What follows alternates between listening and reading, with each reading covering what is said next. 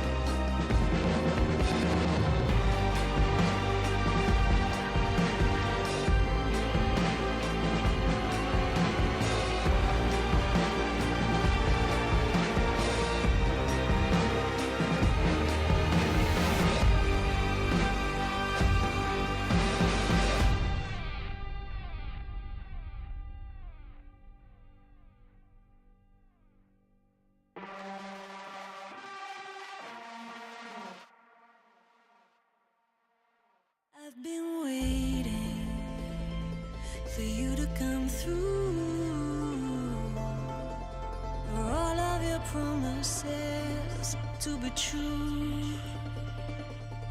It's heartbreaking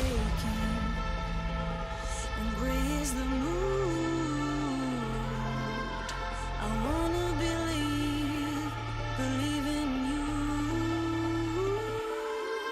You can run and you can hide, learn to live on your demand.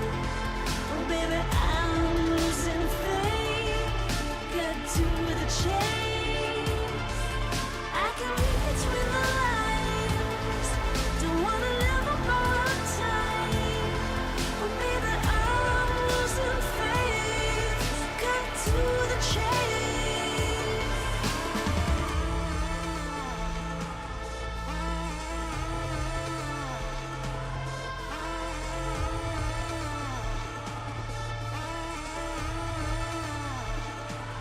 Liberating, you know what to do. Don't let your demons define you. You can run and you can hide, learn to live on your demand. Oh baby, I'm losing faith. Cut to the chase. I can read between the lines. Don't wanna live on borrowed time. Oh baby, I'm losing faith. Cut to the chase.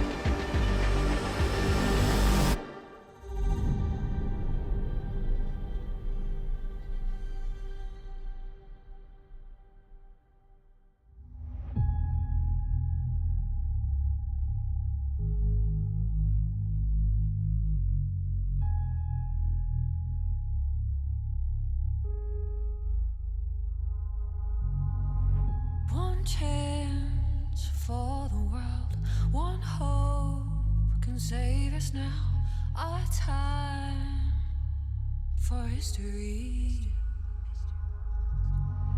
Brave hearts will win the day. Run strong all the way. It's time for you and me. 'Cause nothing can hold us down. On the ground, nothing can hold us down. On the ground, we can be heroes.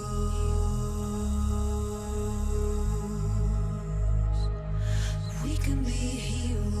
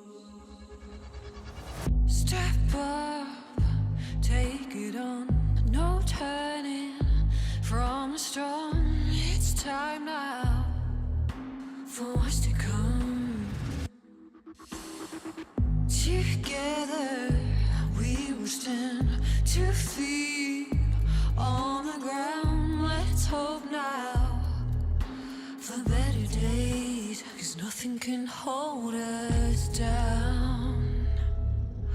On the ground, nothing can hold us down. On the ground, we can be heroes.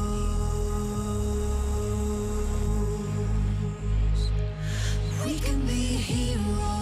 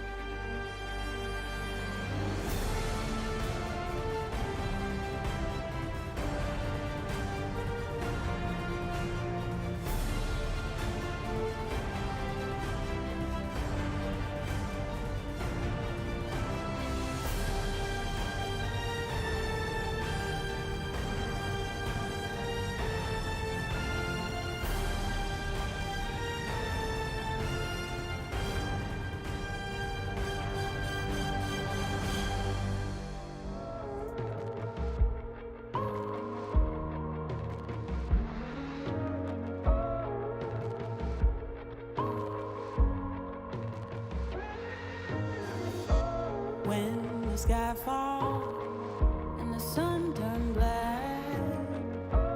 When the earth halts, then don't look closer. Can you feel my heart? We can conquer and win back all. The tide is changing, floods are coming clear to see.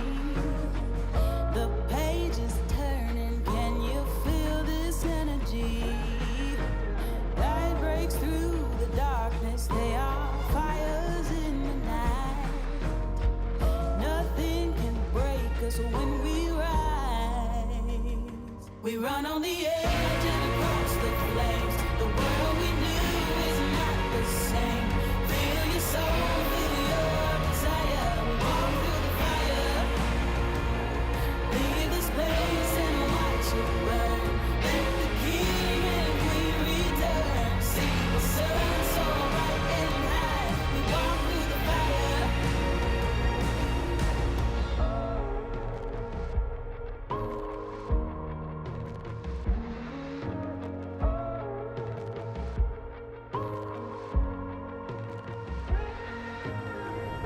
The embers glowing, we're waiting for the blaze, ascending from the ashes, bonfires in the haze. Standing tall now, your feet are on the ground. You fought your demons, nothing breaks you down. The tide is changing, floods are coming clear to see. The page is turning, can you feel this energy? Light breaks through the darkness, they are fires in the night. Nothing can break us when we rise. We run on the edge and across the flames. The world we knew is not the same. Feel your soul, feel your desire. We walk through the fire. Leave this place and watch it burn. Let the king and queen return. See the sun so bright and high. We walk through the fire. Fire, fire. We walk through the fire, fire. We walk through the fire, fire. We walk through the fire. We walk through the fire, fire. We walk through the fire, fire. We walk through the fire, fire. We walk through the fire. We run on the edge and across the flames. The world we knew is not the same. Feel your soul, feel your desire. We walk through the fire. Leave this place and watch it burn. Let the king and queen return. See the sun so bright and high. We walk through the fire.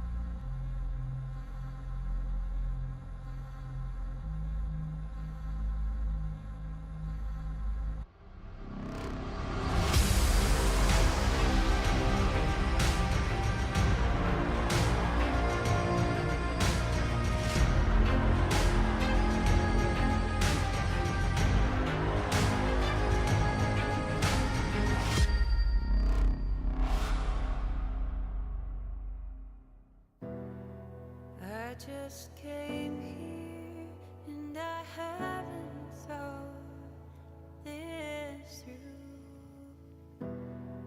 Heart on my sleeve, ready to bleed.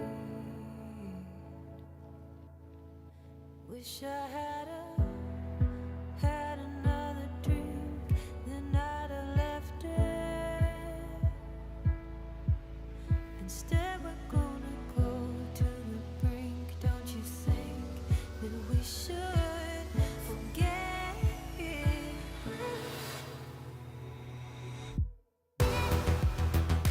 Give me all your love, give me all your love.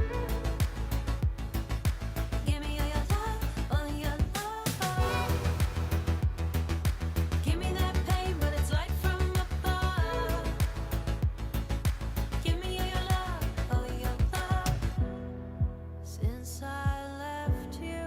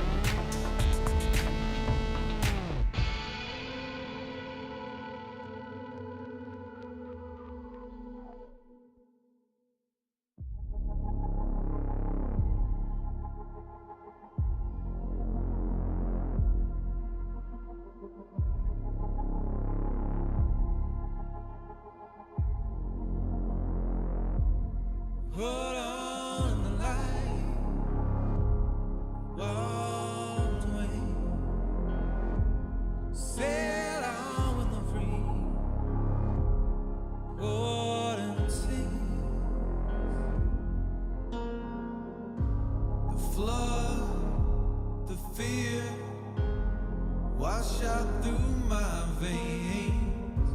The oil, the bones of my trepidation.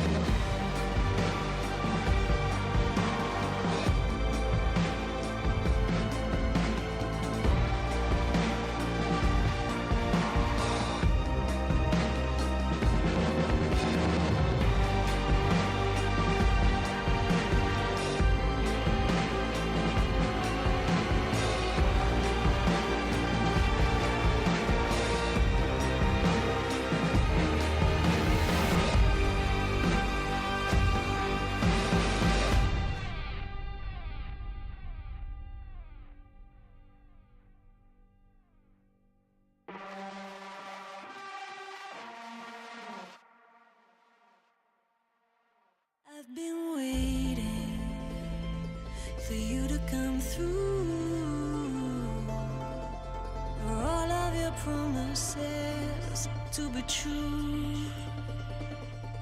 It's heartbreaking, and gray is the mood. I wanna believe in you. You can run and you can hide, learn to live with your denial.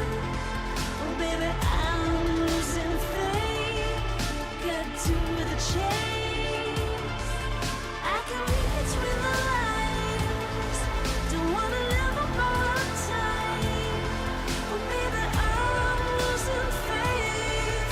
Cut to the chase.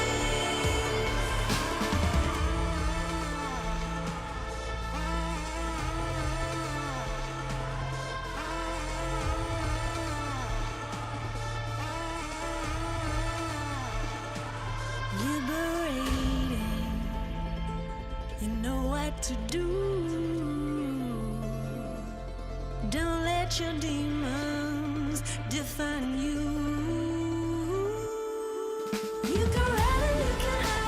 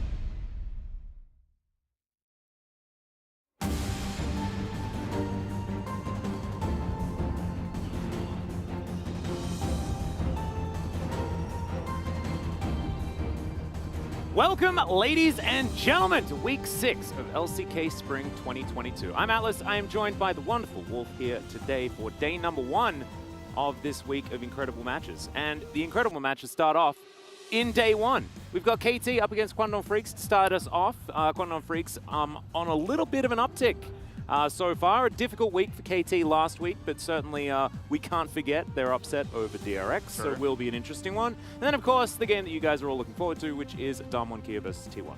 I'm really looking forward to both of these. I think that the KT Rollster versus Kwangdong match is going to be a lot closer than people expect. I also think that we're finally seeing kind of a turning of the tide here for Kwangdong Freaks. Maybe they can actually end up getting a top 5 spot here secured in the LCK. They're on the edge of it right now after what was such a rocky start at the beginning of the season. No, exactly right. And KT are currently the team that hold that position, right? So if they want to prove that they are a top 5 team, they have to beat the number 5 team. Otherwise, they're not the top 5 team. You know, it's about as simple as that. Let's get into the points of the match to start this one off.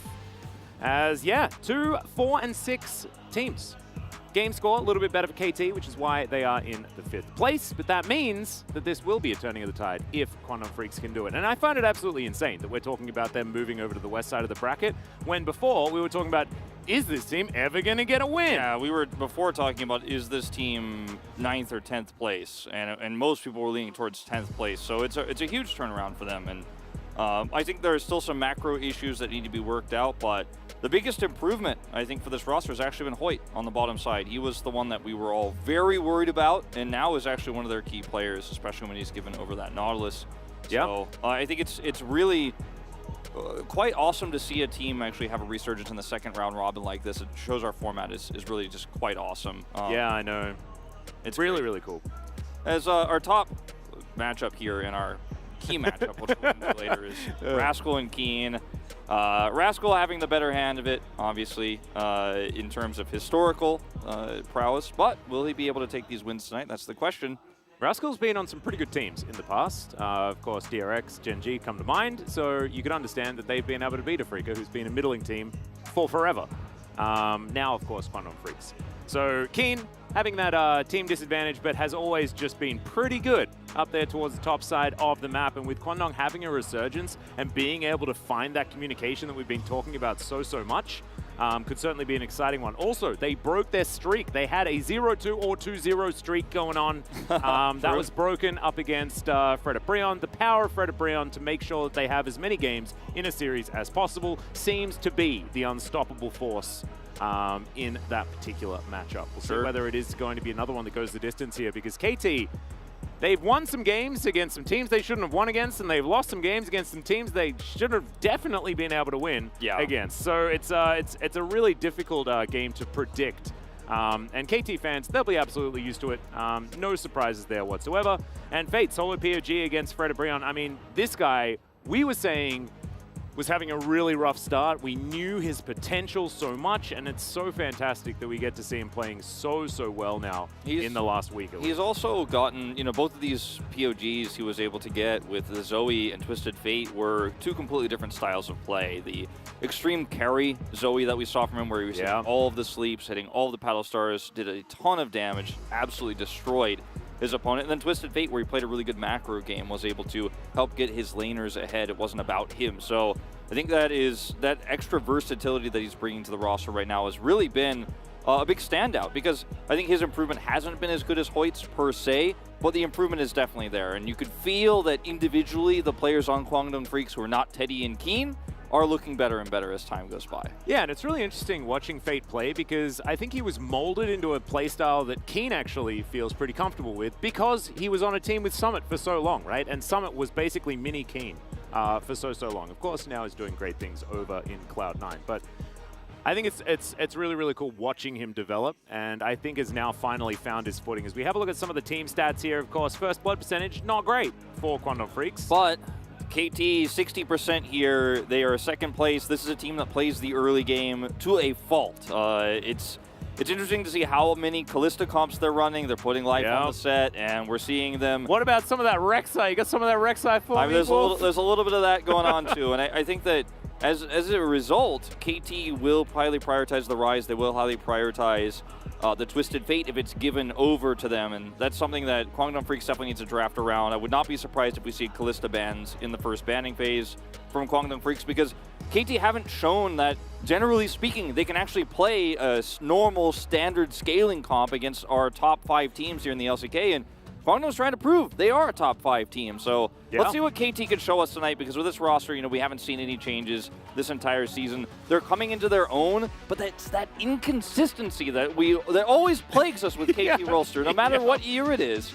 Exactly. It's just, it's for me, who's followed KT roster since the StarCraft Pro League days, like, the org then was one of your top orgs that you would never consider, like, if they're on the bottom half. That's why the telecom war is so incredibly prestigious, right? Because these were, SKT back then and KT were the most prestigious orgs. They won everything.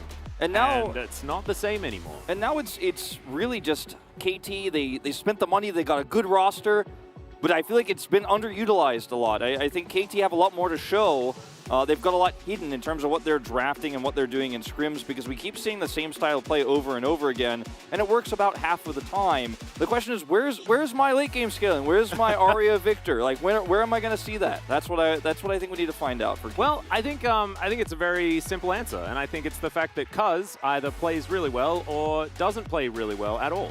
And Cuz has been an absolute flipper, and not necessarily as far as objectives, but about how he's actually going to play. Let's see whether he shows up here as we introduce Kwangdong Freaks, Keen, LM Fate, Teddy, and Hoyt. Teddy versus Aiming. Man, this is...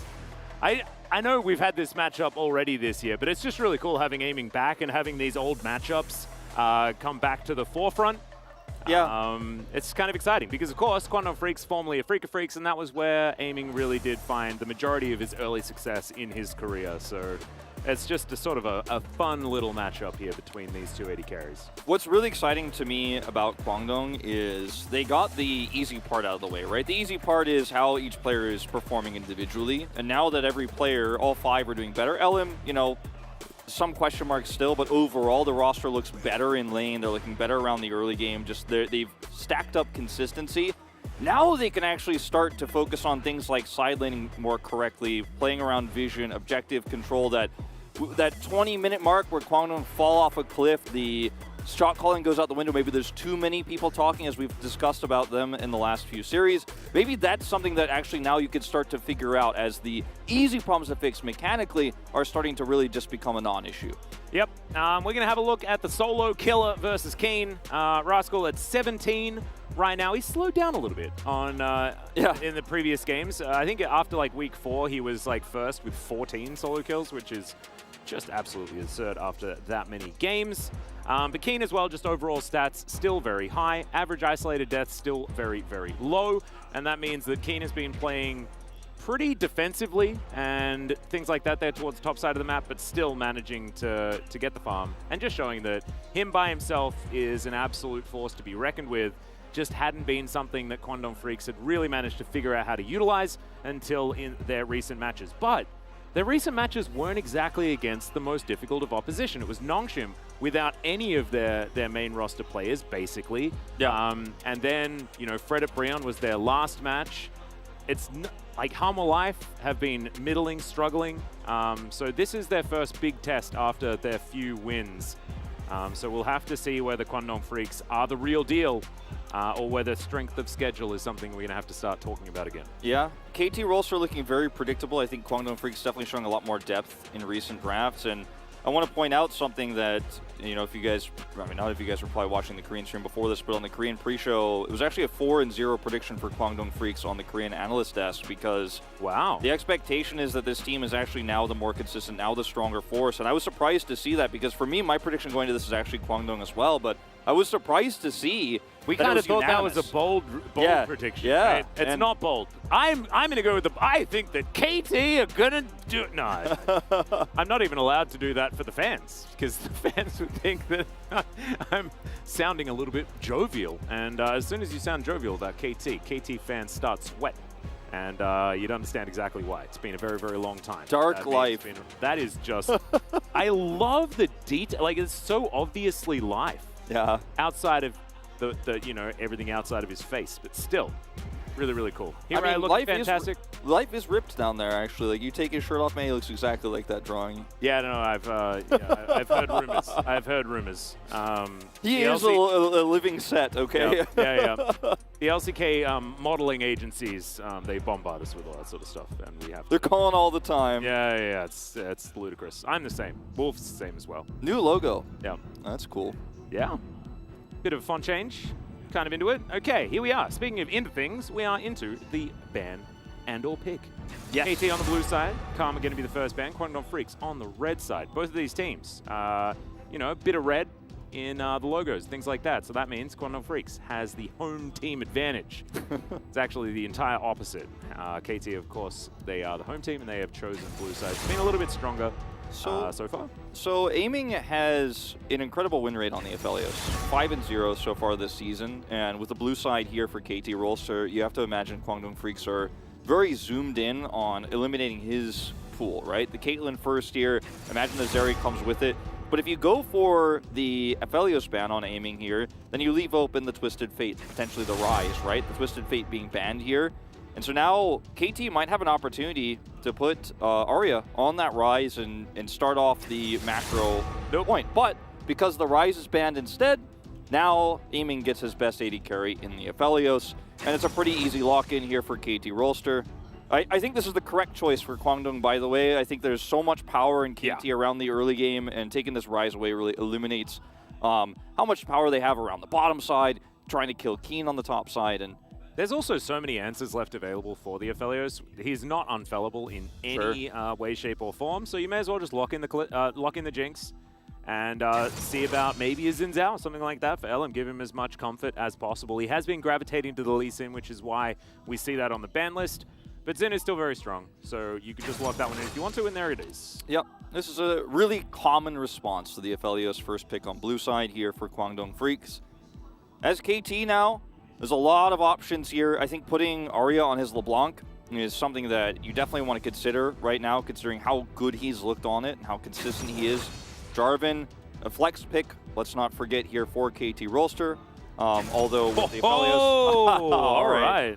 Well, this is now just a meta pick. This is no longer like a cool flash, like, ooh, what's going on? It's actually just a meta pick here in the LCK. Well, I mean, especially for Arya, right? Yeah. Like, I actually get confused because his name's Arya. We just chose Ari. Like, what am I saying? His name or the champion? I'm not entirely sure. But this is, like, such comfort for him. So very happy to be able to lock that one away. Fate is going to fight fire with fire here as the LeBlanc comes in. We're going to see some early assassinations potentially.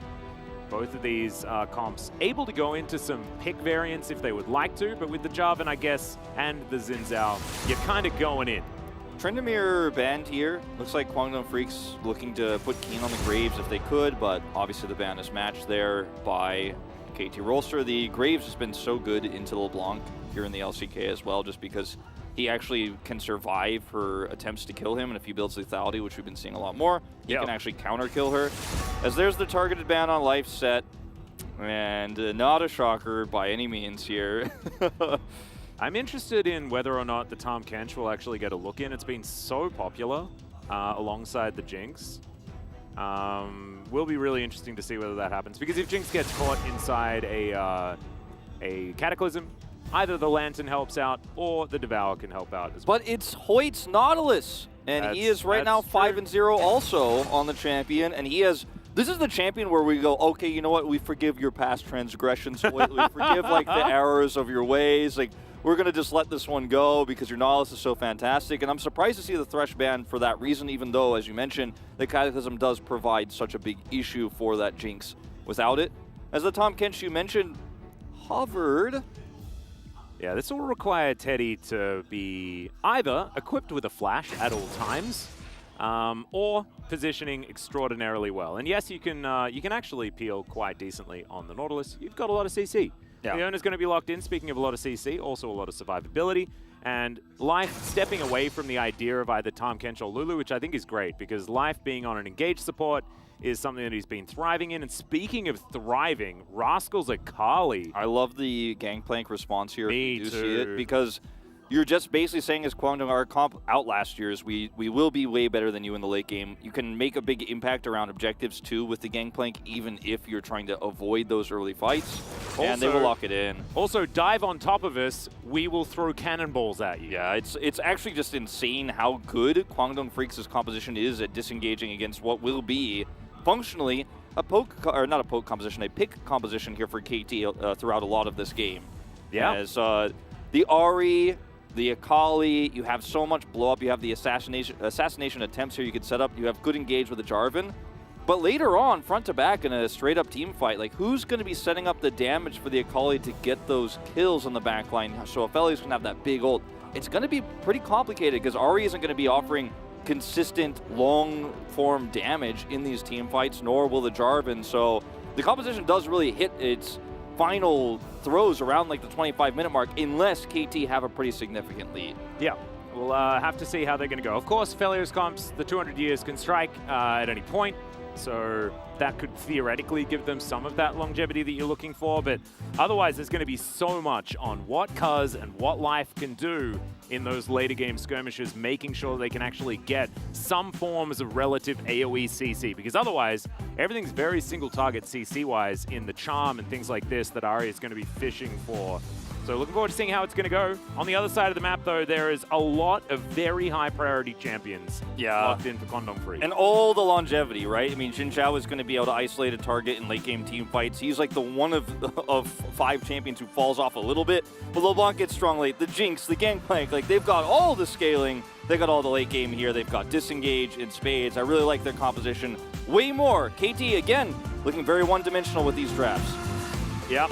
It is a little bit like that, but we'll just have to see how it is going to go. The mobility is definitely on the side of KT. The perfect execution, the Spirit Rush.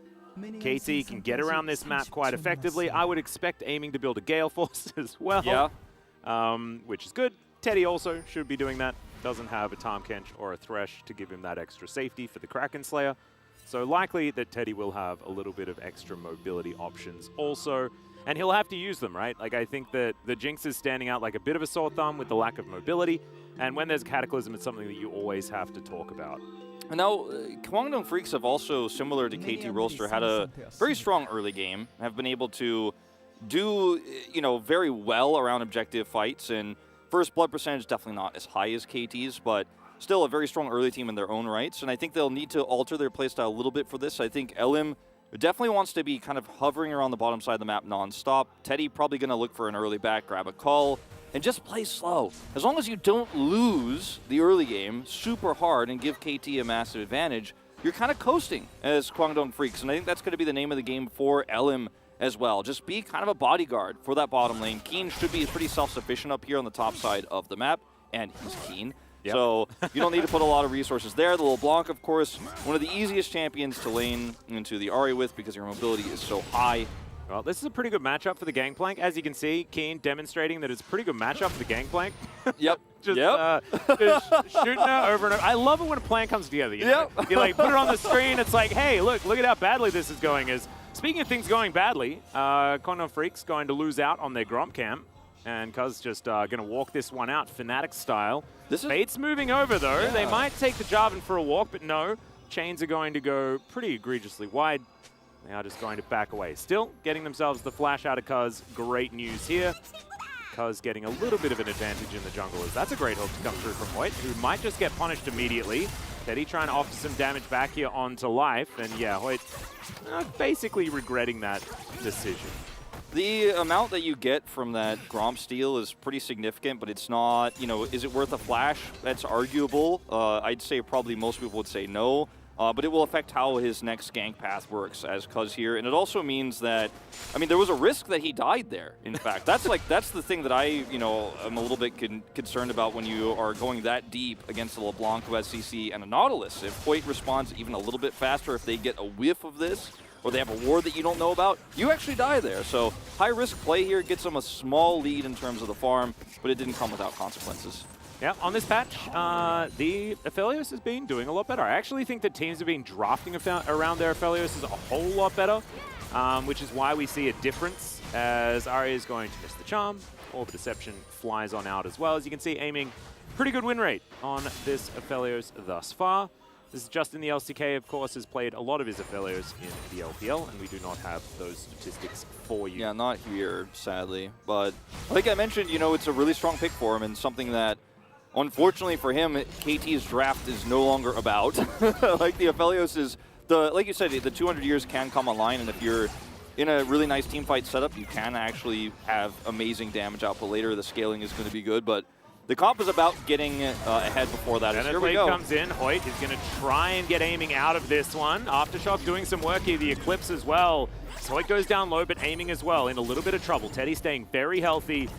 That means Hoyt steps back, eats himself his remaining potions. And he should be all right, but not going to be engaging too much more. Really liked Hoyt's mindset there of stopping the damage. Yeah. Aiming also does, obviously, with Aphelios, have Gravitum and can be he's a champion and AD carry that pairs very well with aggressive engages like this. Man. I've seen this movie before. He's got a ward here. It's so well placed. Yeah. Spot exactly what's going on as Ellen's going to move all the way out. Yeah, they got wind of that one. They didn't sell it very well. Yeah, there's a lot of vision here. But this is what I was talking about for LM. Just play bodyguard here on the bottom side. Path over here. Play passively as the bot duo. See that? We're going to call Cuz the Krug Tamer from now on, by the way. The Krug Tamer? He's definitely been all about them Krugs. He's like the guy you encounter in Pokemon who has 3 Gromps. Yeah, exactly. Yeah. He just has 3 Gromps. You're like, you didn't get any other ones? Yeah, it's like a bug catcher guy. Why is it just Weedles, dude? Like, there are plenty more bugs in this game. Hey. I'm like, do you think about type advantages? Maybe there's a way you could win these battles a little bit more efficiently. They're all the same level. What do you do against fire Pokemon, man? Like, what's happening? Oh, yeah, it's so don't true. worry. I like Weedles. I really like Weedles, okay? There was actually, wasn't there a dude in Pokemon that says like something like, I really like Weedle? Yeah, or I think something? there is. I know the most famous line is the dude talking about His shorts? Yeah, his shorts and the scratchiness or whatever. Yeah, he's like, it's just, they're really breezy and easy to wear. Yeah, exactly. It's like, you don't need to sell me shorts, dude. Like, we all wear shorts. It's fine. Double chains landing here in the mid lane as Arya is going to get locked down for a little bit, but that Orb of Deception was pretty satisfying. Yeah, it was very good. Orb of deceptively large hitbox. So he's not going to hit that one, unfortunately. It's very hard to get CS as Ahri in the early game, especially in a matchup like this, into a LeBlanc who has kill pressure on you. And sometimes you're just throwing these orbs out like, I need to get this CS and I'm not going to be able to trade it ever. And that's just how it is for a while. You need a little bit of help and you need a little bit of time before you actually become relevant. Although if the LeBlanc makes a play like that and you hit a charm, you can actually get the kill. So you gotta be careful with that one, Fate. Well, here's the flash forward. Xenoblade comes down. Hoyt with a phenomenal disengage. Denies Cuz's advance. That was really, really cool. Yeah. Rondon Freaks. I mean, they're just so careful, you know, and that's how you have to play this. I really respect it. And it's, you know, yeah, you're going to lose some CSs this. You've been out of lane a little bit as Teddy, but it's worth it because you just make sure KT don't get too far ahead. His Cuz is going to make a third trip over here. Yeah, everything on the bottom side of the map is definitely belonging to him right now. As the Cannon Barrage does come down, that gives a theoretical man advantage, but Fate is now caught between a rock and a hard place, unfortunately. And that is going to be first blood going over to Teddy. Fate gets himself out of there as well. Hoyt's going to be traded as both supports do go down, but it's a bit of extra money going over to the Jinx, and that's bad news for KT, but good news that they did manage to get a kill onto Amy. Yeah, at least they're able to get that second, or rather the second kill of the exchange, their first kill as well, and it goes to the champion they want it to be on right now. And for Teddy, he has to just kind of sit in this lane. He will make sure the Aphelios isn't going to get a plate out of this. As Teddy is kind of pinned down now here with this wave coming through, with the Rift Herald spawning in 20 seconds, he doesn't really have an opportunity to actually go up right now. We'll have to deal with this wave if Aiming leaves first. So Kwangdong Freaks are definitely the ones who have to make the tough call here on Herald. As you can see, Aphelios come back and walk straight there as Teddy has to catch wave. And if Teddy tried to leave earlier, like, it's a disaster, right? He has absolutely no choice to make here. He has to stay, and so Kwangdong Freaks here look like they're just going to give this one up without a fight. And I think that that's okay, considering the strength of their comp later. You, again, just don't want to give that gold over to KT at this stage of the game. Just sit back and farm it out. They're going to leave Teddy on the bottom side. He is also going to get a little bit of pressure down there. Will force Aiming to come back. Yep, I like that Aiming does immediately move on over. Isn't going to waste too much time there as Fate pops on in. Gets the bad news. The Rift Herald does go down. But Quantum Freaks agreeing not to fight for that, I actually thought was very smart, because Cannon Barrage is on cooldown. Means that they lose a lot of their power in these skirmishes, and so just don't take the risk. Yeah, it's really actually well played by both of these teams. Like, KT were jonesing for a fight, but when Kwangdong said, I'm not going to give you that opportunity, they reacted very quickly, sent the Aphelios back to lane. As we're going back to this fight here around the blue buff, you can see that it's very difficult to actually fight here as KT because of that Cannon Barrage you mentioned.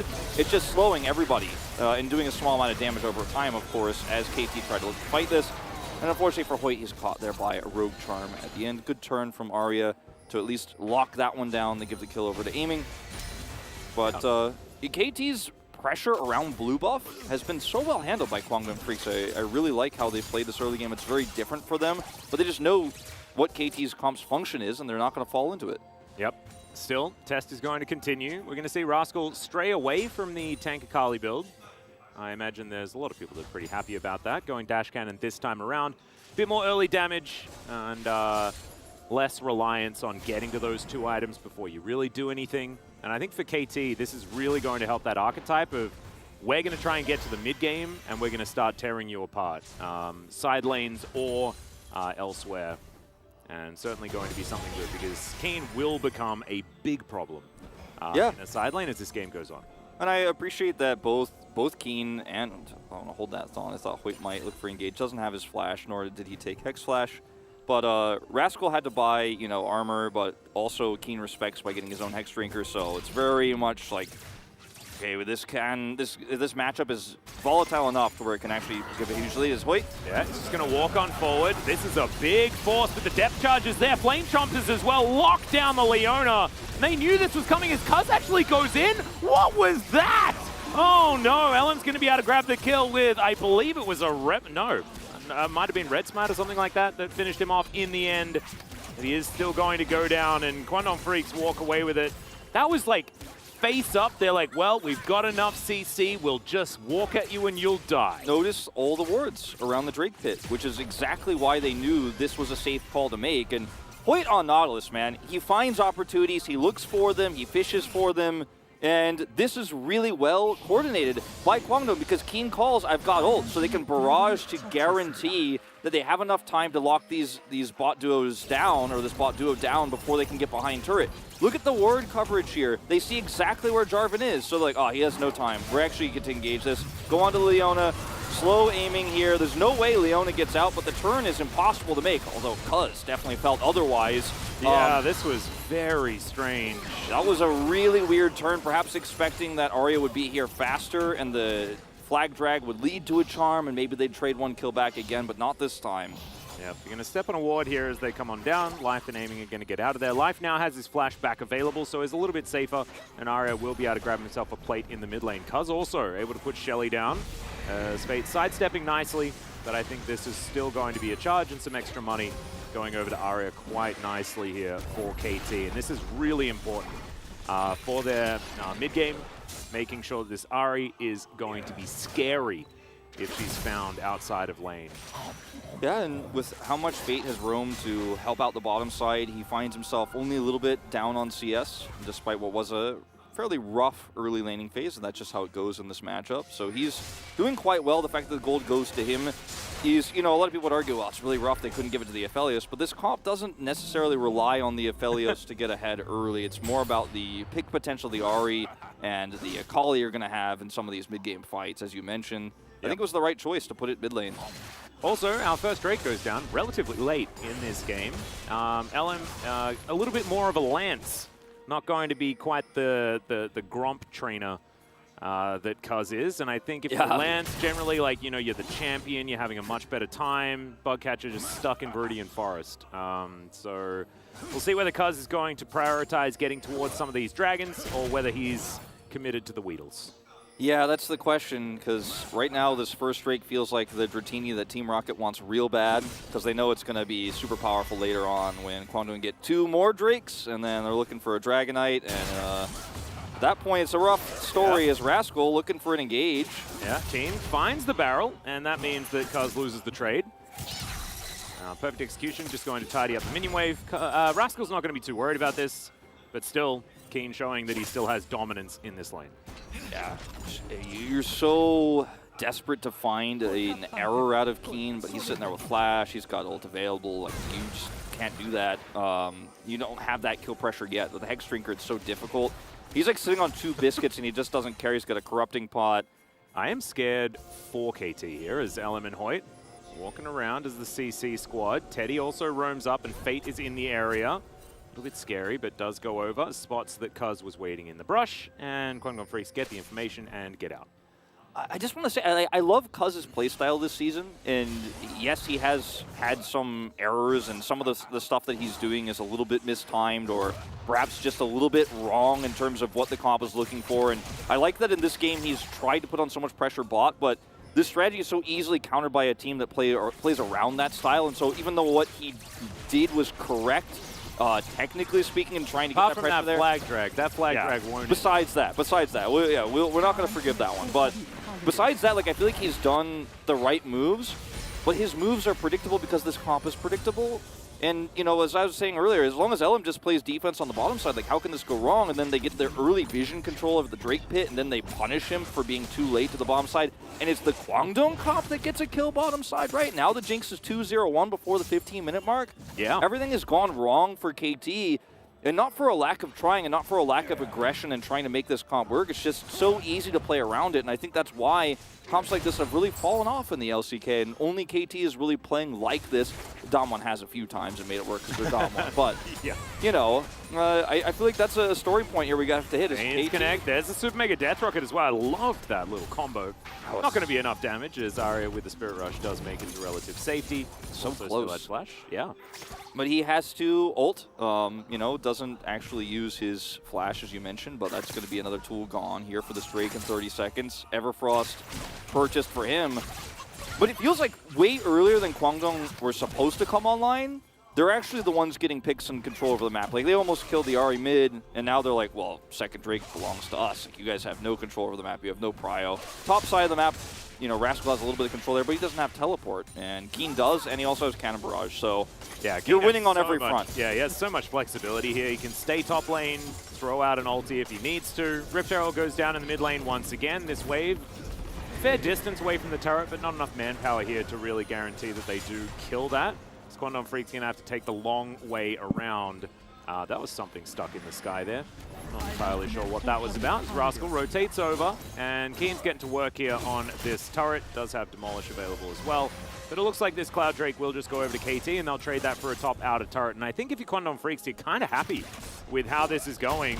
Yeah, I mean, on one hand, you know, if you take this, you do accelerate your ability to get soul, but you don't need to do that, nor do you even really want to have a faster soul fight against KT. So Yeah, like this you don't choice. want to, like, I actually think that staying away from earlier Elder Drakes is a really good idea for Quandong Yeah, Freaks. no, like the more I think about it, this is definitely the right call because it wasn't just given up for free either. It's not like they just walked away and said, well, KT, you can have this. They got the whole top turret, as you mentioned. So it was a trade up of gold, and it slows the game down. So you're winning in both ways. Like, taking it wouldn't have been wrong, but they actually got more value for what their comp means. And I know we're talking about comps as if that's the only thing that matters. And sometimes in the LCK it is. This is not the case here because there still is some agency in the late game for KT to get a pick with the Arya charm. Yeah. Also, Causes Rascal could engage. just, like, randomly pop off and win a team fight by himself. Like, Yeah. that could just happen. That's a Rascal thing. That is something that we have to take into account. Yeah, that's why Rascal Akali is so scary in so many of these games. Even in losing ones, we've seen that he will actually carry and try his best to actually get KT an opportunity to come back into the game. So I do want to like asterisk that as things look very great for Kwangdong right now, a few proper plays or some really unlikely scenarios could occur for KT to get back in this game with the players they have. I mean, Rascal's Akali, Aiming's Aphelios, right? These are the champions you want for these individual players. True, but there is that range issue. There's the fact that Aiming doesn't have a whole lot of mobility. He does have Gale Force available to try and skirt out of these cannon barrages, but as you can see, Rascal's not winning these trades, and Keen is going to be absolutely massive. There's the ulti, and he's just burning down. Keen's not looking at the explosions, but Rascal is just going to get himself out of here. Cannon barrage was still there. Yeah, I respect his decision not to use it. He's like, no, I'm just going to hold on to that one. That could be useful for a wider team fight. And like, it also keeps him in this side lane with double options when it comes to what to do if something happens elsewhere. Makes him the most powerful split pusher right now on this map. Yeah, honestly, right now, Keen is secretly like the most important character of this story because he has... Welcome to Kwandong Freaks, by the way. Yeah. Welcome to the last like 5 years of watching this team. Because he's just managed his lane so well that he always has barrage for every important team fight. He always has teleport. Rascal, you can't be walking in here. Yeah, well now Keen has friends. That's a bit of a worry. 2 versus 2 here, and that's a great double knock-up to land, but Fate's also going to kill Aiming off on the other side. Cuz in trouble. Ellen's going to go down, and Ari is now here trying to find Keen. Does he have the oranges? Is he going to BK? He's gangplank, so of course he is. Life not going to be able to do anything here as Arya slinks off. And Kwandong Freaks once again just running this map. It's a teleport to come down, but not going to be enough, and Rascal is going to fall in the end. Yeah, Rascal is just unfortunately behind enemy lines here, desperately trying to teleport out. His teleport's down again. Arya had to teleport for the play, which was the correct play, and it was actually a really nice surprise turn here because you sold the idea that, okay, this 2v2 is so easy for Kwangdong, and then Arya shows up, and it's a great timing for him to teleport. As we're going back to this hook here from Hoyt, Nautilus is just so good. And Yeah, he's caught in transition. It's beautifully executed here from Kwangdong. But look at how quickly Arya responds in this moment here, where they see, okay, Rasco's getting dove on here, or they're looking for a 2v2. They buy a lot of time with Cuz, and even though the barrage is there, it's a perfect response from Arya. But there's an enemy teleport coming through here, right? The LeBlanc still has teleport. Now you're trapped on the wrong side of the map, and you're just not trading up here in these fights as KT with a composition that needs to be trading up super hard. As there's vision here on the brush, Teddy Blue trinkets it. And it's just an easy pick here. Nice attempt by Rascal. That was his only chance. But now he's teleportless against Keen, who still has that teleport. Yeah. No wonder if he'll ever use it, because his team is so far ahead right now. It is just so much of a threat. Now 4,000 gold the lead for Kwangdong Freaks. This game has ballooned. This lead so much larger now. And we can see that Kwangdong Freaks know how to exert their pressure around the map. They know how to flex their muscles with this composition as well. It's great to see. And now it's a more of Malmortius. And the battle between two magic damage assassins and a more of Malmortius on a little pirate guy, I think I know who's going to win that battle. We just saw that on the bottom side. Keen is looking nigh indestructible in these little skirmishes, and it's very frightening. It really is. And unfortunately here for Rascal, he has been on the back foot so much that he doesn't even have side lane pressure really to speak of. Yep. As Kwangdong can just continue to poke with this LeBlanc until the Drake spawns, grouping up as 5. This is where they've decided they want to make their stand. They're no longer going to try to make a cross-map play with all of those outers down already in the top and bottom side. Just going to group up here, get the full scry. Ooh, Barrel connects onto life, and he's got a W button, so he should be okay. There's still a lot of buttons left here, as it's only the Mimic on cooldown. That's not going to last very long. I think Kwangdong Freaks should be able to gather this Infernal Drake, but Ari looking for it. There's the stopwatch though from Hoyt, keeps himself alive. Cannon Barrage, so much value, but as does the Moonlight Vigil. But now Super Mega Death Rocket and Answer, and KT have to get out of that. That's going to guarantee the Drake for Kwangdong Freaks. And now the flash forward from Fate, aiming. Oh my, that's why you drink your potions, ladies and gentlemen. That's why you drink them. We're always talking about it as Keen. 3.2k with a Cannon Barrage. His Cannon Barrage on a fight like this is so powerful, it's so potent, because KT have no choice but to walk in and engage. And even though the charm was fantastic from Mario, you're trying to get that front line down, then you can look for the follow-up fight there with the Moonlight Vigil. They're stuck in that Cannon Barrage, and Hoyt stopwatches, right? This is something that we see against Ari comps all the time. Is, okay, you get charmed, but then stopwatch goes off. And then you're like, oh, okay, now I'm too far. Look at Rascal, like, try his best to get into the back line. If he can do enough damage back there, then maybe the Moonlight Vigil wins the fight. But the Cannon Barrage just eats through all the health bars, and it slows the follow-up damage. Nice escape here from aiming at the end of the day, but now Kwangdong Freaks in control. And it's an Infernal Soul for this comp that has a Gangplank and Jinx. I mean, I don't know what else to say. Yeah. Well, I've got a thing that I want to say. Something I want to bring up for a little while here is Go for it. Trinity Force. Don't you think it looks a lot like Rotom Fan? Yeah, I can see that. It looks basically the same. It like does. especially the little fan that you have to like resonate your Rotom with to get him to evolve. Yeah, it's actually like, it's a little bit suspicious. Yeah. I feel like Rotom Fan is being designed around a Trinity Force, and I think that's kind of cool. Yeah. Trinity Force came out first, so. Yeah. There you go. All right, so that's the last Pokemon aside. I apologize to everyone. No, it's just another reason for Pokemon fans to be angry at the Pokemon Company and Game Freak. So. Copying Riot Games this whole time. Oh my goodness, can't believe it. No originality anymore. It wasn't without its issues, but I did think the new game was pretty good. Yeah, I'm a big fan.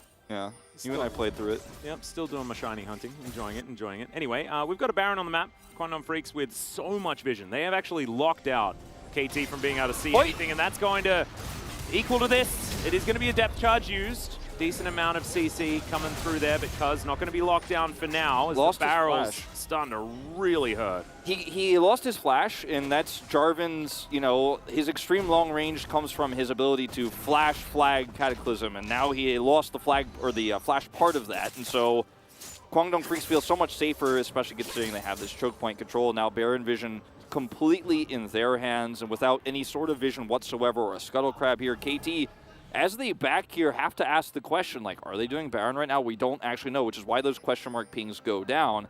As it looks like they might actually have one piece of vision in the Baron, but I do apologize, didn't see that before. I think it's been locked out though, so I don't think they can actually see anything with it to control what's in there. So Kwangdong Freaks have made the map very dark. There is a control ward, you know, towards the entrance to their jungle to the north.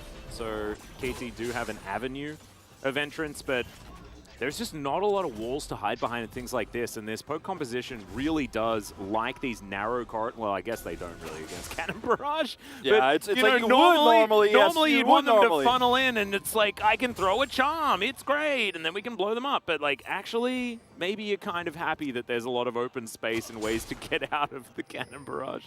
Rascal does have his teleport backup, and I do appreciate how KT have played the Baron Crisis, you know, the potential Baron is they're set up in this brush right now, but I don't think they can engage without follow-up damage and without Rascal here. It's going to take him too long. But I like how is not on them though, right? Like KT can just continue 1-3-1-ing and they will win. So I think that like not going aggressive is the smart play here. Yeah, that's what I'm saying. Like they put the Leona up at the front and they're like, okay, well we can actually stop you if you do commit, and otherwise we're going to sit in the side lane. The problem is that Rascal just can't win the side lane. He can't actually sit in the side lane long term against this Gangplank. He's getting pushed out, so he isn't doing any real pressure. He's just farming, but he's already missed his window to actually hit a spike here in this game as KT now grouping up. Yeah, Life taking a bit of damage here. Another chain's going to miss though, unfortunately. And LM also going to avoid the charm. Doesn't walk back for the control ward. I thought Kwangdong might have had an opportunity to go for a Baron there, especially with Cannon Barrage available. The amount of extra flexibility you do have if you are engaged upon, but they're still playing it very, very safe. As I said before, stand behind it. You know, they definitely do have a lot of merit in taking things slow. Here we go. They're going to start it up. Kwangdong, they have enough damage to start this. Oh, I love that. Getting the damage onto exactly the right target there as well as LM continuing to do damage to this one. Meanwhile, everybody else is just waiting off to the side. Barrel doesn't land too much damage, but here's the Cannon Barrage now. The turn is too strong. Fate locks down the first one. No Ari in this fight, but LM is going to get taken out. Rascal manages to get out of the pit as well with a sliver of health, but Life struggling. Keen also going to get taken down as aiming flashing forward. The Baron is down so low and Rascal locks it down. He's not going to stay alive though. That's going to be everyone dead. And it's going to be Soul Point as well. And yes, I guess they get a purple buff, but it's on no one. Yeah, they got some gold. Gets to push. They got a little bit of gold out of that one. I think Kwangdong Freaks definitely botched the timing of the turn. They neither got the Baron down quickly enough to actually focus it down and win a fight by the war of attrition on that Baron health bar, nor did they turn early enough to where the Baron damage wasn't actually extremely relevant. So the engage here is perfect from Hoyt, so I get it. You walk off the Baron here, but the stopwatches are good here for KT. Aiming's positioning is so perfect that this actually looks like a winnable fight for KT when the engage comes through from Cuz, but Rascal unfortunately is just a little bit too low. If Rascal did have a larger health bar, this was definitely a winnable fight here for KT Rolster, but they're just too far behind. The composition doesn't have the staying power in a longer fight anymore. And yes, like you said, it's definitely a big win for Kwangdong Freaks despite Rascal's steal there. It could have been worse for KT if Kwangdong actually got that, but that's all we can really say here. Yep. Death's Dance now completed for Keen. Feels like it just came out of nowhere. 1-1-7 for the Gangplank, still ahead in farm by just a little bit. It's not a massive advantage. However, I believe the gold will demonstrate, good hold 2.1k. Not too bad, the lead for this Gangplank, who's just plundering the side lanes very effectively this game. This has been like one of the more comfortable Gangplank games, as Fate doesn't find a chain here, but does connect the Mimic. And now LM looking to come through with the Whim Comes Lightning, and Teddy just collects himself his 7th kill of the game. Yeah. With a downtown Super Mega Death Rocket. And look, get those Mug W's in chat, because Teddy does not lose when he doesn't die. Nope.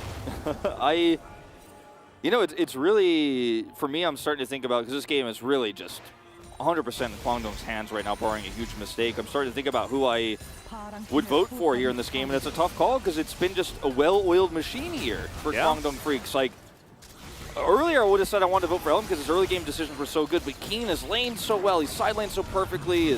Well, Cannon Barrage is looking to try and soften up KT, gets them into a narrow corridor, and Chain is going to land onto Life. Fate also feeling very comfortable, has his Banshee's Veil up, so isn't worried about any sort of turn. And that's going to be 2 inhibitors locked down, as if Kwangdong Freaks did get a Baron. They didn't. But it feels like they did, as this tower is going to go to the hands of Keen. Teddy going to get engaged on here, but looks like that's what he wanted. Zenith Blade comes down. There's the Solar Flare, the layering of CC, but where's the follow-up damage? Ari is going to be able to land the Orb of Deception, but Teddy gets excited. How does he just stand his ground and live like this? As Rascal does lock down Fate off on that backside, but doesn't have that perfect execution to try and get rid of Teddy.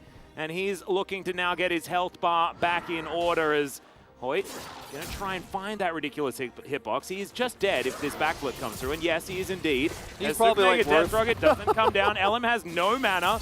Don't even know whether he wins this fight, as yep, another backflip comes through. That's a double kill, as finally Teddy gets here and finishes him off. You sort of saw that happening, that double kill, right? Like, it was it's just the Rascal effect. I mean, you mentioned every part of that fight. Like, you played it perfectly. The missing mana bar there for LM, right? It's Hoyt, he's on Nautilus, Rascal's got the items. It was definitely a situation where it's like, okay, I should have been more excited about a double solo kill, though, especially when it's Rascal, but just felt like you saw it coming. We've just seen, I mean, I saw it coming also because we've seen so many games like this for KT where in a loss, like Rascal still finds these back angles, right? He's still able to find these flanks. And Guangdong just trying to kind of close the game out here and forcing super hard, and the engage was good.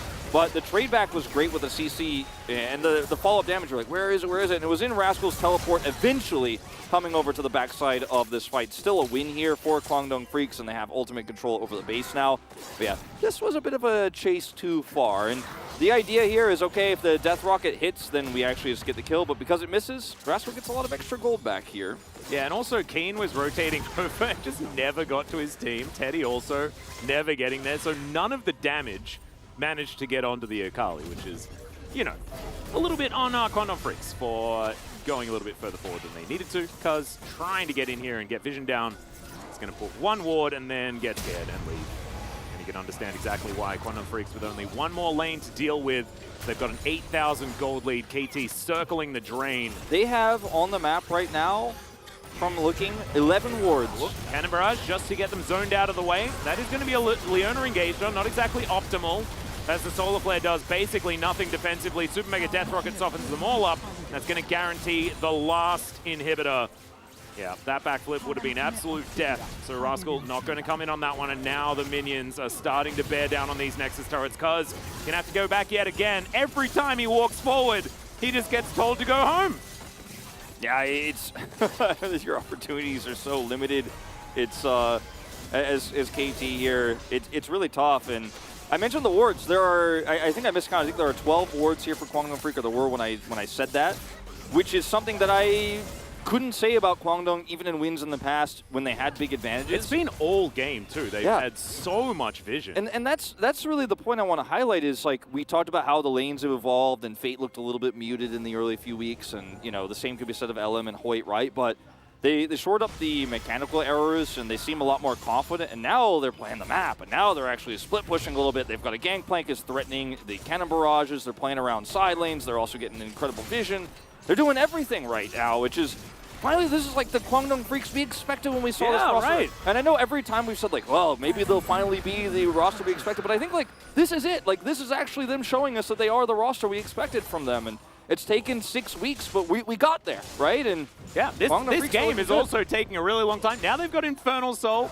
They're looking for the Baron now potentially, as well as, ooh, Hoyt not quite with the hitbox that he wanted there. As Amy's going to grab a blue buff. Cannon Barrage to slow down KT, and it looks like they don't even want a Baron. They just want to finish it right now. Life going to take a blast cone, but that puts him right into rocket range, and Teddy locks down that kill, and now KT just relegated to clearing out their base of 1 billion super minions that are careening towards their most important structure. And yeah, the Baron's still there.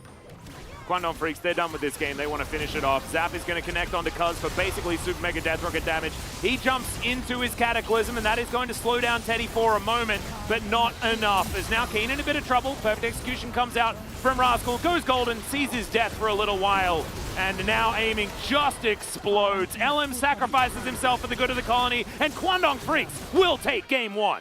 In dominant fashion.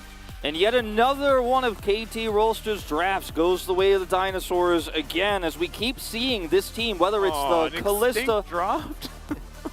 Like, it's the Callista bottom, it's the Set bottom, or we're seeing the Ari, right, with the Akali, but there's no late game stand-up. Kwangdong Freaks outdrafted them super hard, and KT, it was working before, but it's not working now, and I feel like I'm a broken record on this the last few games they've played, and something's got to change. You can't draft like this every single time, because even with the draft that, in theory, right, if it works correctly, is a strong draft, LM just is like, I'm just going to stay bottom side. You could take my Gromp, but you can't take my AD carryout. You can't get an early lead, and I thought LM played the early game exactly how you're supposed to, but how can you mess it up when it's so predictable and the roams bottom are the only place you have real kill pressure in this game? So LM just says, well, if you can't kill anyone, then we're just going to go to late game. Then they had the vision control, like you mentioned there, around the Drake pit, and then they're actually the ones getting the early kills on the bottom side. Then Kwangdong are actually the ones making the aggressive plays, getting such a nice lead early on for their bot duo. And, I mean, this game wasn't close even for a moment at any point. No, it wasn't. That was actually just KT slowly not being able to figure out their way back in. They got both Rift Heralds. They used them in the mid lane. They were able to open that up, and you saw an idea of what they were going for, right? Try and get this largely single target composition into a realm where they can start battling for vision control, things like that. But they just never got there. And I think that, like, the masterstroke for me was the Gangplank. The fact that they locked that in, the last pick on red side, means that they guarantee that they have side lane pressure. They also, even when they don't have a teleport advantage, they've got Cannon Barrage. They'll always have that pressure point on the map. And what it does is it opens up the ability to get these wards down, to get that vision back, and to give you what feels like an extra man on the map. And you can see Kwangdong Freaks very linear with this gold graph. Absolutely beautiful to see. Kwangdong, they, you know, we often say Keen, one of the best top players in the LCK. He's got the hands, right? It's the mechanics, but he showed us today his decision-making fantastic as well. His Cannon Barrages, the placement, the timing, how he held that teleport, how he controlled the macro. I want to see more games of Keen on the Gangplank after watching this one. I've always wanted more games with Keen on Gangplank because he's always been really good at the champion, and, you know, you buff Trinity Force. What better way of utilizing it than to just pull out the Gangplank once again? Some piracy on the map. But, ladies and gentlemen, this is a best of 3, and Kwangdong Freaks are going to have to grab another win if they want to get it to 4 in a row. After the short break, we will settle down with the analyst carpet space for some analytical prowess. See you there.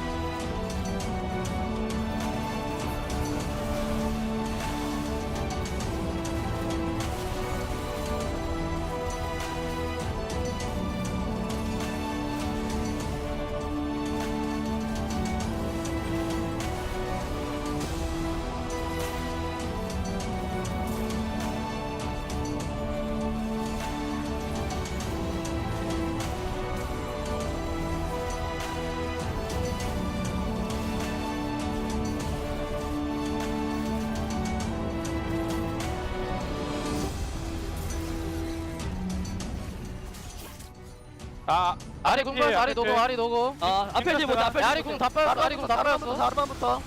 아칼리 들어왔고. 나 아칼리 견제할게. 아칼리 필. 란두인. 앞에 아리 노궁이. 아리 노궁. 나이스. 전한데.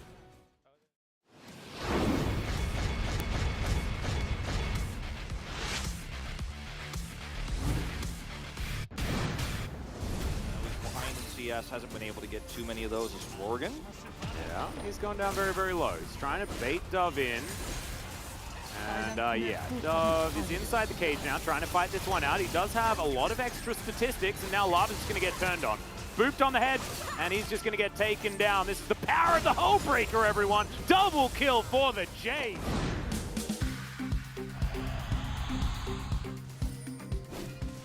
보다박 들어갑니다. 보다박 들어갑니다.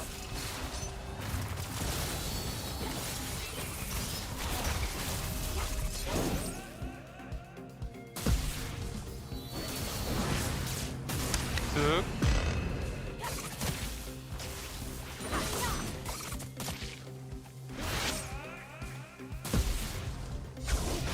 득.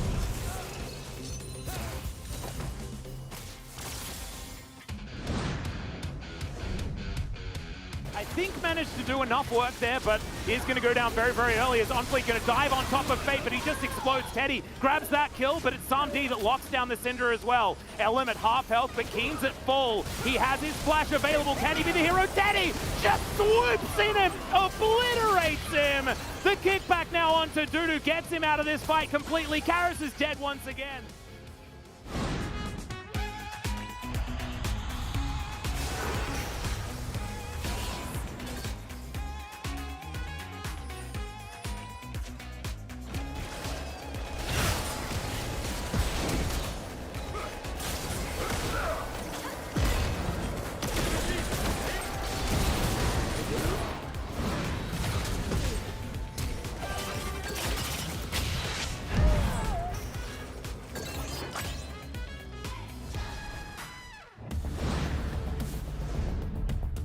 It's 45 minutes in. Yeah, they're going for it. Deft, half of the cooldown now on that Feather Storm. Charm connects, and he blows up Canyon! The Ari was worth it in the end, 45 minutes in. Popped his res. He is ready to go back, teleport in, and in the game. Berto trying to survive here a little bit longer, but DRX have done it for the first time in nearly 2 years.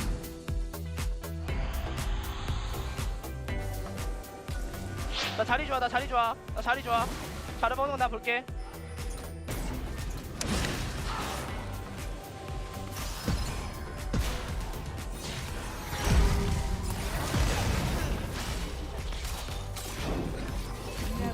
야, 볼게.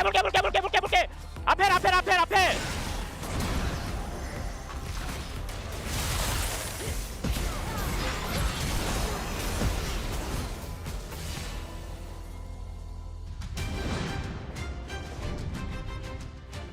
He will have to give his life away.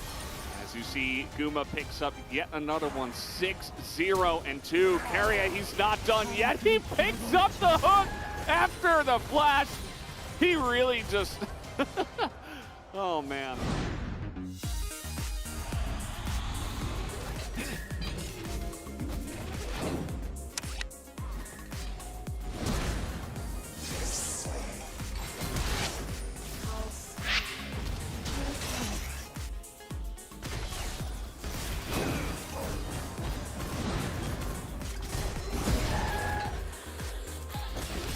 오, 어때? 야무져? 네. 오, 그냥 캐리한데? 너무 캐리하다 이거. And then maybe you see a Rascal layered on top. These are the ways this could work out. Or it's like desperately trying to poke. You can see how they're trying to get this out as Hold That Thought aiming goes into the back line and down he goes. Bertle just going to sweep him up with the needles, and that's all they needed to do. Once the Callista's out, you're losing so much damage.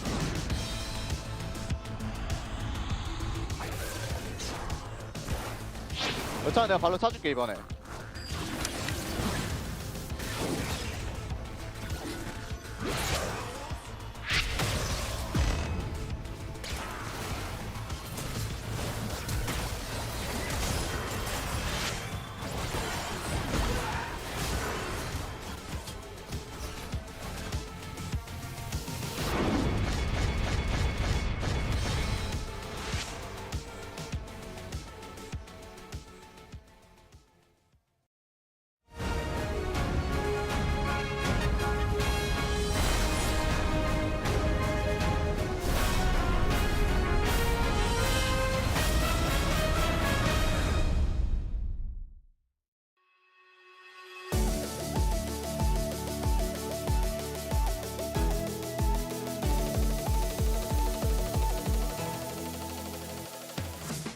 Hello and welcome to the Analyst Carpet Space. It's me, Valdez, with Chronicler, and we're going to break down game number 1. I think a lot of this came down to the draft, a pretty nice genius stroke that did come through with that last pick GP. I think we all liked that over here. Chronicler, what did you think? I think from both sides there's a lot to love here. If you look at the KT draft, I'm not a fan of the Ophelia's first pick. Talked about this a lot, but I feel like it's very counterable, as we saw here as well. But the Jarvan into the Jinx I think is good. Jarvan Ahri I think is a great combo if you can utilize it well. The Akali blind I'm not the biggest fan of. I think that there are a lot of picks that you can pick that are a lot safer. Even if you get counter pick with like a Gnar, I think things like Gragas will always have relevancy, as opposed to what this Akali in the end ended up doing. And from Kwangdong, it's all about that R5 GP. As you were saying, very, very impactful pick, because not only was it a guaranteed win condition, it also meant that KT effectively had to deal with 2 sides of the map, and they were completely enabled. Yeah, I think that was definitely a big part of it, not being able to deal with all of the map. I was also interested to see the Lee Sin ban on blue side when you have Rascal on the team. You know, speaking of top lane picks, definitely could have been something that we did see there, but they decided to just ban it away. They didn't want to first pick it. Didn't end up being part of their draft at all. TF as well. I get that you don't want Fate to have it. That's a good call. But maybe just, you know, pick it up first pick because you're blue side, so you can do that. That would be great. I would like that. It was a very strange usage overall, I think, of blue side. Not really using the priority with the bans very well, and then the blind pick kind of being questionable. So Kwangdong Freaks, I mean, over the course of the last couple of series, they've been looking good with their drafts. Yeah, for KT, the obvious one, if you don't want to pick Gwen because the Jace is still open, just pick Jace yourself. In the LCK, we don't counter Jace. We don't know that Wukong or Malphite exists. So I think you can often just pick that champion in a situation like this and be completely fine. Absolutely. Well, guys, we do have our first highlight available. Definitely want to talk a bit about how this GP was able to be used. So there's 2 parts to the stories, and I'm going to kind of ignore what is happening in front of us, which is Keen just demolishing Keen. To complete control of this, starting at lane at level 1, he was able to push his level 1 to the furthest of leads because there was at level 2 evade from Cuz. Cuz was playing to the bot side of the map, but in that 1v1, especially when you're adept as Keen, you don't get solo killed, and you, especially if you know that you're safe, can push your early stronger levels into complete control of the lane from the get-go.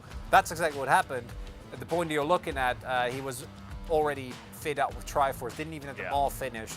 And a little bit later, there was also a fight where Arya and Rascal together tried to kill him. Didn't happen. He could go play the steel caps here because it didn't matter. Like, he was not going to die to any of the AP characters. Yeah. And it was just, he basically 1v9'd from there on out. Like, I mean, not 1v9 because the entirety of Kwangdong played well, but it tried so hard, KT did, to make bot side get ahead, and then that didn't happen, and then top 1 for free as well. Yeah, absolutely. And it was very obvious, kind of predictable. I think Wolf was talking a lot about that as well on the cast. But we do have the second highlight here, which we will take a look at. It was the Baron fight. And this one is a bit messy, but Kwangdong still get out ahead. Just a little bit. They're still tanking Baron here.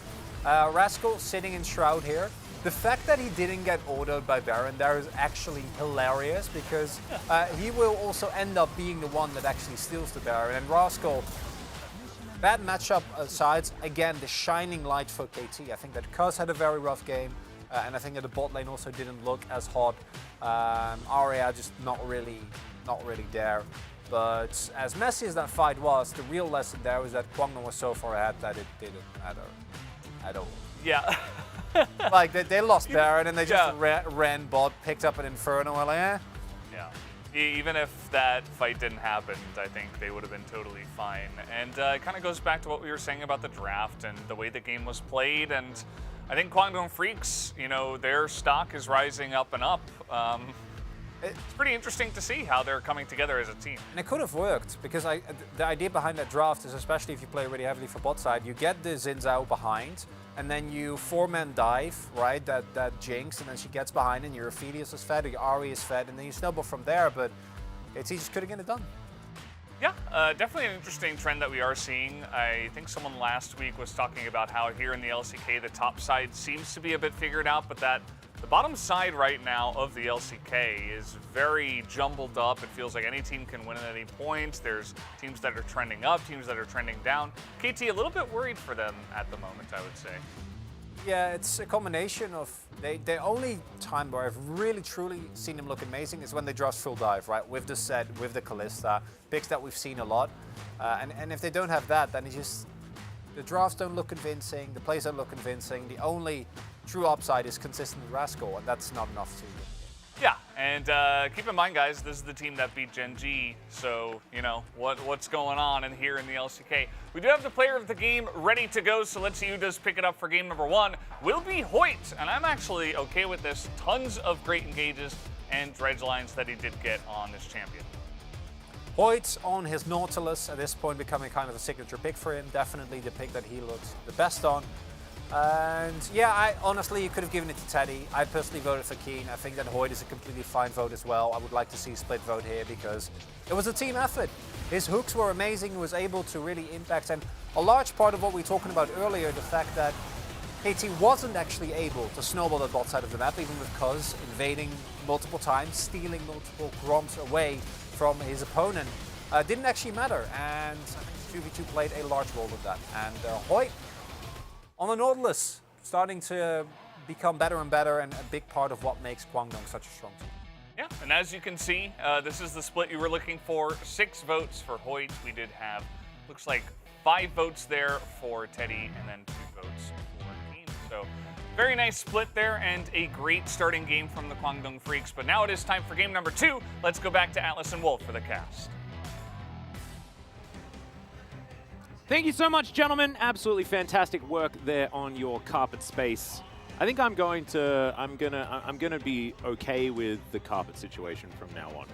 I think I'm sick of fighting, and I think it's time to agree that when we're there, it's the chairs, and when they're there, it's a carpet. That's fine with me. That's allowed. I'm allowed. I'm gonna say okay to that. Yep. You guys also came together on your Keen vote. I stand behind it, but also the fact that Hoyt picks it up. Another fantastic Nautilus performance, making him 6-0 on the pick now. I think it might be something worth KT's time when it comes to the ban list. They will pick blue side, by the way, once again. KT will.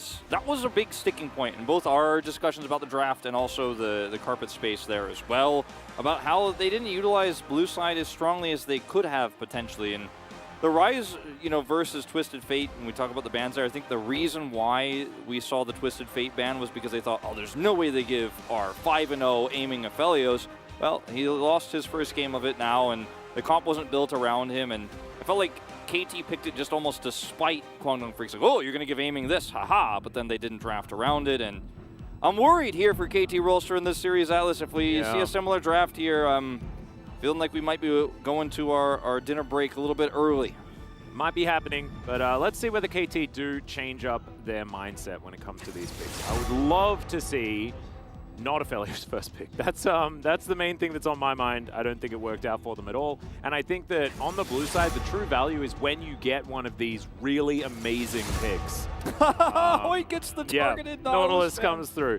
But this is actually great. This is actually really good for KT because it means that they could potentially get a Twisted Fate, a Rise, like a Caitlyn, like something that's better than Aphelios' first pick.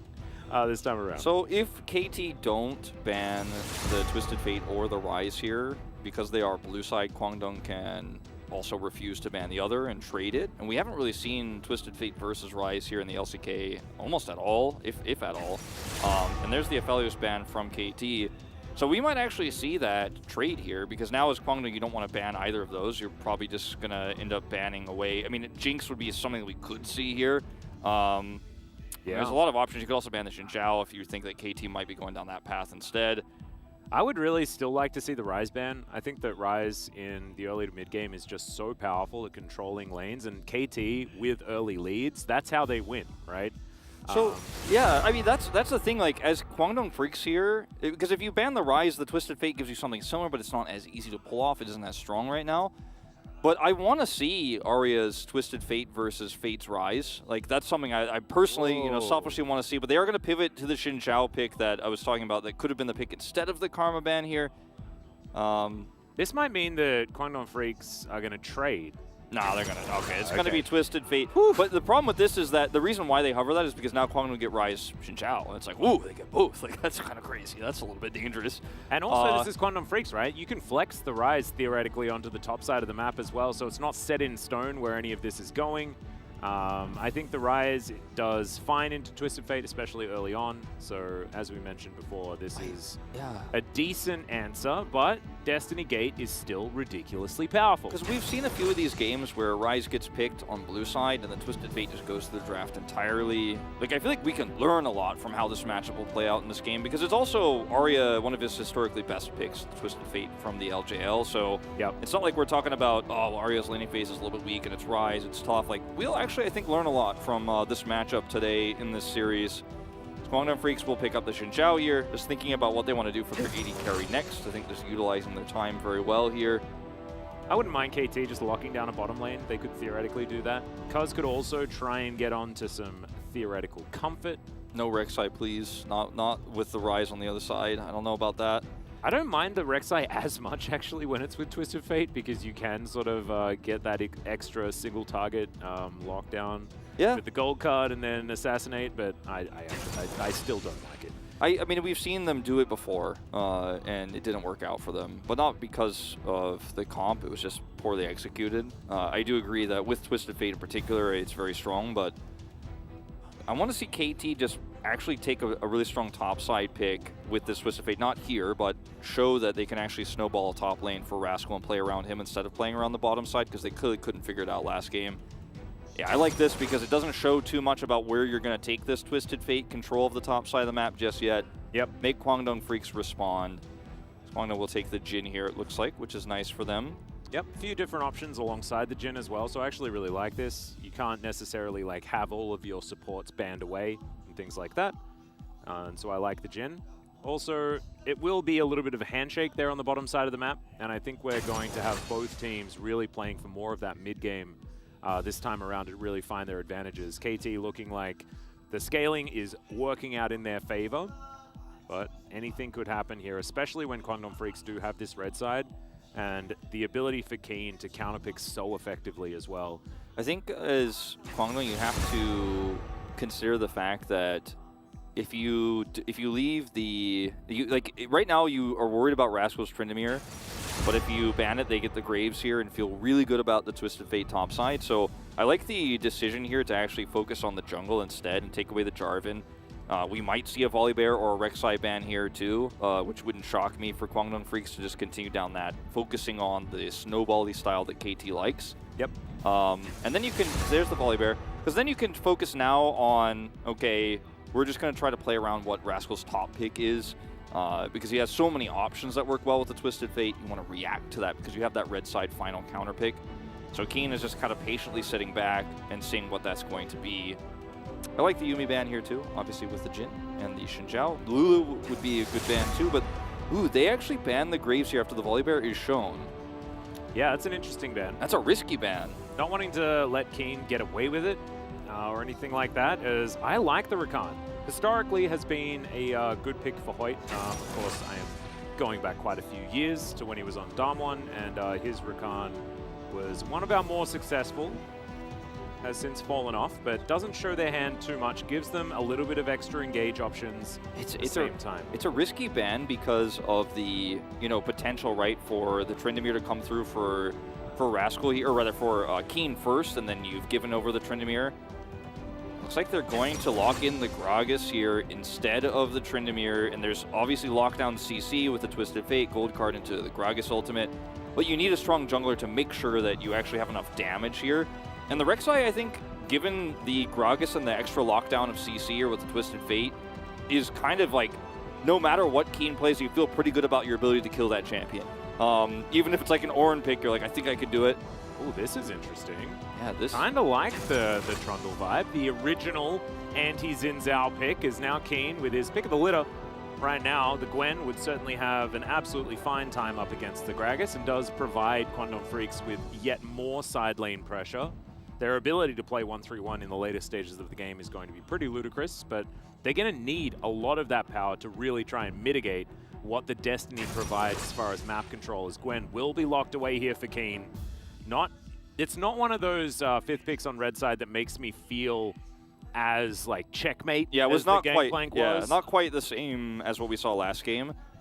This is such an exciting game compared to the last one because neither team. It's not like a black and white early game versus late game, scaling versus tempo game because both of these teams can utilize their global mids to actually get an early lead.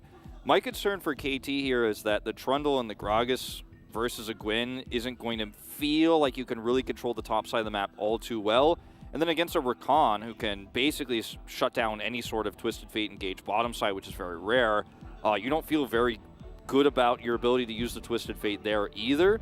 Whereas on the other side, you know, I feel like Kwangdong Freaks have a lot of ways they can utilize the Rise pick, and it's much less committal than the Twisted Fate ultimate. Yep. So I think KT Rolster got a worse version of a very similar draft, but I want to see how they execute on this, and the Trundle pick is the one that really stands out to me. How much can Cuz get done here? Because last game, obviously, he was very predictable, and his comp made it so that it was really easy for Elm to shut down his pathing. This time, it's a little bit tougher to just figure out what the early game is going to look like here for KT Rolster. Yeah, it's also a comp on the side of KT that has way less threats. They are relying on aiming to get peeled for by so much good peel, right? Like, there are a lot of babysitters for this Jinx, but if she dies ever, it's game over. It's lights out. They just don't have the damage to get through Kwangdong Freaks after that happens, especially when they're staring down the barrel of a Riftmaker on this Gwen and things like that, and the tankiness of the Rise whilst still being able to deal decent damage himself. Yeah, you have 3 DPSs for Kwangdong versus 1, basically, and it is going to show in the late game. I mean, if you include Rise as a damage source, then I guess we have to include Twisted Fate, because like with this new tank Rise build, he doesn't do that much. But he is going to be more survivable than the Twisted Fate, which is a big issue, considering that if the Twisted Fate dies, then he doesn't do that longer damage, whereas Fate will, in a long fight, like always be able to do more than a Twisted Fate. In theory, we'll see where we are when we hit like the 25-30 minute mark in this game and who's got the leads, but yep. I do really like your point though, because KT will have to turn, I think, on objectives to try to control them to win team fights, because they also don't have the damage to rush down a Baron or actually be the ones to dictate the pace of the game outside of these early Destiny gates from Arya. So unless aiming gets fed, right? And then they do have way more Baron damage because it's Jhin versus Jinx. So that's true. That is a good point. I don't expect this to be a game where, you know, like we saw from Teddy on the Jinx last game, suddenly it's like, wow, he's got 7 kills. When did that happen? I don't expect this will be that type of game, but it could be. Well, he's gathering the storms, so we definitely like that. Aiming, understanding that he is the late game win condition, and so he is going to get stronger in the late game. Value his ideas here. As, yep, Bali Bali on the top side of the map. I always just think about Chronicler's Challenger stream every time I hear that. Yep. I'm like, oh, did he get another follower? Yeah. During the LCK? What's happening here? I'm like, we got to turn those off. This is a professional broadcast. Make sure you're following twitch.tv/LCK, even if it doesn't happen. Just hit that follow button. Feels good. Anyway, Teddy, 0-3 right now on the Jhin. Hasn't been one of his most successful picks. Historically very good on the Rakan, but hasn't played it so far this season. And right now, you can see, not holding on to a lot of control. Level 2 picked up here by KT early. And Kwangdong Freaks going to be stepping back. And I think one of the reasons why Kwangdong Freaks haven't been as successful with Jhin is because Teddy is relied upon to do so much work in the later stages if they're going to win in the past. But maybe that's changed. Maybe with this new and improved Kwangdong Freaks that has looked so much more coordinated, it's going to be a different story. So jury's still out for me as to whether or not this is a trap for them. Trundle on a losing streak at the moment. It's been picked by Krako several times, but we've talked about this a lot. Like, we were calling for it a lot at the beginning of this spring season, and now we're not really talking about it as much with as much enthusiasm as we were earlier on. Yep. I don't think it's a bad pick here per se, but it is not as lethal, no pun intended, as the Rek'Sai that we've seen, or the Volibear that was banned away, of course, in terms of getting your team ahead.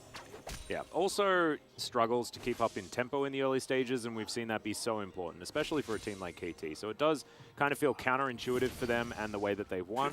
I actually really like Chronicler's point on the analyst carpet space about KT going back to what they know and what they're good at. And this isn't necessarily that, right? This is more of a protect the Jinx composition where you use Twisted Fate to guarantee vision towards the end of the game and things like that. And it's a lot of utility around a bazooka.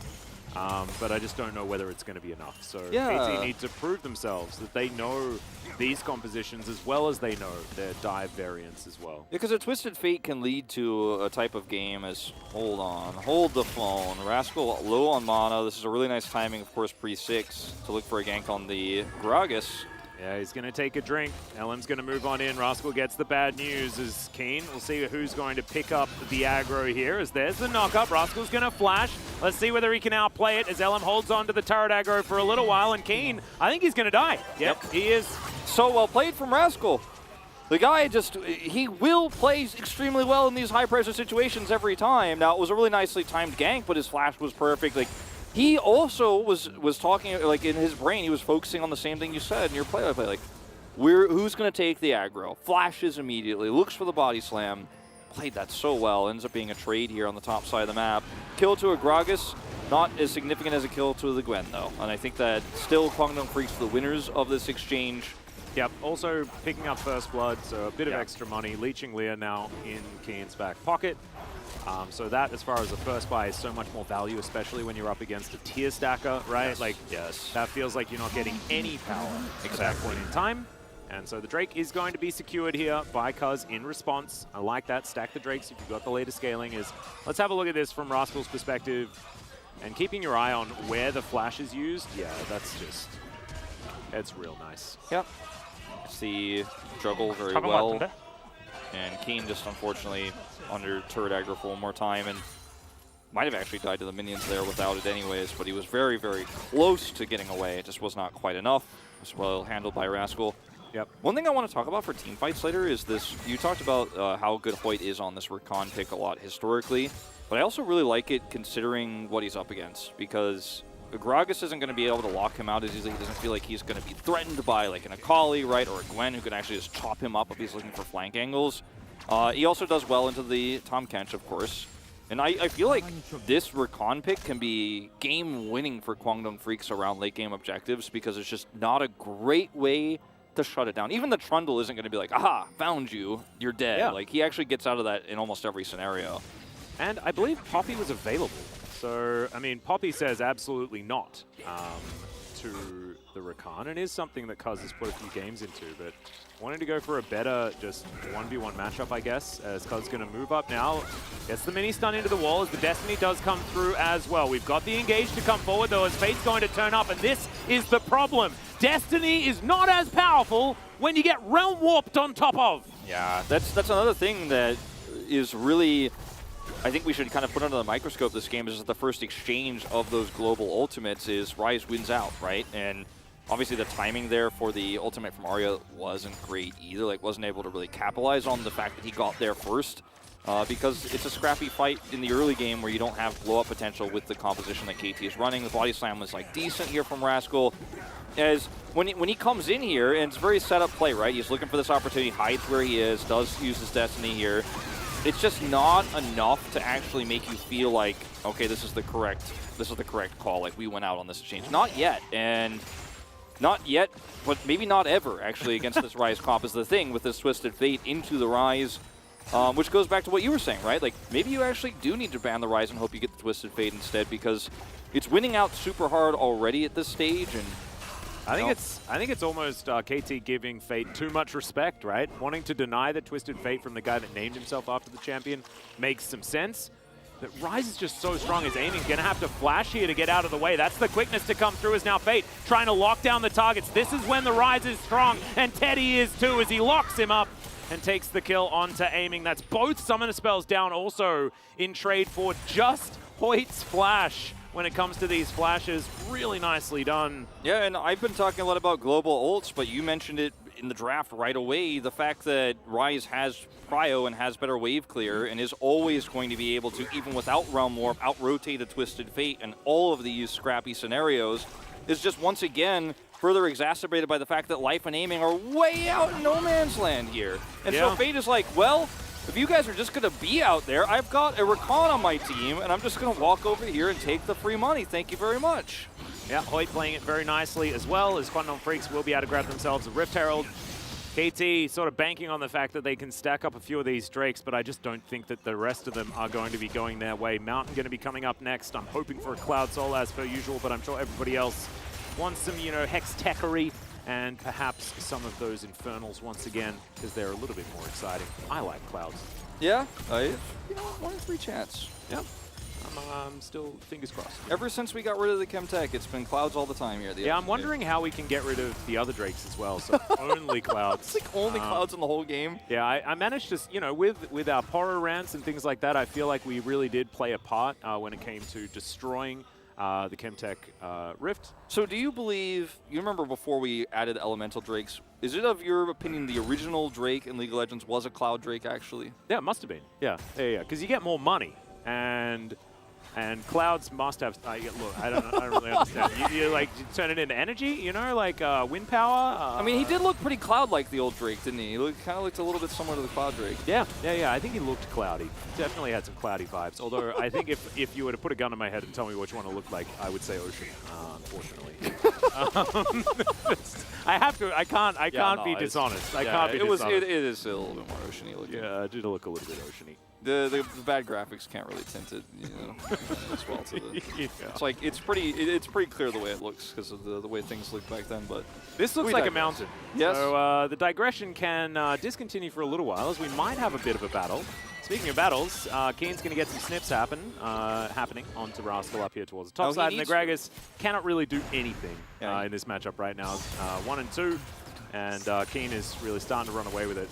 Yeah, I mean, Keen needs to be putting this pressure on, but he is. And this is the teleport that is going to come through from Rascal. And this is why I was saying he needs to, because it means that Gragas can't teleport as easily. Now, it's obviously pre-14 minutes, but he can still walk down to the mid lane. But, like, what was Aria, this? oh no, Gold Card does come in, but now the quickness comes through as well. Grand Entrance is fantastic, and there's even a Deadly Flourish to guarantee the kill. Hoyt, I reckon you deserve that one, buddy. Really nicely done. You lock him down, and Aria once again caught with his pants down. I unfortunately have, like, so many angry words for KT, like a little Let's bit. Let's just tell Nymira to mute the stream. Okay, now go. Well, it's not about the play from Aria as much, but the fact that they were not in a position to secure this Drake, but instead decided we're going to teleport a Gragas in, who's already just taken a battering on the top side of the map to the mid turret, because it's pre-14 minutes, so you don't have unleashed teleports. So he comes in like not even to the fight. And as he is, that's when the Aria discussion comes through. And Aria actually just Destiny gates to the back of a team fight where he finds himself right next to a Rakan who can easily just shut him down. And like everything about this was just poorly timed. And then like Keen's like, oh my god, you mean free plates for me too? And we get the Drake and you gave us a free Twisted Fate? Like, Kwangdong, this is actually kind of a game-losing play, actually, for KT. I'm not saying the game is over, but you've lost all control over this game and the tempo advantage you had with Drakes, and I think the communication is just way too slow on a big macro play like this, because look at where he teleported in. Rascal's like so far away from this, and they're trying to collapse in on a stronger... And he had flash. He could have flashed on top of life here. Devour was available even if there was follow-up. Like, that actually felt a bit like an unforced error to me, trying to hold the flash. Your comp is not strong enough to actually look for backline pick like that either. You don't have burst damage to try to go, okay, I hit him with the gold card, so we got this guy. There's not enough damage in this comp for that, unfortunately. Yeah. It's like trying to break through a shield with a toothpick when that engage happened. It was... Toothpicks don't do anything to shields, by the way, guys. If you ever need to break a shield, don't use a toothpick. Yeah, it's not recommended. Not recommended, that one.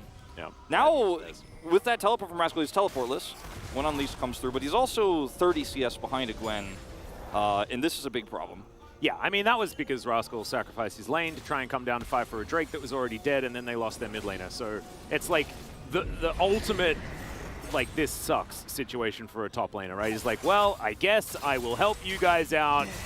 And it didn't really work here as the Rift Herald pops into the mid lane. That is going to be a lot of follow-up CC here onto Kuz, who just pops. Teddy grabs that kill. Subjugate not even used. And they are going to grab this turret as well. All of the plates that is Ellen getting engaged on, but he's going to return the favor here as they dive underneath the turret. Keen dashing himself out of the way, is aiming.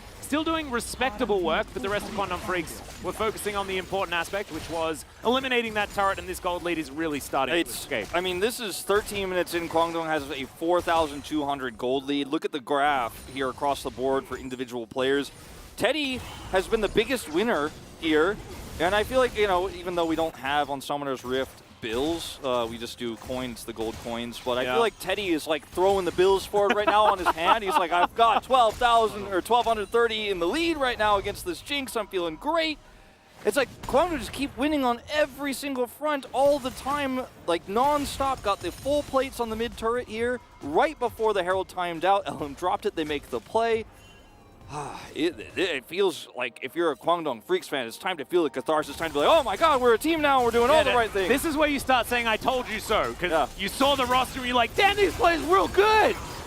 And they weren't, and then you felt silly. And now you're like, they are good. It's time to not feel silly. I think I give you permission to absolutely not feel silly anymore, Kwangdong Freaks fans, because this team looking so much better. KT, on the other hand, absolute disarray. And now we had our doubts at the beginning, and we're continuing to have our doubts here as the gameplay is continuing. As Keen on the bottom side, able to push this wave towards the outer turret, but Rascal does catch the point. They've put Rascal in with that call, and I don't think this is an individual call from Rascal. It's a team call. We're going to look for the, you know, Destiny Gate opportunity. Please teleport mid. Like, we have to fight for this. Our comp needs to fight for this. They made that call, whether it was Rascal's call or not, and that puts him in such an unfortunate position this whole game, as Kwangdong actually have so much fly over this. That you can't fight this anymore. You can't beat a Twisted Fate in the side lane. You're just going to be sitting under turret farming as Grog is hoping that hopefully later on Jinx gets some kills from some of your body slam engages, some nice casts maybe. You're praying, you've got two fingers crossed and your toes are crossed onto the table. Like, it's really, it's rough. It couldn't be worse, I don't know. I don't think here for the Gragas in particular. Well, there's some Flame Choppers going to be traded for that Deadly Flourish. There we go. Some buttons pressed in that mid lane.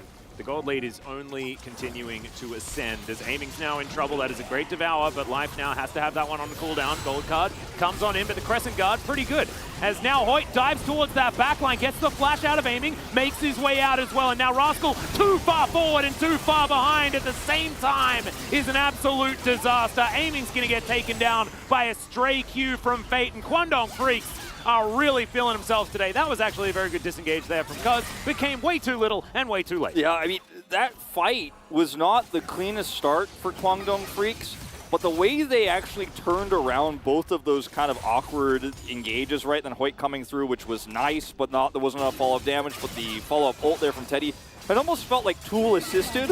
I'm like, were those humans playing that from Kwangdong Freaks, or are these all one player making all the right moves despite the engage looking a little bit awkward here because Tom Kent just like, yeah, now you guys can't do this.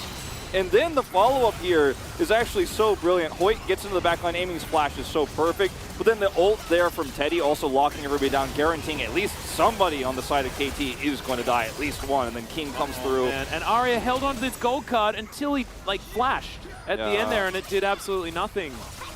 That was, as great as it was for Kwangdong, it was not so great for KT. Outside of a really nice flash from Aiming, I thought he at least reacted very well. Yeah.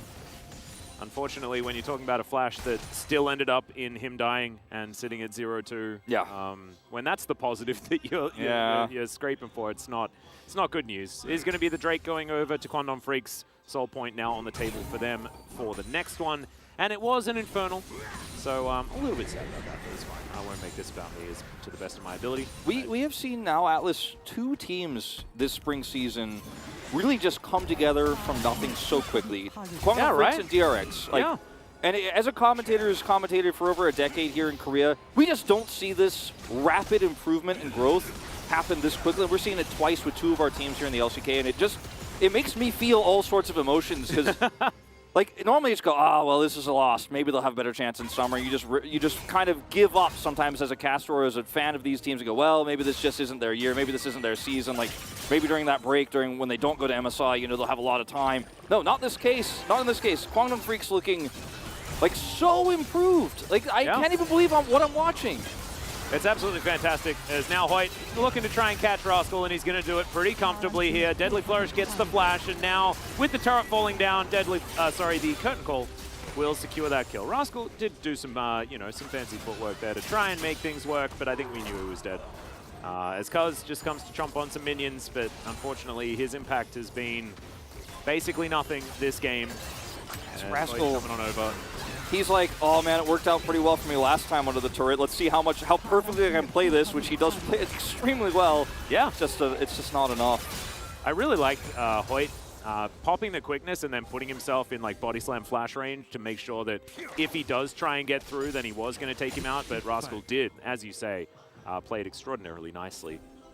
It's so cool to see some of our top Gragas players here in the LCK, and top I mean like upper echelon. This Gragas is only being played top really. Yeah. Like, sorry, Life, you're not playing that one support this time, not this year.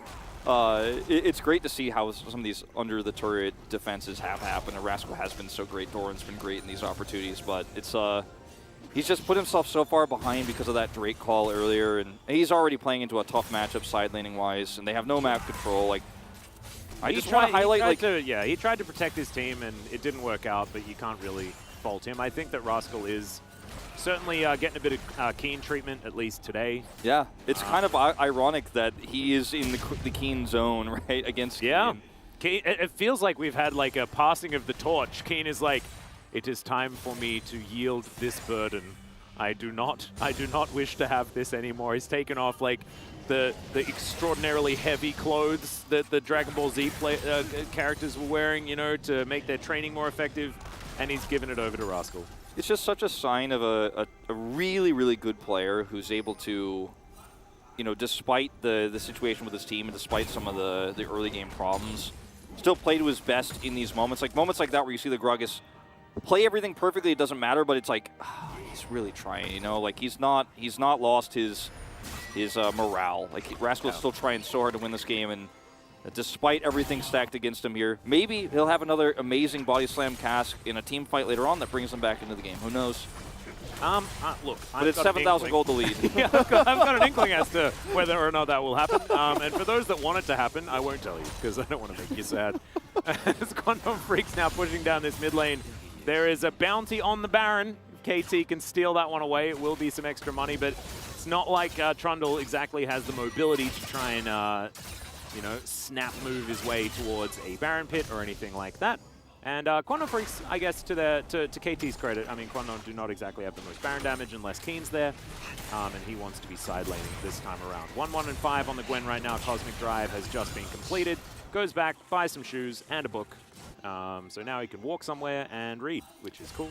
I just feel like Kwangdong Freaks, the reason why they're doing so well in this game is their drafting has been better, and in this series, I mean, as a whole, is their drafting has been better, and they just have more depth as a team. As I will pause to go on this point because it looks like Fate might be collapsed on it. Is Fate's Fimbulwinter, and okay, Hoyt knows exactly what's going on. He's Shirelliering right now.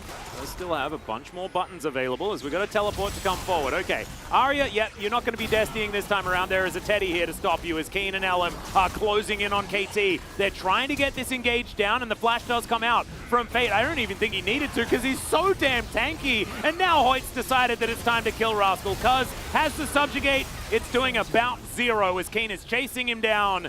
And the Realm Warp is going to get Quantum Freaks right on top of the remaining members of KT. The amount of follow-up is just beautiful. And Quantum Freaks, man, this team is looking so good. They knew exactly what was going to happen despite having no vision of the trio on the top side because they had a lack of vision of where they were everywhere else. And it's the Rise who they feel is fairly vulnerable in this moment, who's side laning just next to the top equator of the map, right? Like he's just on the edge, but they have enough time because they also have teleport available, right? They can make this play. Keen actually teleported in the middle of that fight, like over the wall, which I thought was pretty hilarious, but he was just trying to guarantee KT didn't really have an out to the left side there of the map. Look at this. It's just Hoyt is so smart. He knows, okay, this is what's happening. Elam's rotating over, and they could buy enough time with this tank Rise, you know, and he's so ahead of the enemy mid laner that it just doesn't matter. Has to flash here. There's that teleport talking about from the Gwen over the wall. But they just have more damage at this point, and unfortunately for aiming, he's on the wrong side of this team fight because he didn't have an angle to go with, so he actually does nothing in this team fight, which isn't his fault.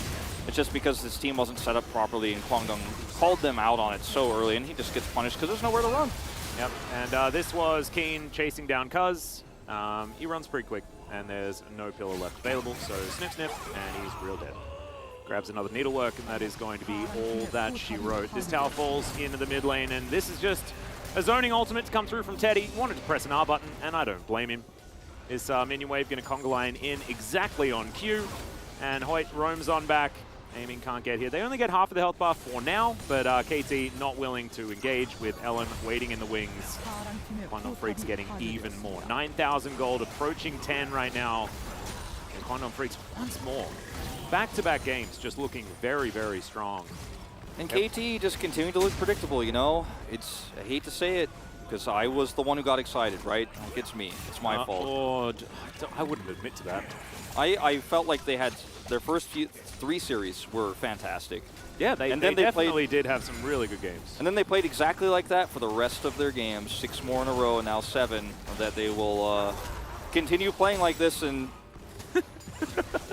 yeah, that really sums up the game. Now what? Oh no. Really sums up the state of this game. It really does. It really does. It's like gold card comes in. Cool, man. That was a good card. It's like, and this was your card. And it's like, yes. So you just took it from my hand and turned it back to me. Is this your card? There's only one card.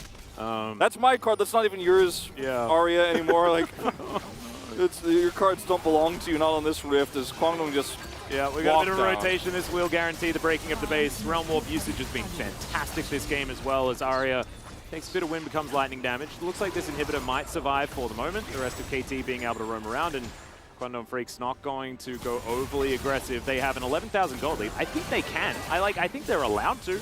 And instead, they're just going to take this inhibitor and continue doing what they can. Ellen's going to have to ult, though, as Cuz tries to get disengaged. Ellen taking a lot of damage, ends up flashing out as Keen locks down the kill. Ellen somehow survives, and now Hoyt gets another engage. Man, this guy he's so good today. And he is going to survive this as well as, Keen continuing to be immune over and over again in different scenarios. I feel like Hoyt almost has like personal issues with Arya with how he's shut down this Super Mega, not quite Rocket. He's 2-0-8 this game. He's sitting at 10 of 12 kill participation. Yeah. I mean, if you look at it, like, the lowest kill participation player in this game is Elam at 6 out of 12, so he's sitting at 50.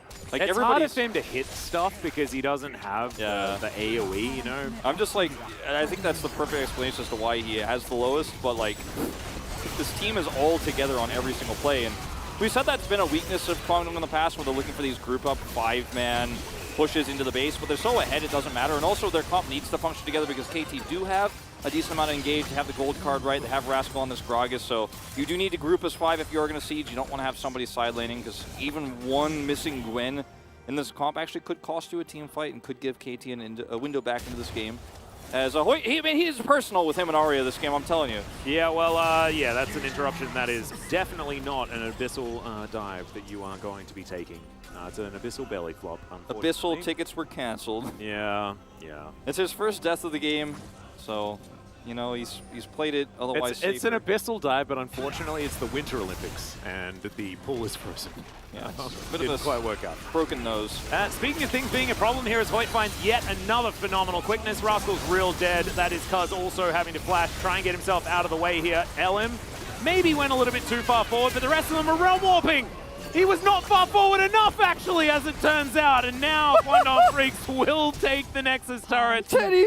And Arya is looking to try and go on a bit of a voyage to do something else, anything else than this game, because this one's real over. Quandong Freaks a swift 2-0. They are back on their ways, which was winning games or losing them extraordinarily quickly, and that was definitely a win.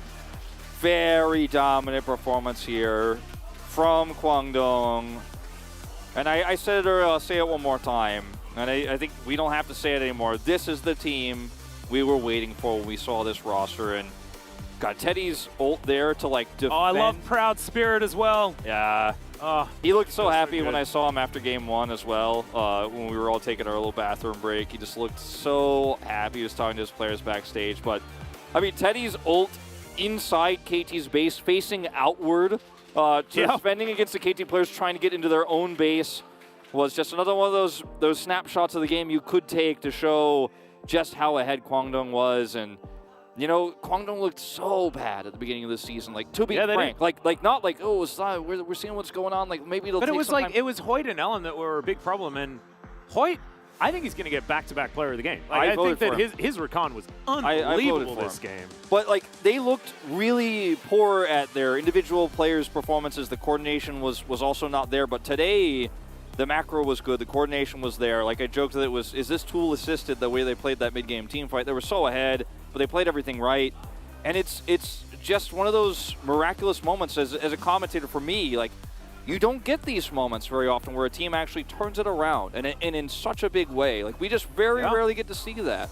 Usually at the end of the first round robin, you're like, well, I know which teams are the favorites for the rest of the season, and that's how it's going to be. But at the very turn of the tide, Kwangdong Freaks have actually now become potentially a big playoff contender. I mean, they're a West Side team. They are. With this victory, right? Both of these teams had the same scoreline when it came to the matches that they won, but the game score was up for KT. But now, Kwangdong Freaks, with that actual big swing between the two squads, will now grab themselves west side of the bracket. And by the way they played, 100% deserve to be there. Yeah, and it's just one of those moments where, you know, we've been KT's had the ups and downs, but you know, for I'm probably not talking to me, by the way, as the Wolf High. It's definitely talking to the SKT, former SKT Wolf, but I'll say hi back. Anyway, I was just going to say, like, I had to respond to the sign. It might have been to you because you were teaching her English, maybe. Yeah, well, Urha is a very common way to say hi to Wolf, whether it's me or the SKT Wolf in the chat, so it could have been me, but... Yeah, I don't know. Anyway... We'll have to get confirmation. G-Sun might be able to let us know at some point in the future. It was saying hi to Wolf. G-Sun said it's saying hi to Wolf. No idea which Wolf. So it actually hasn't cleared this one up at all. I'm very confused. Well, I just wanted to say, like, I think this is a moment where even if you're not a Kwangdong Freaks fan, you just kind of have to smile. And you have to look at this and go, yes, KT, there are issues for them. And it wasn't perfect for KT. And yes, Kwangdong still have a lot of improving to do. This is not like, oh my god, are they the greatest team in the LCK? No, but they beat KT handedly. Like, they dumpstered and they them. looked really good together as well. Just to confirm, there was no context on the sign. Yeah, so no one we don't knows. know. Yeah, we don't know. Outside of her, maybe. And even then, maybe she just likes both of you. I hope that's so. That's what I want to think. As the Realm Warp usage in this game, absolutely fantastic. I feel like Kwangdong Freaks, they knew that their problem was communication and coordination, and they have, like, boot camped the heck out of that. Yeah, you and I were talking about it last week. I believe it was you and me, casting, where Kane was like, yeah, we have too many cooks in the kitchen. Like, there's too many comms. Like, we can't figure it out. We're not being decisive. And the fact that he identified that, you and I last week were like, ooh, that's a good sign. Like, they're kind of figuring it out. And last week, they looked a little bit better on that. But in this first game this week, like, wow, you know, is all I can really say. Like, this is a completely different team than what we saw a few weeks ago. It absolutely is very different support. Like, I feel like they've got a new guy there on the bottom side because Hoyt, fantastic on both the Nautilus and the Rakan as we have a listen to them winning the game. 하고 싶은 거예요? Teddy's all. 타겟 죽였어. 라칸 캐리야. The first thing I heard was, 하고 싶은 대로 해. Like, just do whatever you want. 나 진으로 한번 이겼어. 라이 좋은 채. I think that was the attitude of Kwangdong Freaks 10,000 gold up as they kill the Nexus here, and it's well deserved. Look at the hug from Spirit. Spirit straight over to have a chat with Hoyt, give him a big hug. That's exactly what you want to see. Very glad that we still get some of Spirit's positive attitude here in the LCK, even if he's not playing anymore.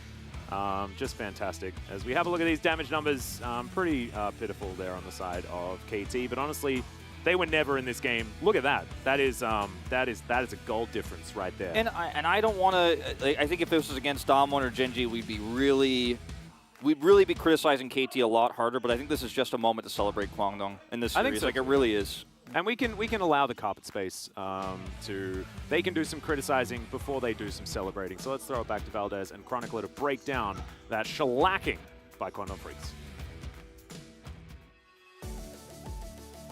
Thank you, Atlas and Wolf, for your wonderful casting on that series, as we do have a lot to say, and we'll get to that here on the carpet space. Of course, it's me, Valdez, with Chronicler. Let's start with the draft, Chronicler. What were your thoughts going into Game 2? A lot, and not a lot of them were very positive. I think that One of the issues that we identified here is that the only win condition really that you have as KT, I think, especially if you're going to draft like this, is somehow getting Rascal to do anything. And he was forced against blind pick here, got punished again. And the worst part, I think, is that it doesn't even matter, because this Kwangdong doesn't rely on getting R5 counter pick, even though, again, they've used it really nicely here, although the Gwen is not really that surprising. But matching the TF with the Rise, and clearly KT not very good at playing around it. And then going for a TF, but then also picking the Kench, I think showcases that you're trying to do very different things with those two picks. I'm usually not the biggest fan of Leona pick. I think Tom Kench blind is a whole other thing that's like something you shouldn't do because it's really risky. The Rakan was good, but you could also look in an Enchanter direction to punish that, right? But if you have a Leona or something instead, and a team with a little bit more proactivity, then you can use the TF, but instead every single skirmish was lost and it felt like they were playing against TF. Which, when you're the TF comp, that's not what you want.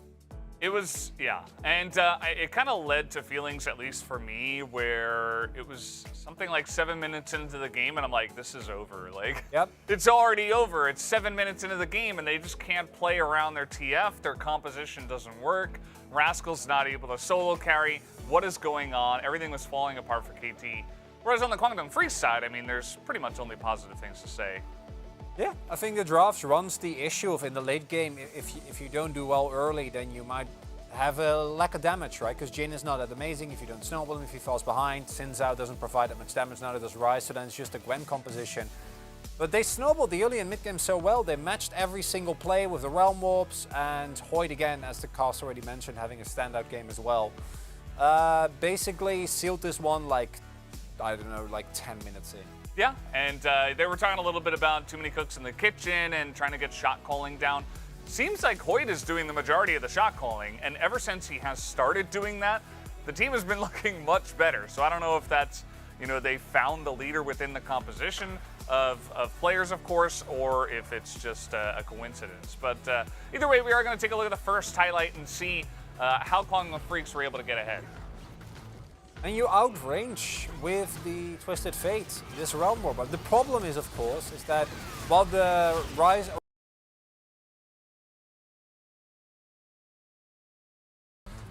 to me, the real issue is that with the rotation coming through of the Rakan as well, you're going to be at a deficit. So I think that TF needs to ult earlier, and then you need to win that skirmish before the man advantage comes in.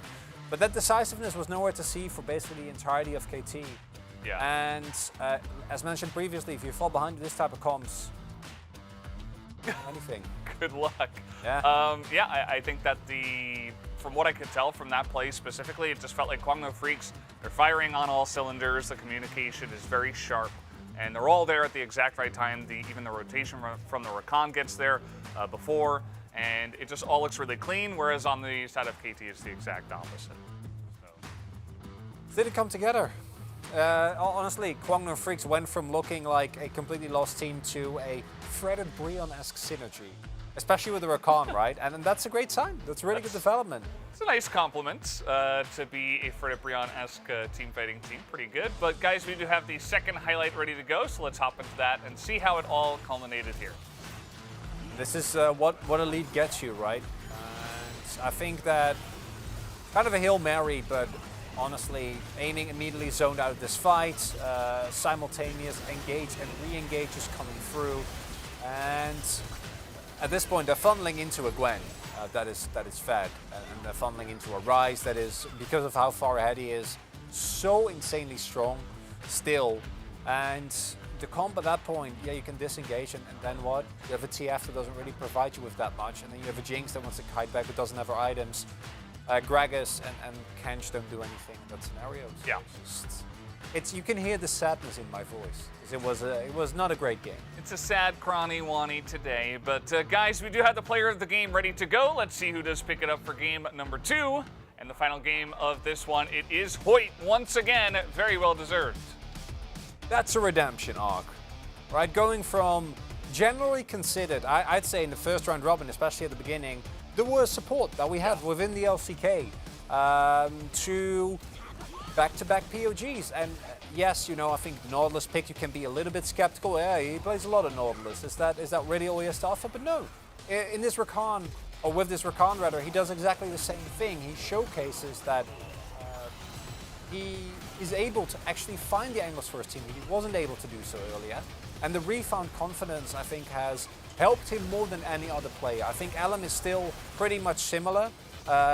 Is there when he needs. I don't expect Alan to suddenly start gapping people. He just needs a serviceable jungler.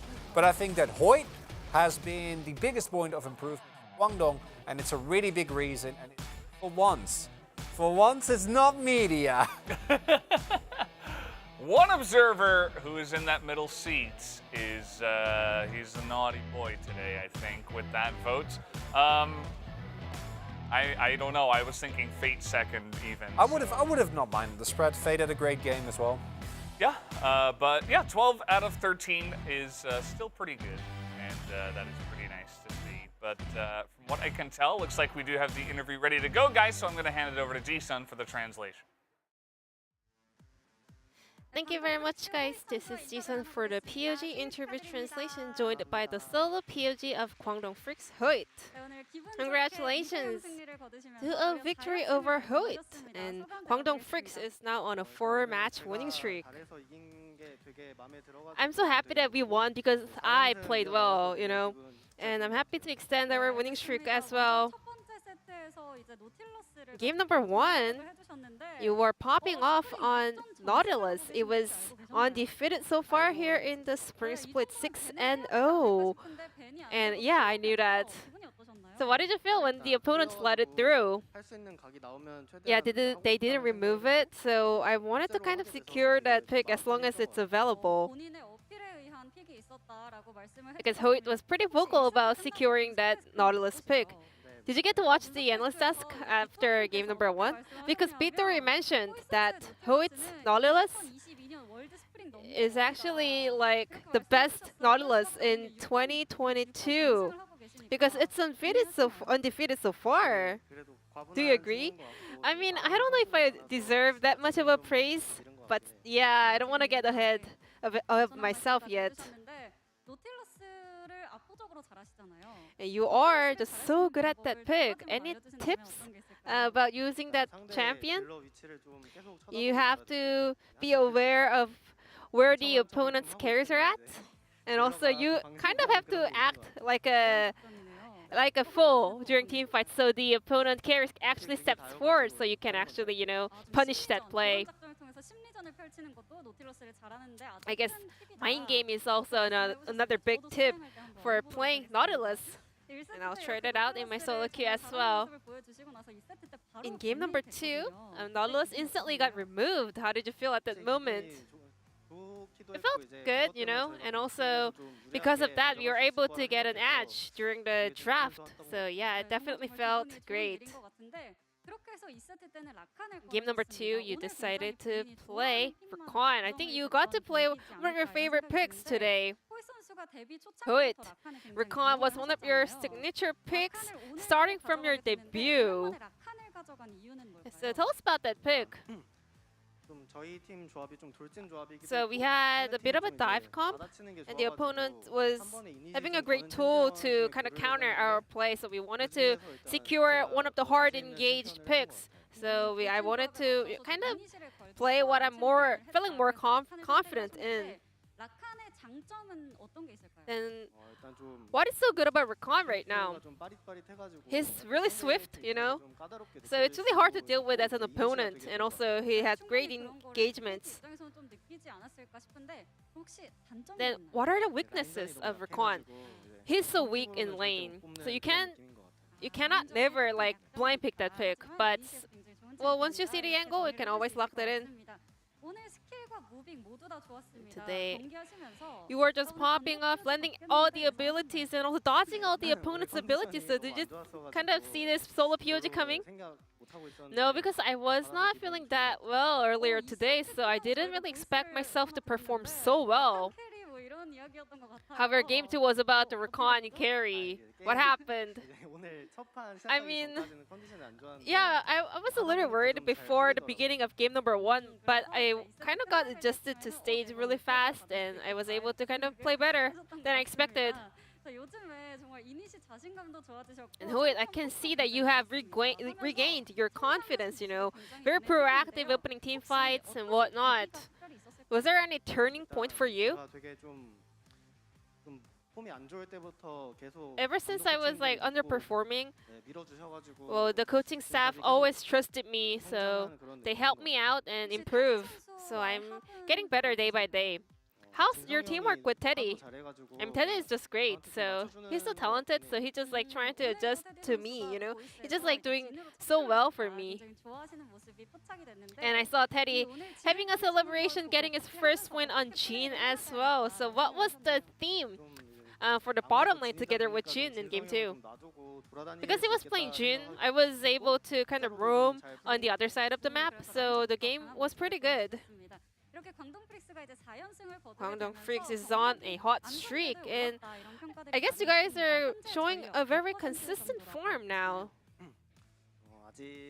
Well, but still, I think we have a long way to go. I think we have shown about 70% of our full potential. Looking forward to seeing the 100% of Kwangdong Freaks, and your next opponent will be Damwon Kia. What's your mindset heading into that match? That's my former team, you know, and also they're so good and strong. But this time around, I really want to beat them. And this will be the end of the interview from Hoyt from Kwangdong Freaks, and I'm going to pass it back to Valdez and Chronicler. Thank you. Thank you, Ji-sun, as always, for the awesome translation. And it's so heartwarming to see Hoyt finally up there on stage, getting some recognition for his improvements, which is what we always want to see. We do have the standings here for right now here in the LCK, and where Kwangdong Freaks will find themselves in 5th place.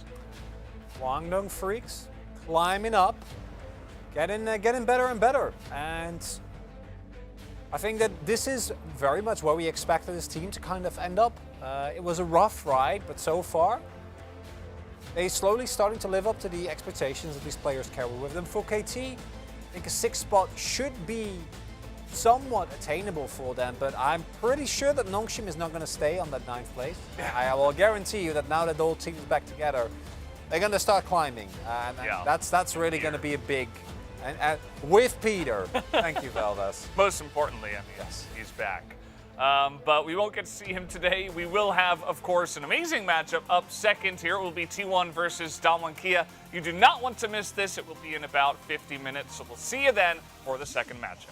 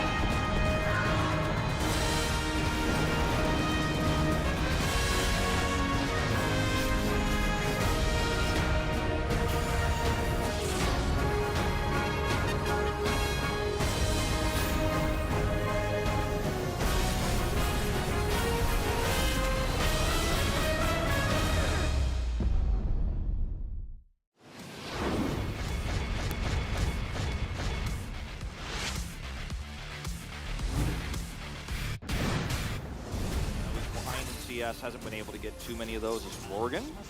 Yeah, he's gone down very, very low. He's trying to bait Dove in. And yeah, Dove is inside the cage now, trying to fight this one out. He does have a lot of extra statistics, and now Lava's just going to get turned on. Booped on the head, and he's just going to get taken down. This is the power of the Hull Breaker, everyone. Double kill for the Jays.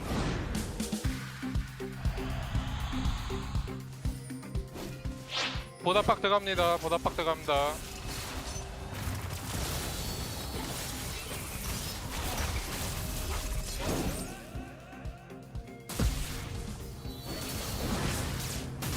득.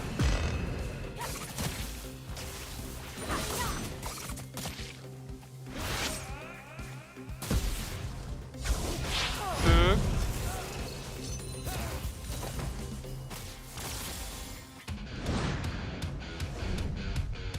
I think managed to do enough work there, but is going to go down very, very early as Onfleet going to dive on top of Fate, but he just explodes Teddy. Grabs that kill, but it's Samdi that locks down the Cinder as well. LM at half health, but Keen's at full. He has his flash available. Can he be the hero? Teddy just swoops in him, obliterates him.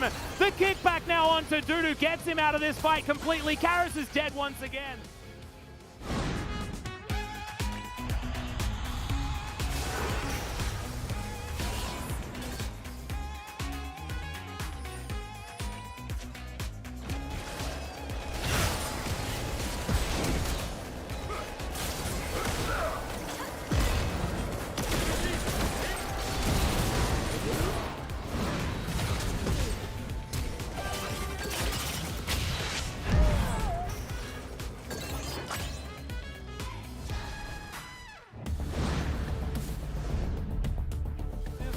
Minutes in. Yeah, they're going for it. Deft, half of the cooldown now on that Featherstorm. Charm connects, and he blows up Canyon! The Ari was worth it in the end, 45 minutes in. Popped his res, he is ready to go back, teleport in and end the game. Bertol trying to survive here a little bit longer, but DRX have done it for the first time in nearly 2 years.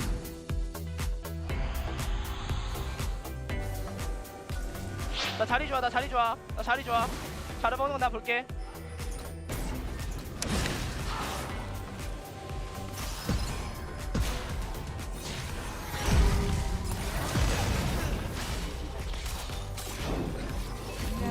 아, 볼게. 앞에.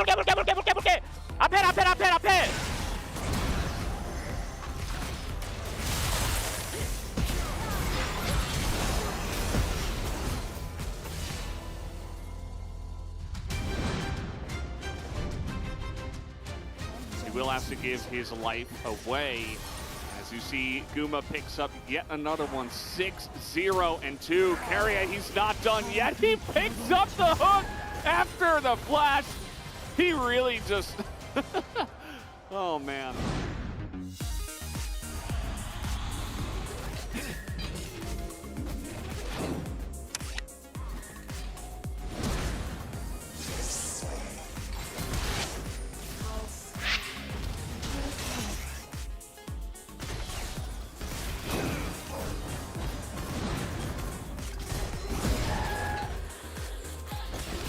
오, 어때? 야무져? 좋은데? 오, 그냥 캐리한데? 너무 캐리하다 이거. And then maybe you see a Rascal layered on top. These are the ways this could work out. Arya's like desperately trying to poke. You can see how they're trying to get this out as Hold That Thought aiming goes into the back line and down he goes. Bertol just going to sweep him up with the needles, and that's all they needed to do. Once the Kallista's out, you're losing so much damage.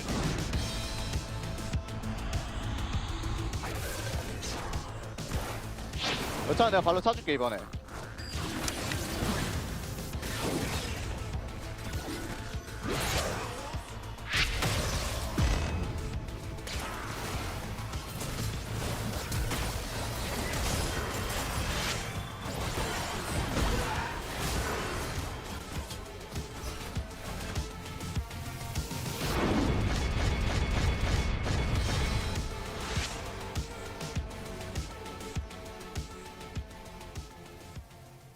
신장 헥스장 개업.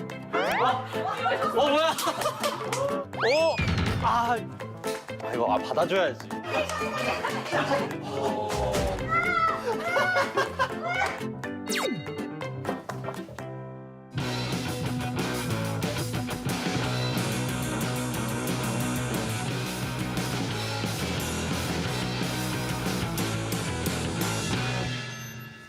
네, 안녕하세요. 안녕하세요. 안녕하세요. 핵가족입니다. 저희가 헬스장을 오픈을 했는데 이제 경기 시작 전에 간단하게 스트레칭이나 몸풀기를 해서 경기에 좀 더 집중할 수 있게 좀 도와주는 헬스장이거든요. 가시죠. 아, 혹시 페이커 선수도 같이 보실래요? 영상에서. 아, 건강하세요. 알겠습니다. 아, 이런 말하면 너무 부끄러운가? 약간 실력도 너무 좋고 외모도 너무 잘생기시고 좀 귀여우시고 해가지고. 평소에 운동신경은 좀 어때요, 캐리아 선수? 이제 아, 약간 몸 푸는 거 보니까 느낌이 있어 보이네. 트레이너 선생님들이 이제 운동으로 빠졌으면은 되게 잘했을 거라는 이제 그런 쌀 와. 많이 듣긴 했어요. 그냥 눈 쪽이 뭔가 타고났다고. 아, 눈 쪽이 타고났다고요? 동체 시력이나 그런 거, 중체 시력이나 그런 거. 어? 그러면 이거 안 할 수가 없겠다.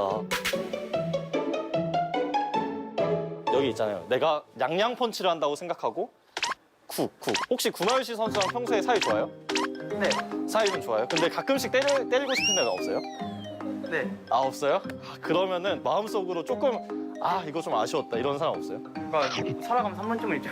그 사람을 딱 여기에다 대입해가지고 이제 그 사람 얼굴이다. 그 사람 얼굴이다. 뒤통수다 생각하고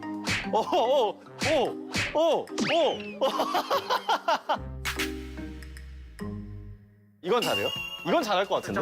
최대가 2개? 아까 운동신경 좋다면서요? 그러니까 하면 꾸준히 하면 목표 몇 개? 3개.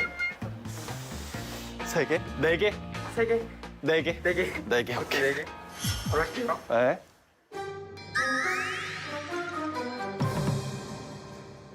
하나, 둘.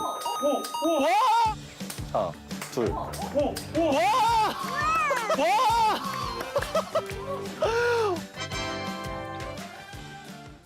저 그리고 개인적인 약간 바람이 하나 있는데 혹시 핵붕이 형이라고 한 번만 불러줄 수 있어요? 지금 바로 그냥 해풍이 형. 해풍이 형. 핵가족. 마무리했으니까 T1 오늘 경기 파이팅 하길 또 바라면서 저는 또 이제 쉬러 가겠습니다. 몸 풀고 가세요.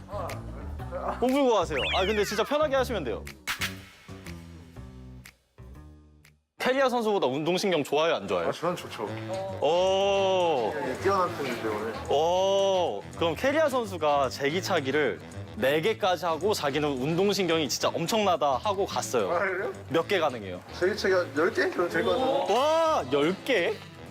근데 잘할 것 같아. 딱 체형도 지금 너무 좋아가지고 잘할 것 같아요. 떨리죠? 갑자기 이렇게 카메라도 있고 하니까 떨리죠? 사람이 너무 많아가지고. 저도 그랬어요. 너무 부끄러워요, 지금. 네.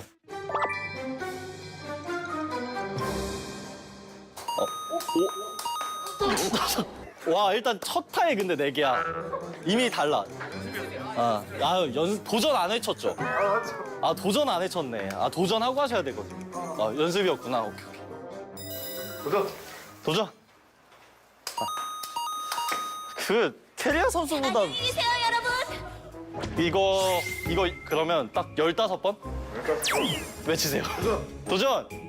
하나, 둘, 셋, 넷. 장비를 정지합니다.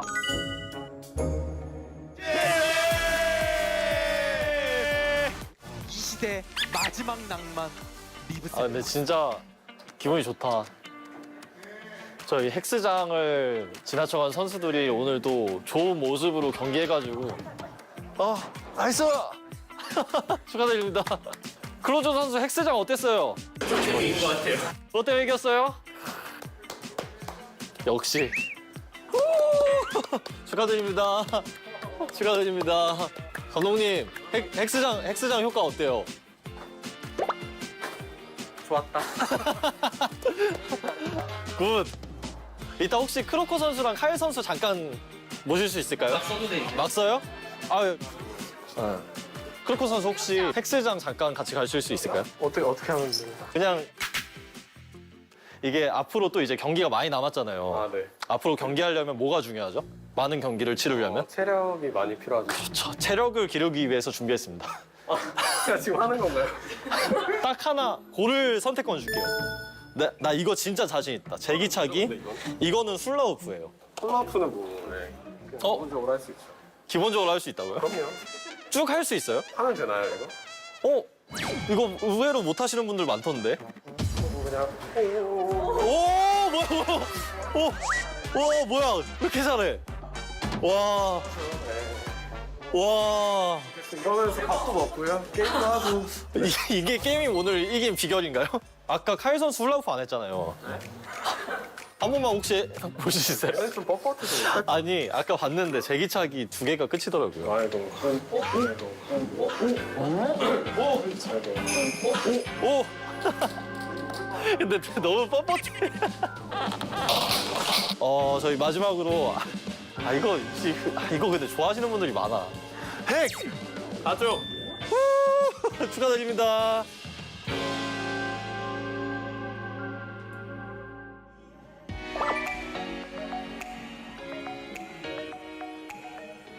원래 분석 테스트 쳐다도 안 본다고. 제가 그랬었나요? 분석 데스크보다 핵가족이 더 잘 될 거예요. 앞으로는 별 일 없을 것 같아요, 저쪽은 사실. 제가 그랬었나요? 근데 입꼬리가 되게 올라가시네요, 지금. 제가요? 기억이 잘 안 나는데. 쳐다도 안 보고 핵가족으로 성공하신다더니. 아이, 힘들 때 도와야죠. 되게 많이 달라지셨네요. 변신했죠. 지금 이제 리허설 가야 돼가지고 리허설 바로 갔다 올게요.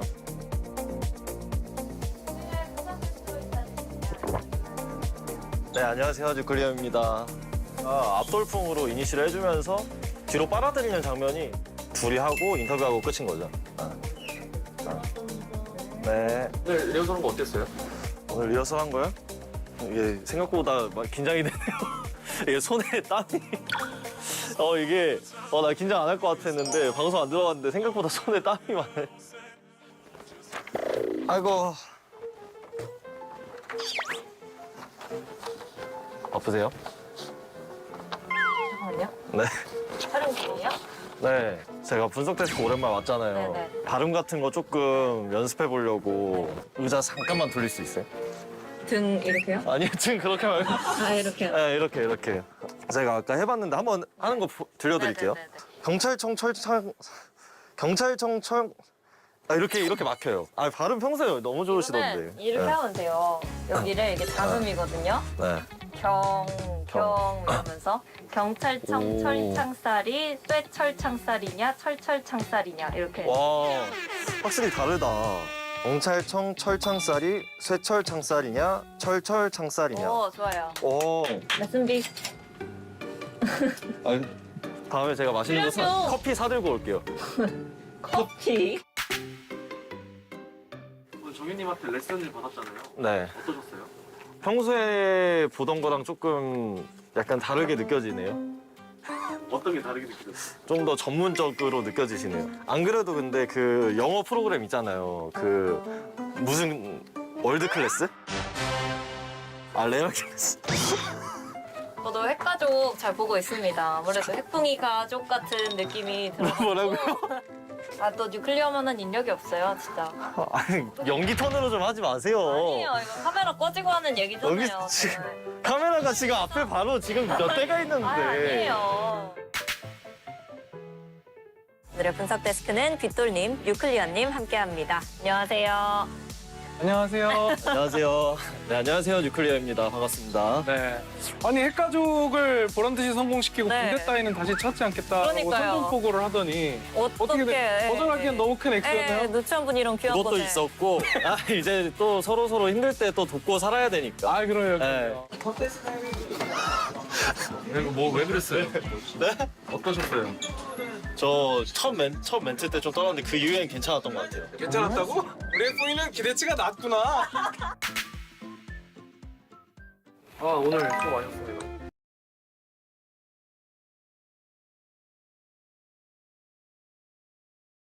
조금 있었고 리라님이 조금 생각나는 하루였던 것 같아요.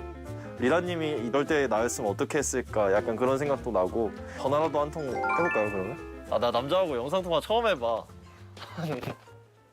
뭐야? 안녕하세요. 아이고 리라님 몸 좀 괜찮으세요?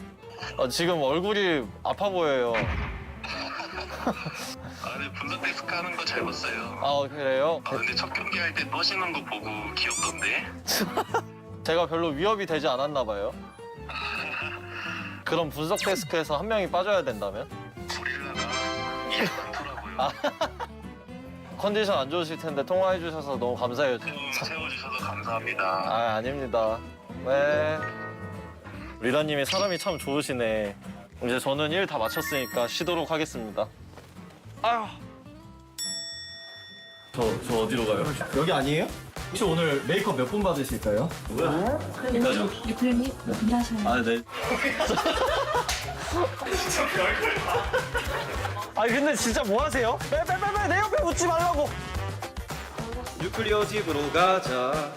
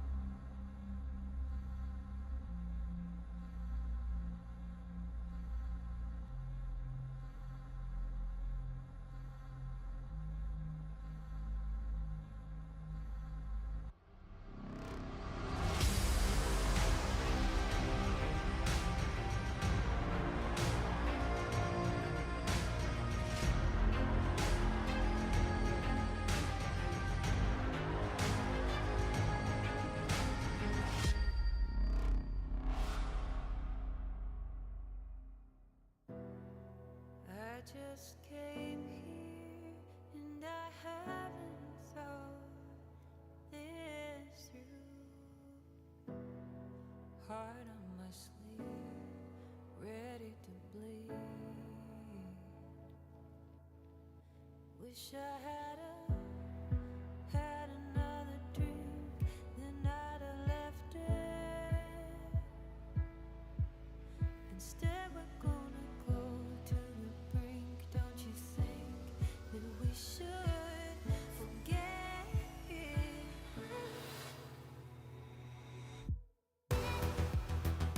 Give me all your love, give me all your love. Give me all your love, all your love.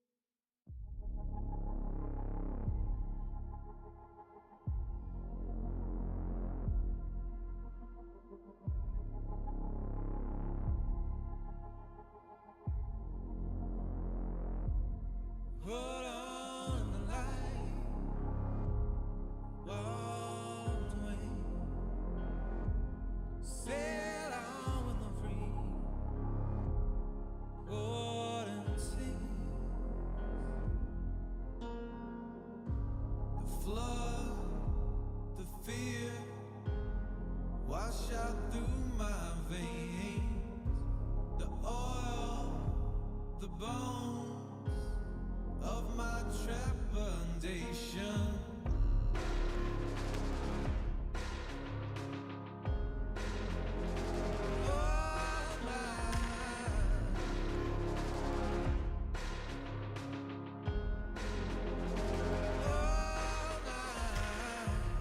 Let's shake the rock.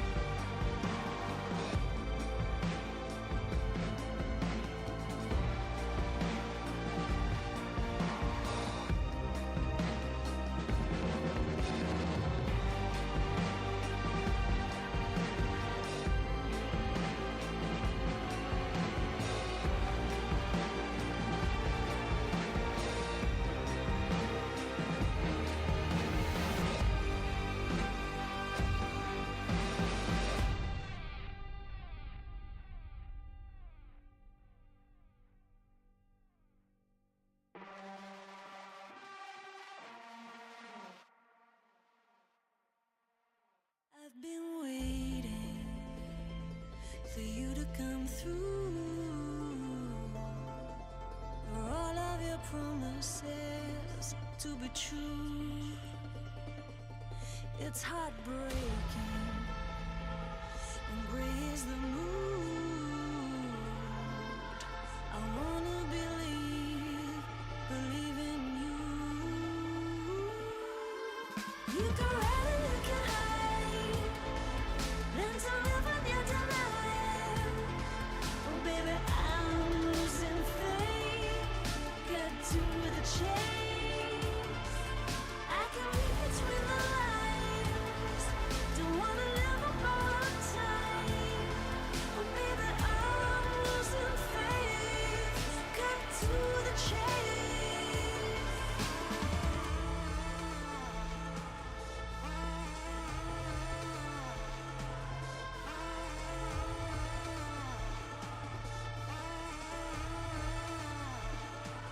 Liberating, you know what to do. Don't let your demons define you. You can run and you can hide, learn to live on your denial. Oh baby, I'm losing faith. Get to the chase. I can read between the lines. Don't wanna live on borrowed time.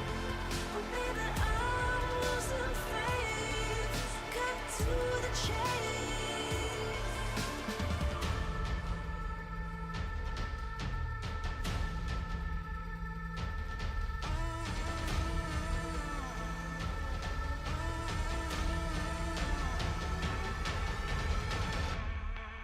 You can run and you can hide, learn to live on your denial. Oh baby, I'm losing faith. Get to the chase. I can read between the lines. Don't wanna live on borrowed time. Oh baby, I'm losing faith. Cut to the chase.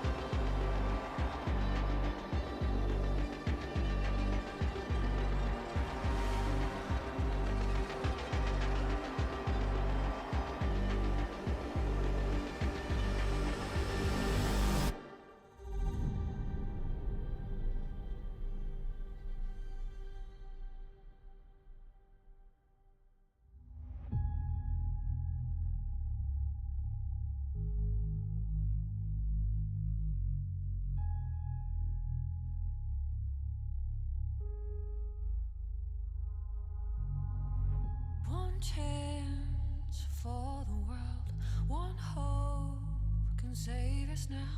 Our time for history.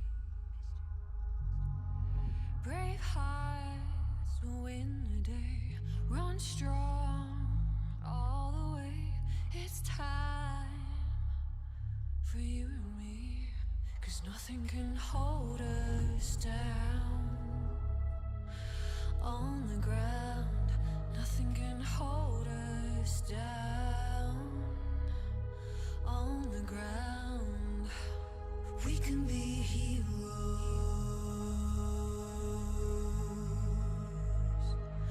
We can be heroes.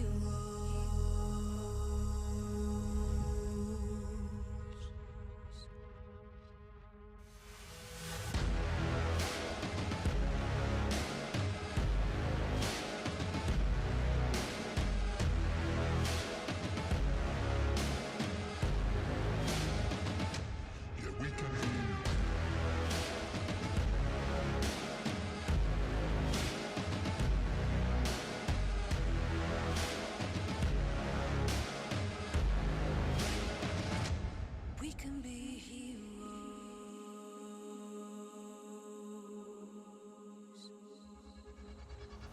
Step up, take it on. No turning from the storm. It's time now for what's to come.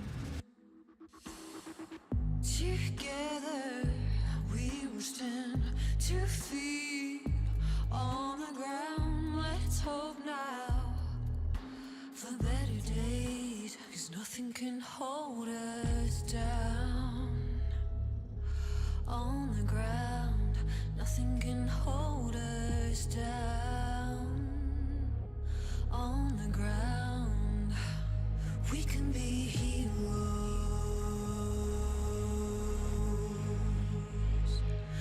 We can be heroes.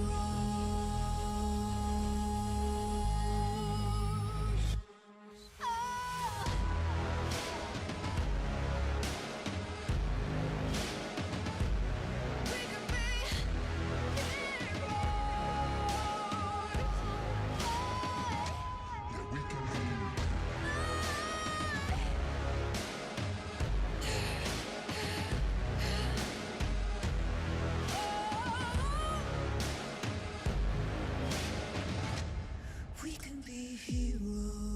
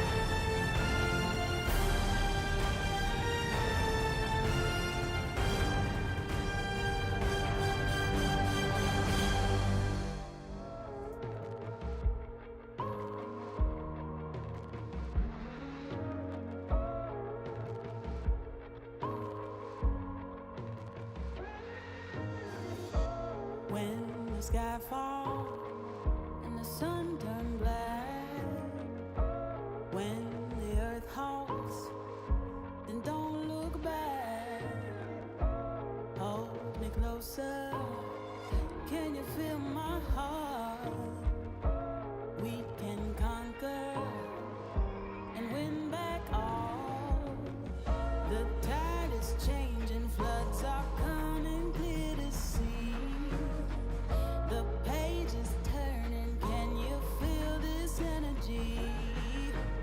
Light breaks through the darkness, they are fires in the night.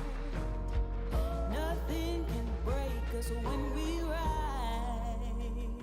We run on the edge and across the flames. The world we knew is not the same.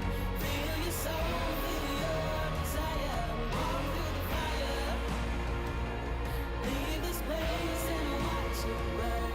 Let the king and queen return. See the sun so bright and high. We walk through the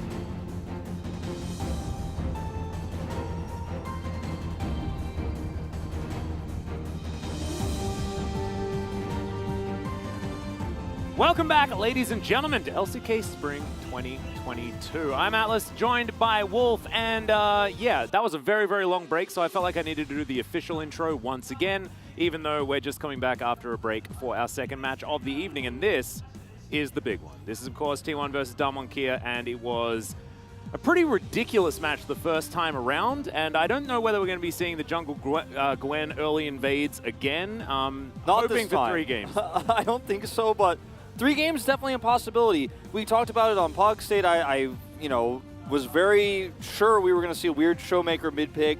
We did see the Renekton, the Prowler's Claw come out. I think that tonight we will see Showmaker trying to prove something again against Faker. We see it every single time these two teams face off against each other in important matches like this. ㅅ, for them to upset tonight would really throw our top 5 into a little bit of contention right now, especially in terms of who is in the top 3. Yeah, definitely some disarray potentially on the table because, of course, right now, still ㅅ share the same scoreline outside of game score with DRX. So a win here puts them in sole position in 3rd place. They already do have that, but game score can be a finicky thing, right? So it is really important to pick up a win here, but I don't think T1's losing. I just, I can I can feel the 11-0 coming. The last time in a single season that a team was able to make it the furthest was 14 victories in a season. That was 2015 SKT. That team actually didn't win after 23 matches in a row that spanned across the spring season. We're ignoring MSI and then moved into the summer season. So 23 in a row is the amount of matches domestically that is the record here in Korea. That's going to be a tough one. We're not even halfway there. Let's get into the points of the match here for this one. As T1 up against Damwon Kia is always something we look forward to. This stat is pretty crazy, right? With teams like Rogue and EDG, and even FlyQuest, which is actually surprising to say very close by. T1 is still, in our 4 major regions, the only undefeated team right now in Spring at 11-0. So more games played, actually, than a lot of these other teams that we're even mentioning, and still the record is perfect at 11-0. And this is matches as well. So T1 have actually played a lot more games than that. They've, in fact, dropped games. So if you're talking about perfect as far as games are concerned, that is not going to be a thing. But thankfully, we have best of 3s here. So we're able to get stats like this to shake out, right? Because being the better team on the day is more than just winning that one visit to Summoner's Rift. You have to do it potentially 3 times. Craving for some victory against some strong teams. Will Damwon Kia be the one to stop T1's win streak? Well, there's probably 2 teams in my mind that have even a slight chance, and even then, I don't think it's very much of a chance. Well, the 2 of them are Damwon Kia and Genji, you have to imagine. DRX being a close second in terms of tier right now, but Damwon Kia, you know, it's been ups and downs, right? It felt like for a long time, you know, Duckdom was going to be the savior of this roster, but now it just feels like it's Canyon. It's a one-man roster in a lot of ways. Like, he is pulling this team, kicking and screaming sometimes against their opponents across the finish line. And, you know, I think that is definitely going to be the focal point tonight, is how he performs against Owner on the other side of the Rift. As here it comes, as I mentioned it. Which side will get the Lee Sin priority pick right now? Because as you can see, Owner, you know, 5-1 right now, 17 win streak here since 2020 summer Canyon. And with Poppy kind of falling out of the meta big time, I do think that that will be a high priority pick in this series, although it wasn't, of course, in our previous one. No patch notes, no changes here. We're still playing on good old 12-13, or 12-3, excuse me. Yep, exactly right. Of course, I believe last time around it was the Game 2 Lee Sin from Dread that then Owner clapped back with his Game 3 Lee Sin, which was what sealed the deal for T1 in that last match. Nongshim with their full roster now put back together. In fact, Peter has been sent back up again. We were without him for a week, but thankfully he is back. And that is certainly good news for Nongshim.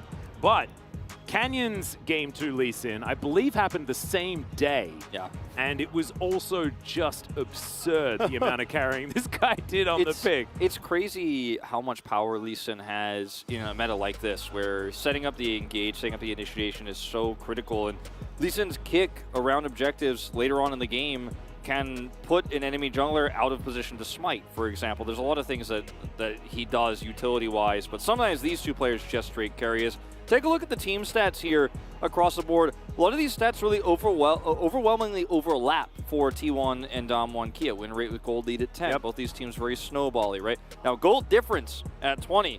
T1 are way ahead. Notice that they're almost 2,000 ahead over just 2 teams. Damwon Kia and Genji will be the second here. It's pretty crazy. It is definitely crazy. However, these are stats that are inflated largely by a team that's not very good at losing. So you have to take it with a little bit of a grain of salt, but that in itself just tells us how extraordinarily dominant this team is. You need basically just look at that 10-0 record to understand that this is the team to beat here in the LCK, and these players have really come together in a way that I didn't even think was going to be possible. Like the renaissance of Faker in that mid lane, I think that he might be the best mid laner here in the LCK. Right now, like, I mean... It's crazy to think, Wolf, because in 2013 you'd say that, in 2015 you'd say that, but like, this is 7 years after that last time. Like, it's just ridiculous. After his performance last week against Nongshim, at the moment, in terms of what we've seen from players across the Rift, like, Faker is currently my lead pick for MVP at the moment for regular season. I think that he has had his best season he's had since I joined as an LCK commentator. He has really been playing the meta extremely well. He was the one who revolutionized how Ahri was played here in the LCK. His LeBlanc is so incredibly good. And the team doesn't even draft around him. He just takes the tools he's given, and he just straight up crushes. It's hard to believe, like you said, that we're in 2022 and saying these same things. No, it's just nuts. I don't remember the last time it was this powerful. And like, he has Gumushi Carrier in his team as well, and we're talking about Faker, so like, it's just nuts. This team is also pretty strong, but do you know where it's based around? It's based around a polar bear in that jungle. Make sure you're following the Damonkia Twitter if you want to get all of the Canyoners of polar bear pictures. They are absolutely adorable. However, the opposite is true on the Rift. Canyon, if you make him mad, he will just destroy you, and he picks up games. Like, we saw KT in Game 1 against them in their last series. Damonkia got obliterated. I was like, oh god, this is a 2-0. They're going down the path of the Gen G. What has happened to Damonkia? And then Canyon's like, no. Just remember, I'm at 900 points in the MVP rankings right now. Like, let me just show you a thing or two. And now he's at 1,000, which has won like player of the game of the split in the past. It's crazy how ahead he is of the rest of the competition. And let's talk about that jungle matchup a little bit. Let's zoom in on that because it is Canyon who is the hard carry for his team against Owner, who's been extremely consistent. Has also been the player who defined the rise for T1. When he came in as the staple jungler, when Danny was fired, they went to an LCK finals. They went to a world semifinals where they were stopped by this very team, one game away from going to that finals against EDG, where a lot of analysts would argue they were the favorites to take it since they had beaten them so handily in groups. It was defined by Owner changing this team's playstyle to rapid fire, to massive aggression, to playing around tempo, to playing around Faker's macro, right? His rise that he was playing so much at the end of summer. He's currently 0-3 on his iconic champion so far here, but it's really just about these junglers, how much they made an impact on their teams at the late part of last year, and how much that stayed the same, how much that stayed true. Across a ton of roster shifting here in the LCK. Yep, that's exactly right. And of course, you were talking about Worlds, like, this is the guy that stopped T1 from making it to that grand final position where they could have been in that better spot, but you have to win all the best of fives to get there.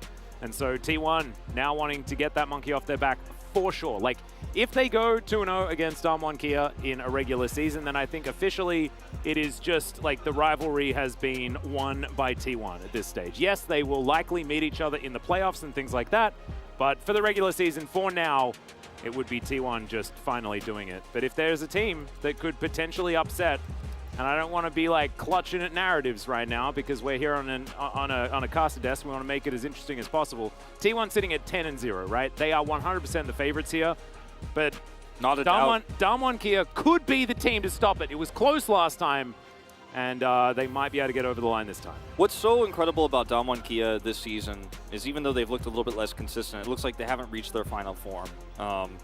But when they win against tough opponents, like their series against T1, we had the first time they played against each other, their series against Gen G, which is arguably the most memorable series of the year for a lot of people around the world, right? The Lehen Singed and all of that.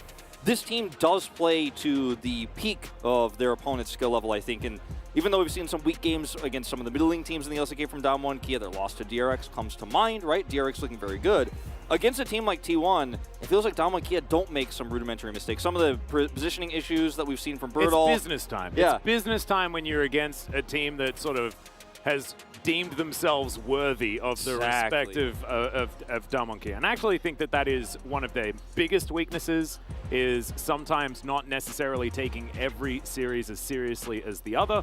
But I don't think that that is going to become a part of this one, like you were just illustrating. So I'm very much looking forward to seeing what Damonkia have planned, because Danny and Zephyr do generally come to the table with some interesting plans. You can agree with them or not, with whether or not they're good, but they often do manage to shake things up. And I actually quite liked what they tried to go for in Game 3 the last time these two teams met, and I'm looking forward to seeing what happens now. It's such an interesting storyline as well with the coaching staff, right? Danny versus his old team in T1. We talked about it last time they met, and Vladimir. Some harsh words were exchanged on Twitter towards Danny as well for some of the T1 staff when they beat him. And you know, it's so interesting, like everything that's intertwined between T1 were so close to having their legacy snatched away. People were saying it's the era of Damonkia, and maybe Damonkia are actually knocking on the door of SK Telecom's legacy, but not this season, not this time. T1 are back for revenge, Yeah. And they're the clear favorites, as you mentioned, in this best of 3. And when it comes to teams that are, you know, trusted with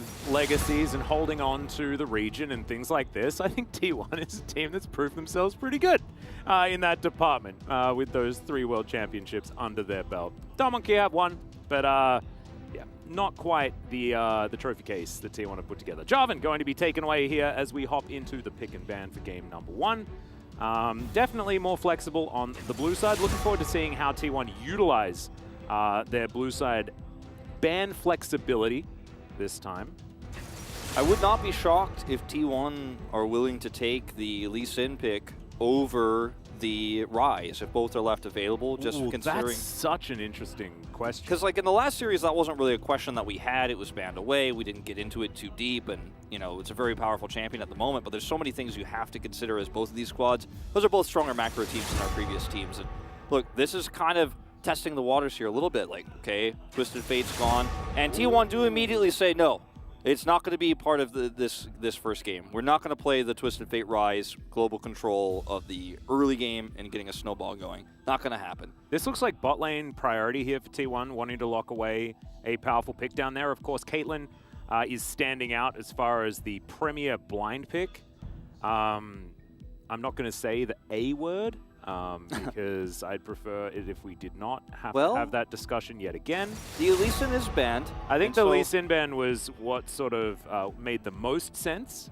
But now, what AD carry is it? Like, do they just Aphelios and run straight into Caitlyn now that Karma has been banned? Like, is that the plan? I think that they do consider a Jinx first pick as well. And that is based on the level of play between these two. But the giving over of Aphelios to Duckdom on red side where he has a support he can pair with it is so problematic because they will take the Caitlyn instead here. So this is going to be T1 trying to control the bottom side like you were leaning towards and trying to get that lane dominance and trying to control the early game for the bot duo of Damwon Kia.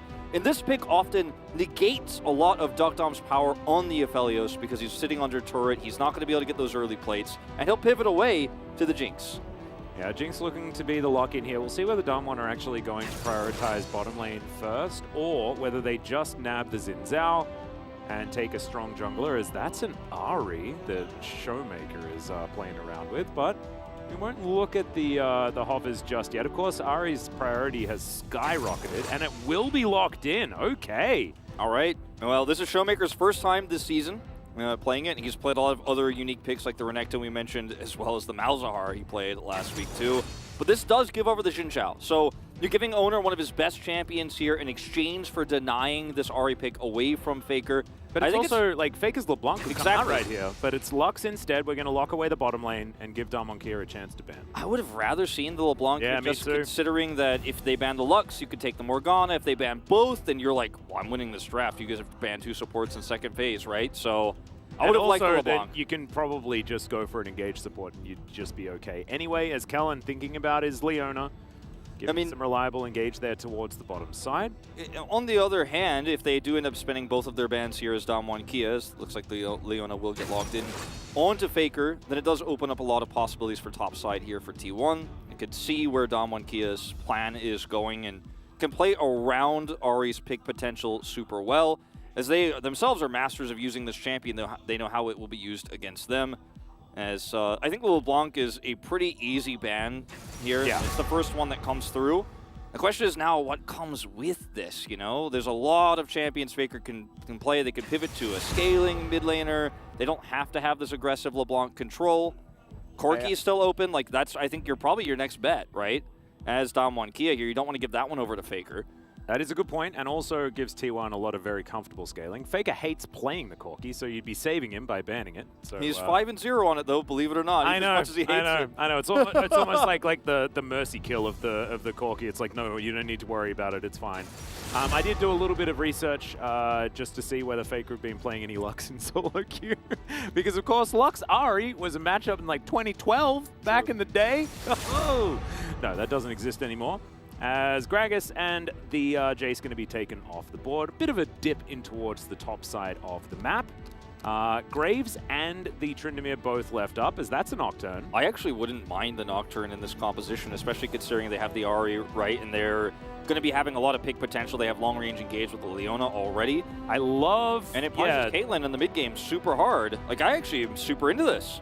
The pick potential angle of it, I think, is really, really cool. This is less interesting, as the Viego is going to come out. Does give you that sort of added incentive to go for more of this single target pick, which I do very much enjoy alongside the Ahri, because we saw Ahri compositions when it's not coordinated in that way just kind of fall flat on their face. Yeah, you definitely need something that can get you those picks.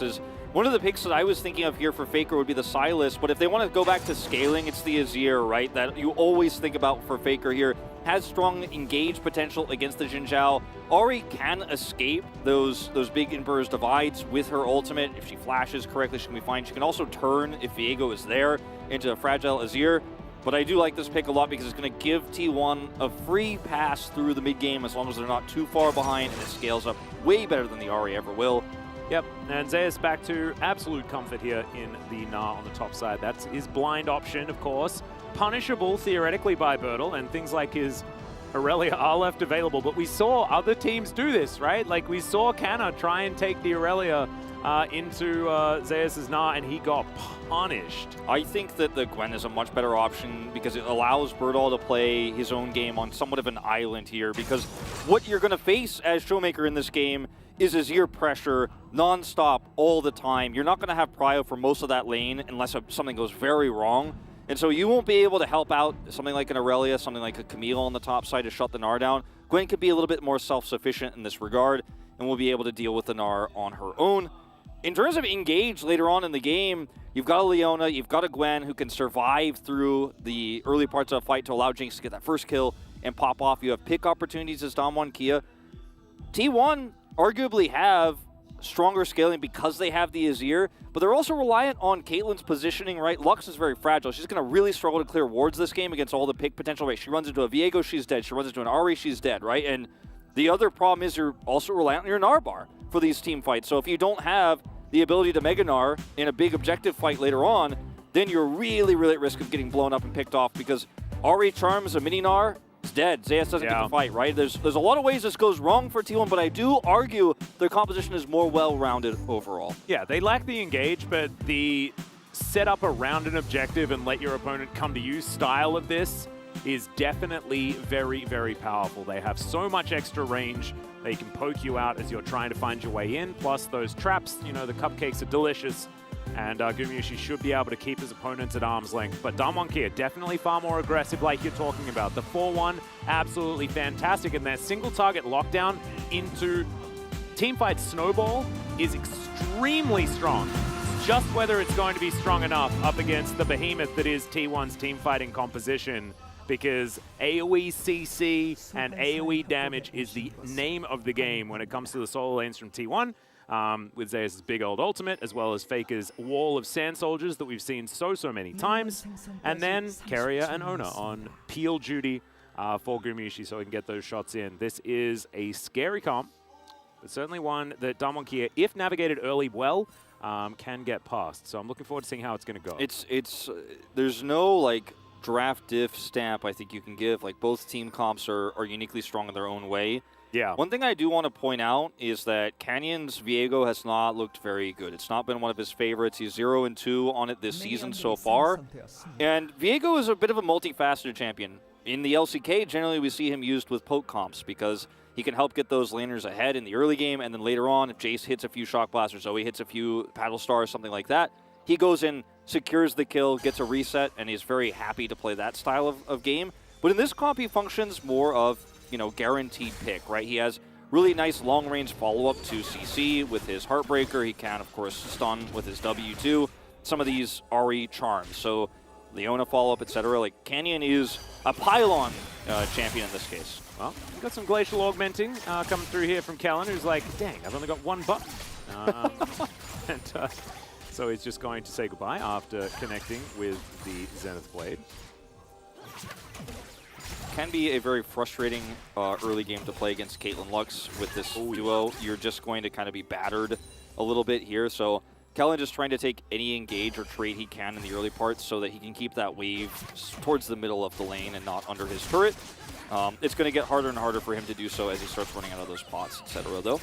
Certainly will, especially if he doesn't keep trying to go in, right? Because the only way that you can win trades is in melee range. So he has to just keep pressing that Zenith Blade button as he's doing right now. The flash immediately comes out from Keria. Kellen already getting work done here in this lane. If you end up dying here, as we've seen actually so many times in multiple Leona lanes with the Caitlyn Lux, if you die early as the Lux or the Caitlyn, you know, if this lane goes bad early, then you really struggle because then your entire point of picking Caitlyn is muted because you're like behind in lane, you're not actually getting any lane pressure done, and you have to sit back. Then your power trough is even longer as well as the Caitlyn, so I do appreciate how Kellen is playing this. He's really just trying to put the pressure on early, force trades out, and they can keep this wave right where it is and feel incredibly happy about brush control here as the Leona and Jinx. Absolutely. Winning that level 2 battle was certainly very important. I have a feeling that T1 should be able to regain control as experience and things like that are balanced back out again, as Faker demonstrating his 74.3% win rate on the Azir. As Azir versus Ahri used to be a matchup, what feels like a million years ago now. And I'm not quite sure who won it back in the day. It's kind of funny to see the 74% win rate on 74 games here for Faker. It's just true. It's the classic Azir, you know, a pick that was often banned against him in the past, even when it was less meta, because he's just so fantastic and famous for this champion. His win rate is lower than you'd expect, actually, because the LCK back in the day had so many great teams. He was always playing against a lot of tough matchups when it was really, really common. True. Right now, Showmaker winning out in this matchup, really putting the pressure down on the Ahri, and of course, has been historically okay into the Azir due to the fact that Spirit Rush can get you out of the way of any swoops that good old Azir will be trying to do with his shifting sand. So certainly is like, it's not going to be that like guaranteed kill threat if you get a flash in mid lane type situation. As both of our mid laners have very recently teleported back towards this lane. It's going to be another cheeky little reset for Showmaker as well. He gathers a book. I'm curious to see how, you know, Showmaker ended up getting that far ahead, because we've been focusing primarily on this Caitlyn Lux lane, as you do, and Caitlyn is allowed to be played in the LCK, but yeah, Azir's range and his ability to chip away at Showmaker I thought would have kind of given him guaranteed prio, but I'm not as familiar with the matchup as you because that one was a really old one, right? And yeah, that's I am also not that familiar just because my brain doesn't work that well, Wolf. It's hard to think back 11.5 billion years, you know? It's just, I think that probably the case of Showmaker hitting a really good charm and having a nice setup with his Foxfire, proccing Electrocute, and getting a really good trade is, you know, he's sitting, you know, down a little bit on CS, but the fact that Faker ended up taking that much damage is huge. Here's a binding. Kellen presses W, and that's going to hard counter everything that they're trying to do. Now he's going to return the favor. Flash out from Gumayusi.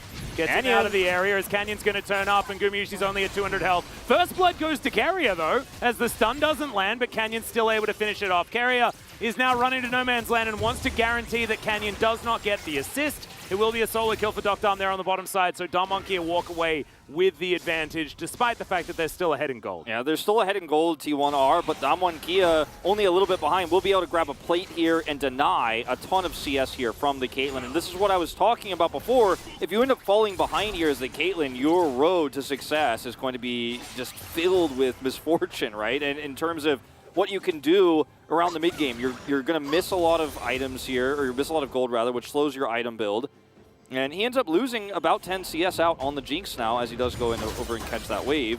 Kellen, he's on a merry journey, isn't he? Up here towards the top side of the map, I believe, unseen, as Mega Nara is going to wear off really soon. Nara into the wall as Kellen gonna Hex Flash his way forward, and Zenith Blade will connect as well. Bertle has some needlework, and Zeus is going to be taken down. That roam was just amazing from the support of Darmonkia. You have a little bit of a breathing room on the bottom side of the map as Darmonkia. You take it hardcore. You go all the way to the top side of the map as Kellen. Know that Keria has to rush back down, otherwise you lose so much control over the lane. So you know you're up there alone. Ends up engaging very well there. Now, because he was gone, and because it is still Caitlyn Lux, obviously this is going to cost them in terms of plates. You get a kill on the top side of the map for the Gwen, but you're going to give gold over to the Caitlyn, who returns to lane. As we go back to this 2v2, started off with a really aggressive binding here, but you're very fragile at this stage in the game, Caitlyn Lux here. And so, as you mentioned, Kellen negates almost everything just by pressing W, and it buys enough time, this extended exchange, for Canyon to come over. Yep, and Gumayushi realizing that he's dead tries to turn back, but not going to be enough. Really nicely played, but I think we're having a look at live at the moment, and nothing really going to be happening as, yeah, this was just Kellen, right place, right time, gets the flash, and also able to set it up for Bertle to come in and lock down the kill. So that's 3 things now Kellen has done this game, right? The first, of course, is we're not done yet. Owner's going to hide. I'll hold my thought on this. Yeah, Kellen going to get slowed down here for a moment. Light Binding does connect as the Zap does not. Gumayushi still trying to find peacemakers here as we've got the re-engage. Flash comes through because the back had already happened. Super Mega Death Rocket and Doctom says goodbye to Gumayushi, and Damwon Kia's bottom lane. This is not where I thought they were going to be smashing him, not going to lie, but it's going real well right now. Yeah, this is like we were saying, oh no, Doctom, you know, his title's taken away from Gumayushi. Gumayushi is like, no, I'm the best AD carry, and he's got that smug smile on his face every time the Korea casters say it. But Doctom now crushing the lane, but 3 things Kellen did very well, right? The first time he got level 2 and controlled the bottom, you know, part of that lane, then turned the first engage there so that Canyon could actually come and get a kill, then roams top, and now sets up another kill for Doctom on the bottom side. Kellen is smashing it on this Leona pick as Canyon is going to pay another visit here. And Zayas, you've got to be so careful, man. This game is about to get way, way, way off the rails if you give another kill over to this Gwen. Yeah, no, it's really rough. Showmaker starting to suffer at the hands of Faker. You can see Faker with a slight advantage when it comes to the gold, things like that. Level 8 now for him. Slight level advantage, I guess, but it's only a few minions as Showmaker does tick over right now. So Faker might be able to come to the rescue here in this game, but right now he's just been farming things up. And Doctom playing very respectfully, understanding that support once again roaming towards that top side, trying to guarantee the Rift Herald as Faker, not going to quite get charmed, does shift some sands around, but not going to find any ultis or anything like that. Super Mega Death Rocket denied, actually, was trying to farm out some of those minions. As, yeah, the zap comes through, and Doctom, don't be greedy, my friend. He does get tagged. So Flame Trumpers are there. At the end of the day, I think this is a big win for T1 because, yes, huge. Damwon Kia do get the Rift Herald, but all the plates that you could ask for going to the Caitlyn, who died first in this lane. It was a losing lane in terms of the 2v2. Kellen. All right, Kellen's going in. Not sure why, as he's going to get taken down very quickly. Canyon's going to turn up, but Faker, he's waiting in the wings. Damwon Kia going to have to win this 2 versus 3 and fast if they want to get this one done, as Gumayushi's in trouble. One last auto, gets excited. Carrier also going to get slowed down, can't dodge the zap. Heartbreaker comes in, and it's heartbreaking indeed. Faker now down to about half health. Oh no, mistimed it. And Faker will survive. Picks up the kill here onto a Lux, but it was Canyon. And Showmaker now trying to get a little bit more victory on the board. But Faker's going to respect it and moves his way out. This is opportunity for Doctom to shore up that plate gold, and this is exactly why Kellen went in. Because, yes, it looks silly in the first part of this, but he's able to lock them down long enough for Canyon to get here. So watch this back and see, as this is actually a while back. This is like a million years ago. I'm like, not actually at all. Canyon's getting red buff. This is the 3rd awesome, amazing thing Kellen did this game. Yeah. Really nice hold there from Doctom, the sniper.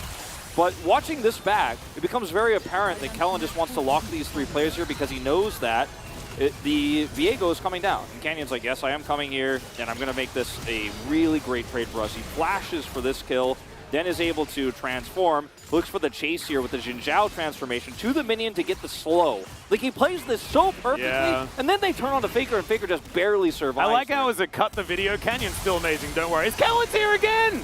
Gumayushi going to get stunned up by the Solar Flare as well, as Canyon's down to 50%, but Gumayushi's on the run. He does put down the cupcake, sidestepped by Canyon there. The Caitlyn's real dead. Can they get anything else, though, or can there be revenge? As Owner comes through and says yes. Manages to take down the Viego, and now Doctom and Kellen on the run. Showmaker here to play defense, but Faker's turned up as well. Everyone answering. It's a 1-for-1 in the end. So the Caitlyn that is 1, 4, and 3 was given a ton of extra gold regardless. So she's more ahead than this scoreline shows, but she's punished a 4th time now by Damwon Kia, this time when the lane swap came through to the top side of the map. So you have a Doctom here who, yes, he didn't dominate in terms of plate gold, but he has so much money in his pockets right now, and we'll back and get some additional items here. But Damwon Kia, where their money is in this Viego and the Jinx, whereas for T1, on the other side, a lot of it is on this Caitlyn, even though it doesn't look like it here. Yeah, it's a bit weird. But it's T1 getting a little bit more damaged on the map structure-wise, but how much will that really matter here is now Gamusi has to play the hard part of the game, right? He's in the power trough and he's vulnerable. This is a pick-based composition for Damwon Kia. He's losing the mid-turret he wants to farm under, and so this is where things get really hard for the Caitlyn. Now, it still survives here for a little bit longer, but I wonder, will Gamusi be able to survive through this and get to the mid-game? Because, look, he's only 36 gold behind, 1-4-3, because of those plates. No, it's insane. It's actually ridiculous. But this is also a part of the game where Damwon Kia are going to be put to the test, right? This is where they need to try and open things up and get these picks. Showmaker, we need to see some more proactivity, things like that, because the fact of the matter is there's still extraordinary range on the Caitlyn. She'll still get to a bunch of items and still do a whole bunch of work, as we are going to check this one out, and I'm not going to finish my point just yet. It's actually a fantastic final spark from Carrier to get a bit of initial damage to guarantee this kill eventually onto Canyon. Yeah, they eventually do trade that one back as well. It's Canyon getting the kill here, and yes, he does die, but a lot of gold on this Viego right now, which is part of why they're just repeatedly, proactively forcing. And Showmaker has been focusing on trying to get some plates here in the mid lane and just laning against the Azir and trying not to fall too far behind. And so now he's finally a little bit more unlocked. And once that turret goes down especially, he's going to be a lot more unlocked to actually roam around the map and actually look for big kills and picks, right? And so this is kind of the Viego show for now, but it will be a little bit of the Ahri show very soon. Yeah, so it's tanking up these minions so that the turret does not give over another plate. And Showmaker starting to lose out here in some of these trades. Gonna have to go home. Faker does have a decent item advantage, so I believe Showmaker's due back, and he is going to utilize it right now. Also, Faker being able to pick up a kill already. Great news for the T1 mid laner. And you can see T1 with a slight gold deficit. They were ahead in gold by just a little bit earlier on, but after these waves have been tidied up, and the fact that Zeus had to go home, does mean that Bertle's being able to catch back up again, things like this. So the item, by the way, that I just noticed he purchased for Faker here is the Leandries, and he's going to build this in this particular game because he wants to be able to, while they're jockeying for position on a lot of these objectives, trying not to get picked by the Ahri, right, the Viego, and the Gwen, while Damwon Kia are looking for those picks and looking for those setups, he's going to be able to do a lot of burn damage in poke in these extended fights, and even in moments like this, right, trying to get prio, he's going to be able to burn these health bars down before an objective. Yeah, I do like this pick a lot because you're not really looking to burst people down at all in this composition. You don't need a Ludens here. No, it's about sustained damage, and I actually really like that. We saw BDD do this as well, I believe, with the Rylai's. I think it was. I believe you're right, yeah. Unless I'm thinking about the Malzahar build, but I don't know. No, I think he did do this. I think it did happen. I think you're right. And I'm not just losing my mind. Is a very cheap second item, does give you that earlier spike. And I kind of like that, because right now T1 sort of needs Faker, who's got a lot of money and is certainly able to dictate a lot of these fights. If Damwon Kia overcommit a target that they can't necessarily finish off fast enough. I don't think T1 should look to contest this, although they have an Azir. He's not in the right position for a big ult, and they're not quite online just yet. The volatility of actually starting this as T1 is so high, if Duckdom gets excited, this becomes unwinnable, basically, so they have to be so careful, and it's actually just going to be an exchange here. Neither team committing heavily here, just trying to get the mid-prio first. Yep. Showmaker also was rotating down. You can fish with charms, things like this. Damwon Kia retained some control of the mid-minion wave, as Shirley is getting frustrated. Everyone keeps waking her up, putting her to sleep again, waking her up. And right now, it looks like T1 have control of the area, at least with that vision. But you can see in the pit, Damwon Kia certainly know exactly what's going on. Keria also shutting this choke point down really well, just non-stop. Now looking for a root, will miss it. Yep. And this is going to be a flip if they continue on this.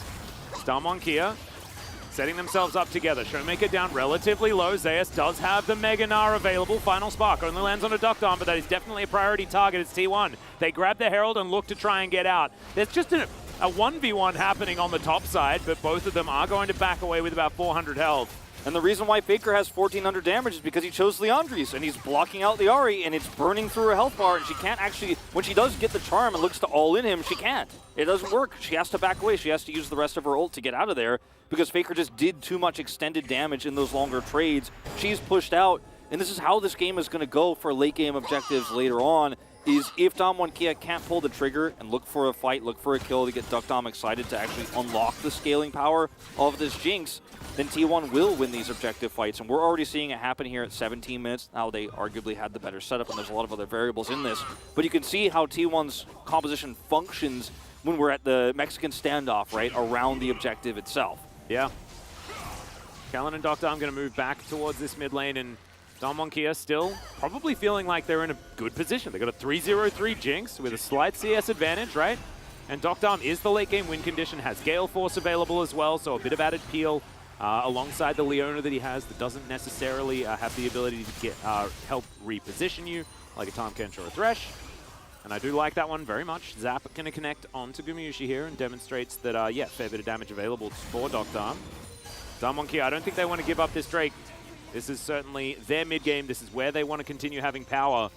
Dom had to clear the wave, is ulted here, and there's a Rift Herald crashing, so I don't know if they're going to have a choice at the end of the day, as Bertol's got a nice angle, but it's do or die time here, Dom Kia. You can't just sit back and wait for this to crash, or T1 are going to have too much control. They're playing it so carefully, so slowly around Bertol. Yeah, and you can see Gumayusi down to 50% health. Canyon tries to slip into the mist, but doesn't really do too much. As Dom Kia pushed back, but Shirley's dealt with. Carrier slowed down by the Zap, as the Charm misses. The Light Binding does not, though. Carrier, nice outplay. Look at Faker just burn these health bars down again. Canyon already at half health. He's just sitting back at the end, almost like he's the AP carry, you know, and he's just eventually going to whittle down those bars. Showmaker as well has no power in this fight anymore, and they have to leave. How many times have Dom Kia been spectators so far? It's been the last two neutral fights. Faker! And Faker is just going to pick up the Jinx. Oh no, it's a disaster for Dom Kia. Both of their carries ripped from the rift as Showmaker is taken down by Zeus. And T1, they were handed a Drake and they're like, oh, no, that ain't enough. But T1's macro is what kept Gumayusi relevant in this game. They played well around getting those plates, right, on the bottom side of the map. So he's not actually as far behind, again, as the scoreline shows. And then in these fights, Faker's using his pressure on anybody who's on the edge of these fights to just Leandry that health bar down. Canyon can't go in for a fight. And then look at actually how Zeus, well, I guess we're going to zoom a little bit further up in this fight to the Faker highlight. But Zeus' positioning was so perfect because he was waiting for Showmaker to go around. Not in this moment, but previously. That actually gave him half of Showmaker's health bar and the Gnar bar. Faker says, I'm going in, I'm going to ult. He's like, I'll get one of them. I'm sure one of them won't flash. It'll be fine. And he was absolutely right. Gets exactly the correct target. In T1, they weathered the storm of the bot duo, you know, fight that was happening in the bottom side where the Leona was dominating the 2v2 very well. And then they controlled other parts of the map, were able to get that first Herald, then wrestle this great control away from Dom Kia. And they make Dom Kia look like spectators, like you said, because Dom Kia need to look for a very specific, very complicated pick-based engage. And if T1 start to just play defensively and chip those health bars away, going in becomes less and less appealing every single second that goes by, and then eventually you're just like, we got to walk out away from this one because we can't win it anymore. Yep, but the more they do that, the more they're just going to lose the game. So oh man, we talk about hard places and rocks and things like that way too much, but we're there once again. We are certainly a little bit pinned. As Showmaker trying to get a little bit of work done to this outer turret on the top side. Canyon in the vicinity. Not going to be able to offer too much from where he is right now. Still, it's going to be some turret damage, which is valuable. And the gold lead, by no means is this game anywhere near decided or anything like that. It's just, from what we've seen, T1 feels to have the understanding of exactly how to execute when these standoffs occur. Plus, they've been able to get in, get the vision. You can see this, like, look at this Baron Pit. This is 100% owned by T1. Yeah, their name is on it, right? Like, they have exclusive rights. So, yeah. You might think that sign at the back says, right, no, it says T1. And this says Showmaker might be dead. He does manage to get the Everfrost down, and Faker's going to take a lot of damage. Super Mega Death Rocket comes through. Oh, but the ace in the hole is going to secure it. Canyon trying to lock down Faker, but no, he just walks away. Not even close, baby, as Zeus walking up towards his team, and he's like, well, I guess you guys don't need me. I'm going to teleport in anyway, as 5 of us will take down the Baron. And T1, they equal out the kills. They claim themselves a 3,000 gold lead, and I have a feeling this game might belong to them. Bertol is looking for Faker here, but if he goes too deep, he's going to lose out. Faker can sit so far away to do his damage. Yeah, look at the root! The light binding is so good from Carrier. Kellen taking a lot of damage here as well as Faker just tidies up the Jinx. That is going to be the ace.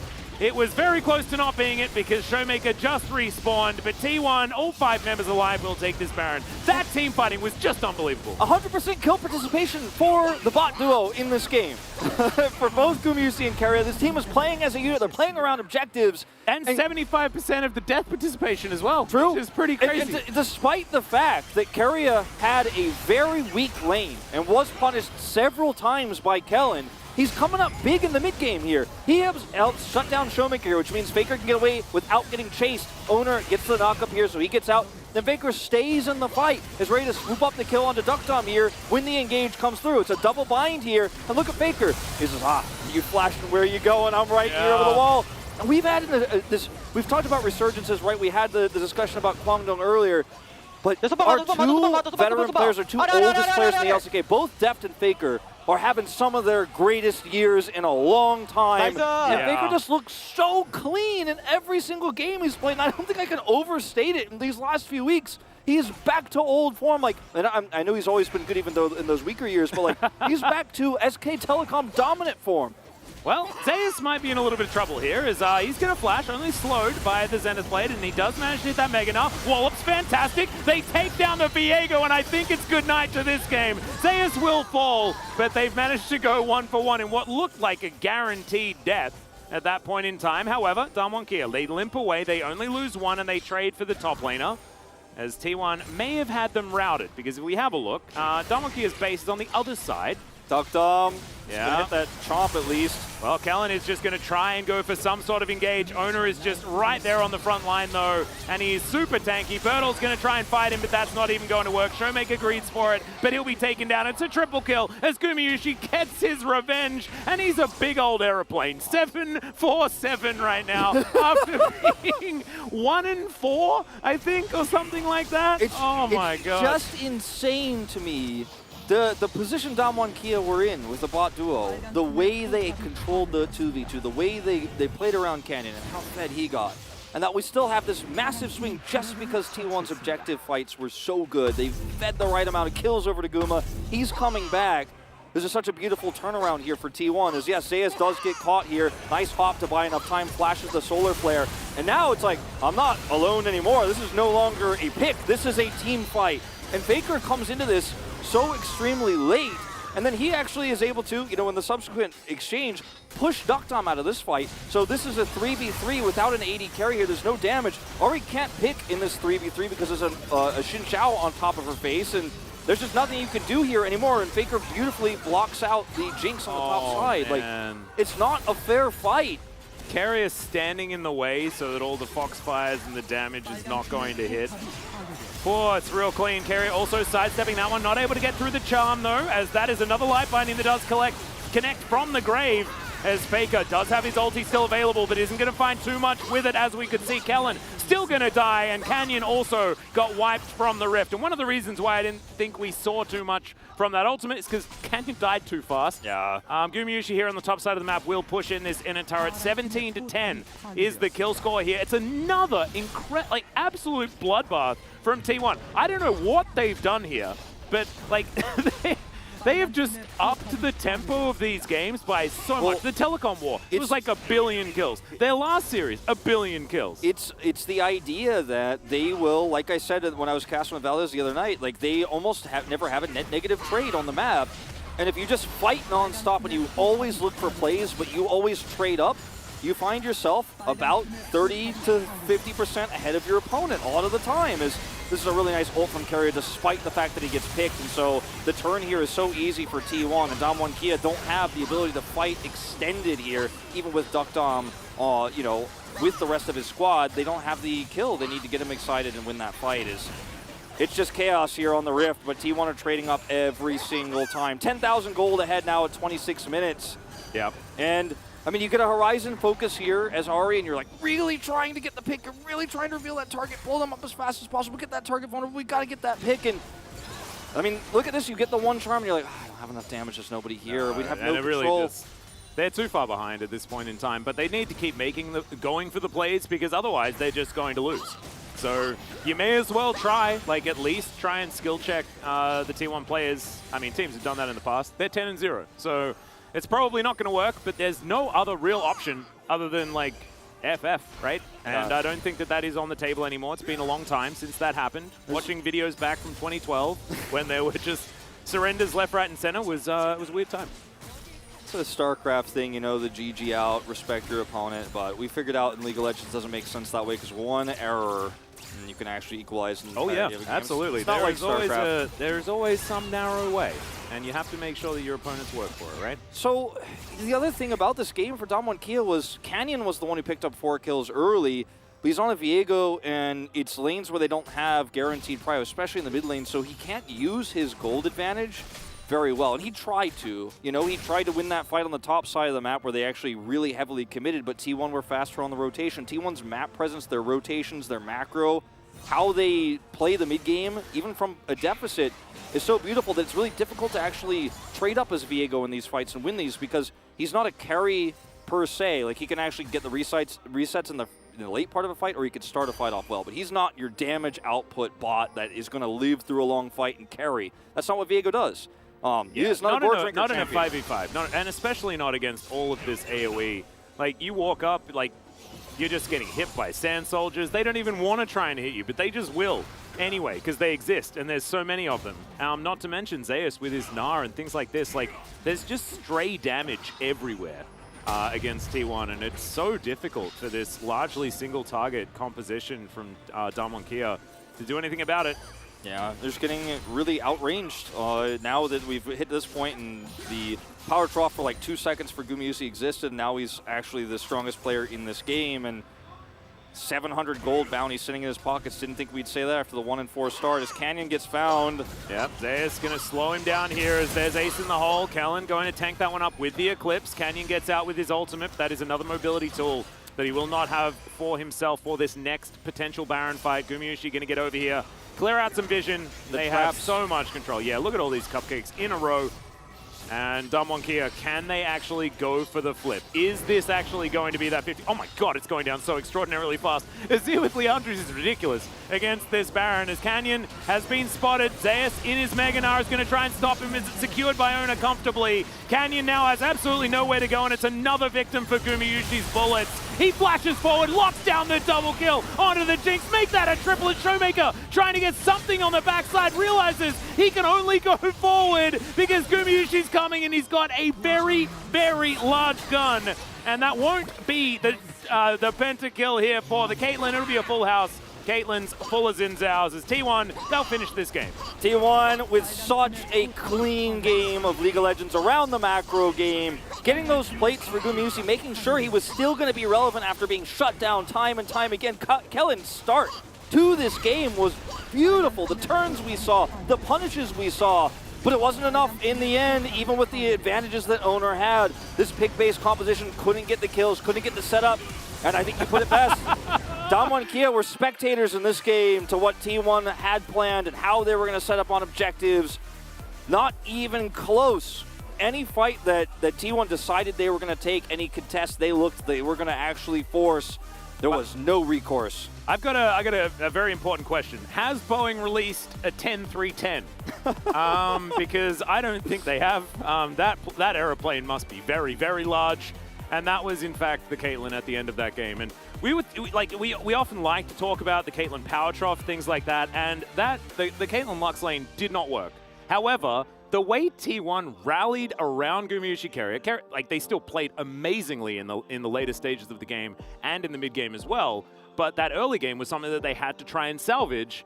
And they absolutely did. Yeah. So incredibly beautifully. First, they funnel the money in with the plates, and then they rotate around, they start some fights, and they allow Gumayusi to get a bunch of the kills and get him straight back into it. It's so beautifully done. The Azir and the Caitlyn punished so much of the range issue that Damwon Kia had. On top of that, you know, they've got a Viego, and Viego struggles against light bindings. He's not going to be able to fight very well when he's slowed, rooted, or being poked down non-stop as we saw Faker do. I think we're going to have a very split vote in POG here for this one because everybody had a part to play. Like every single player on T1 did I don't everything know. so well. I actually don't know. It'd be Faker, Gumayusi, or Carrier, I guess. The fact that Gumayusi's mental state in the game is why I'm largely giving that vote. And Carrier, very similar point, but also his light bindings were unbelievable. And Zeus managed his Narbar so well, he'd or in brushes where his opponent couldn't see him, where they knew they had vision control, and actually looked for picks and was even able to get a solo kill in a brush. Like, everybody this did everything team's good. so right. Yeah, this team's good, by the way. That's sort of, I guess that's where we're going. That's what I was getting at, you know? It's like, that's what I'm trying to say. Like, look at the damage. It's actually absurd. Carrier does more than Faker and Ono. Okay, give it to Carrier. Give it to Carrier. I mean, everybody did so much this game. Like, so even though I said there wasn't going to be a mid-Lux, there actually kind of was in that game. That is just, that's so dumb. Like, that's a lot of damage. I think Damwon Kia, the game 2 starts with a new draft because this one wasn't it. We're going to have to see less priority on the Ahri, I think. Showmaker needs to be given a position where he can contest objectives, not look for picks, because even with a fed Viego, they couldn't figure it out. They couldn't get the mid-game to stick, and they got out-macroed, out-rotated by T1. And I still think we could have a 3-game series on hand. This is one of those games that gets out of your control. It gets bogged down on by the range issues that you have. So could be a 2-0 stomp, but it doesn't feel like that. I think we'll have Damwon Kia draft differently, and I'm hoping for a game 3 here. Yep, and Damwon Kia now have the opportunity to move back to blue side. They might be able to get that priority pick, but we are going to go to a short break. When we get back, it will be the analyst carpet space to break down that T1 shellacking.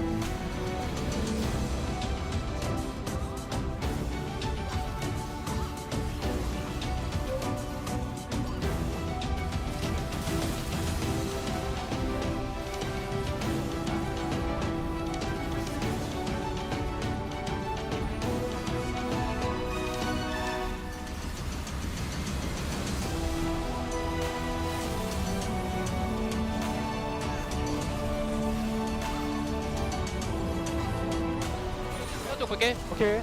나 살짝 가줄 수 있나? 그냥 가면 될 것 같아. 나 점프 1초. 아래 맞아. 위에 이겼어. 위에 이겼어. 아래 맞아, 아래. 볼게. 아래 맞을래? 아래. 야, 아래 사기만 좀 할게. 안주. 센터. 안 돼. 개마. 다행이다. 탑. 시야가 없어가지고 한거 안주. 야, 끝나냐? 끝날 것 같아. 오케이. 내가 개쫄아가지고 2레벨 뺏겼어. 근데 원래 첫판이라 국룰이야. 1대1한 덕이겠네, 사영이 형이랑. 살짝 쫄았다기보다는. 이가 근데 어이없게 낮긴 하더라. 그니까. 나 비에고. 야, 비에고 노프에 노공인데. 나는 비에고 간다 말했다. 버려. 비에고 노프에 노공인데. 나는 비에고 바탕 간다 말했다. 근데 비에고한테 섀도우 복싱을 너무 했어, 초반에. 그래? 그냥 2렙. 근데 저거. 야, 끝내줘. 이제. 에바지.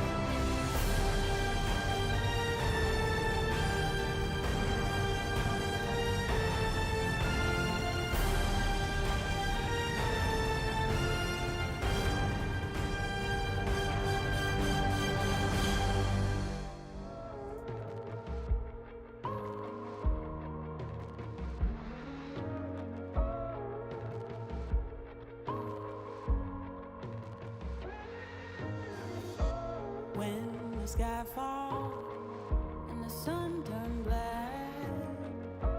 When the earth halts, then don't look back. Hold me closer. Can you feel my heart? We can conquer and win back all. The tide is changing, floods are coming clear to see. The page is turning, can you feel this energy? Light breaks through the darkness, they are fires in the night. Nothing can break us when we rise. We run on the edge and across the flames. The world we knew is not the same. Feel your soul, feel your desire. We walk through the fire. Leave the space and watch it burn. Let the king and queen return. See the sun so bright and high. We walk through the fire.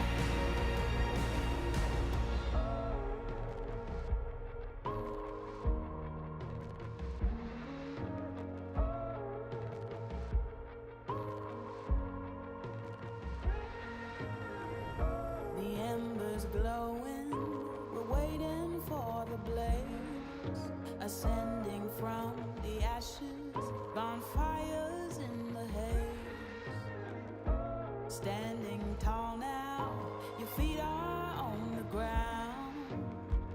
You fought your demons, nothing breaks you down. The tide is changing, floods are coming clear to see. The page is turning, can you feel this energy? Light breaks through the darkness, they are fires in the night. Nothing can break us when we rise.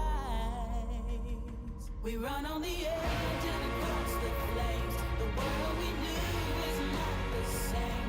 Feel your soul, feel your desire. We walk through the fire.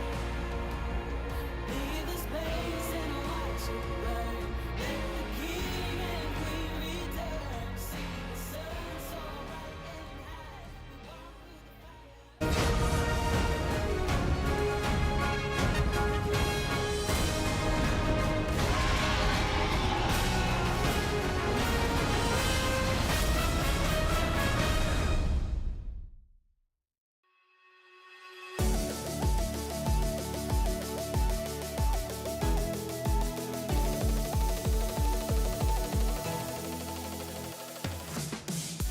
Hello, everybody, and welcome back to the Analyst Carpet Space. It is me, Valdez, with Chronicler, and man, we had an action-packed game in that first one. T1 and Damwon really dropping the gloves for this one and not holding anything back. All starts with the draft here, Chronicler. What did you think?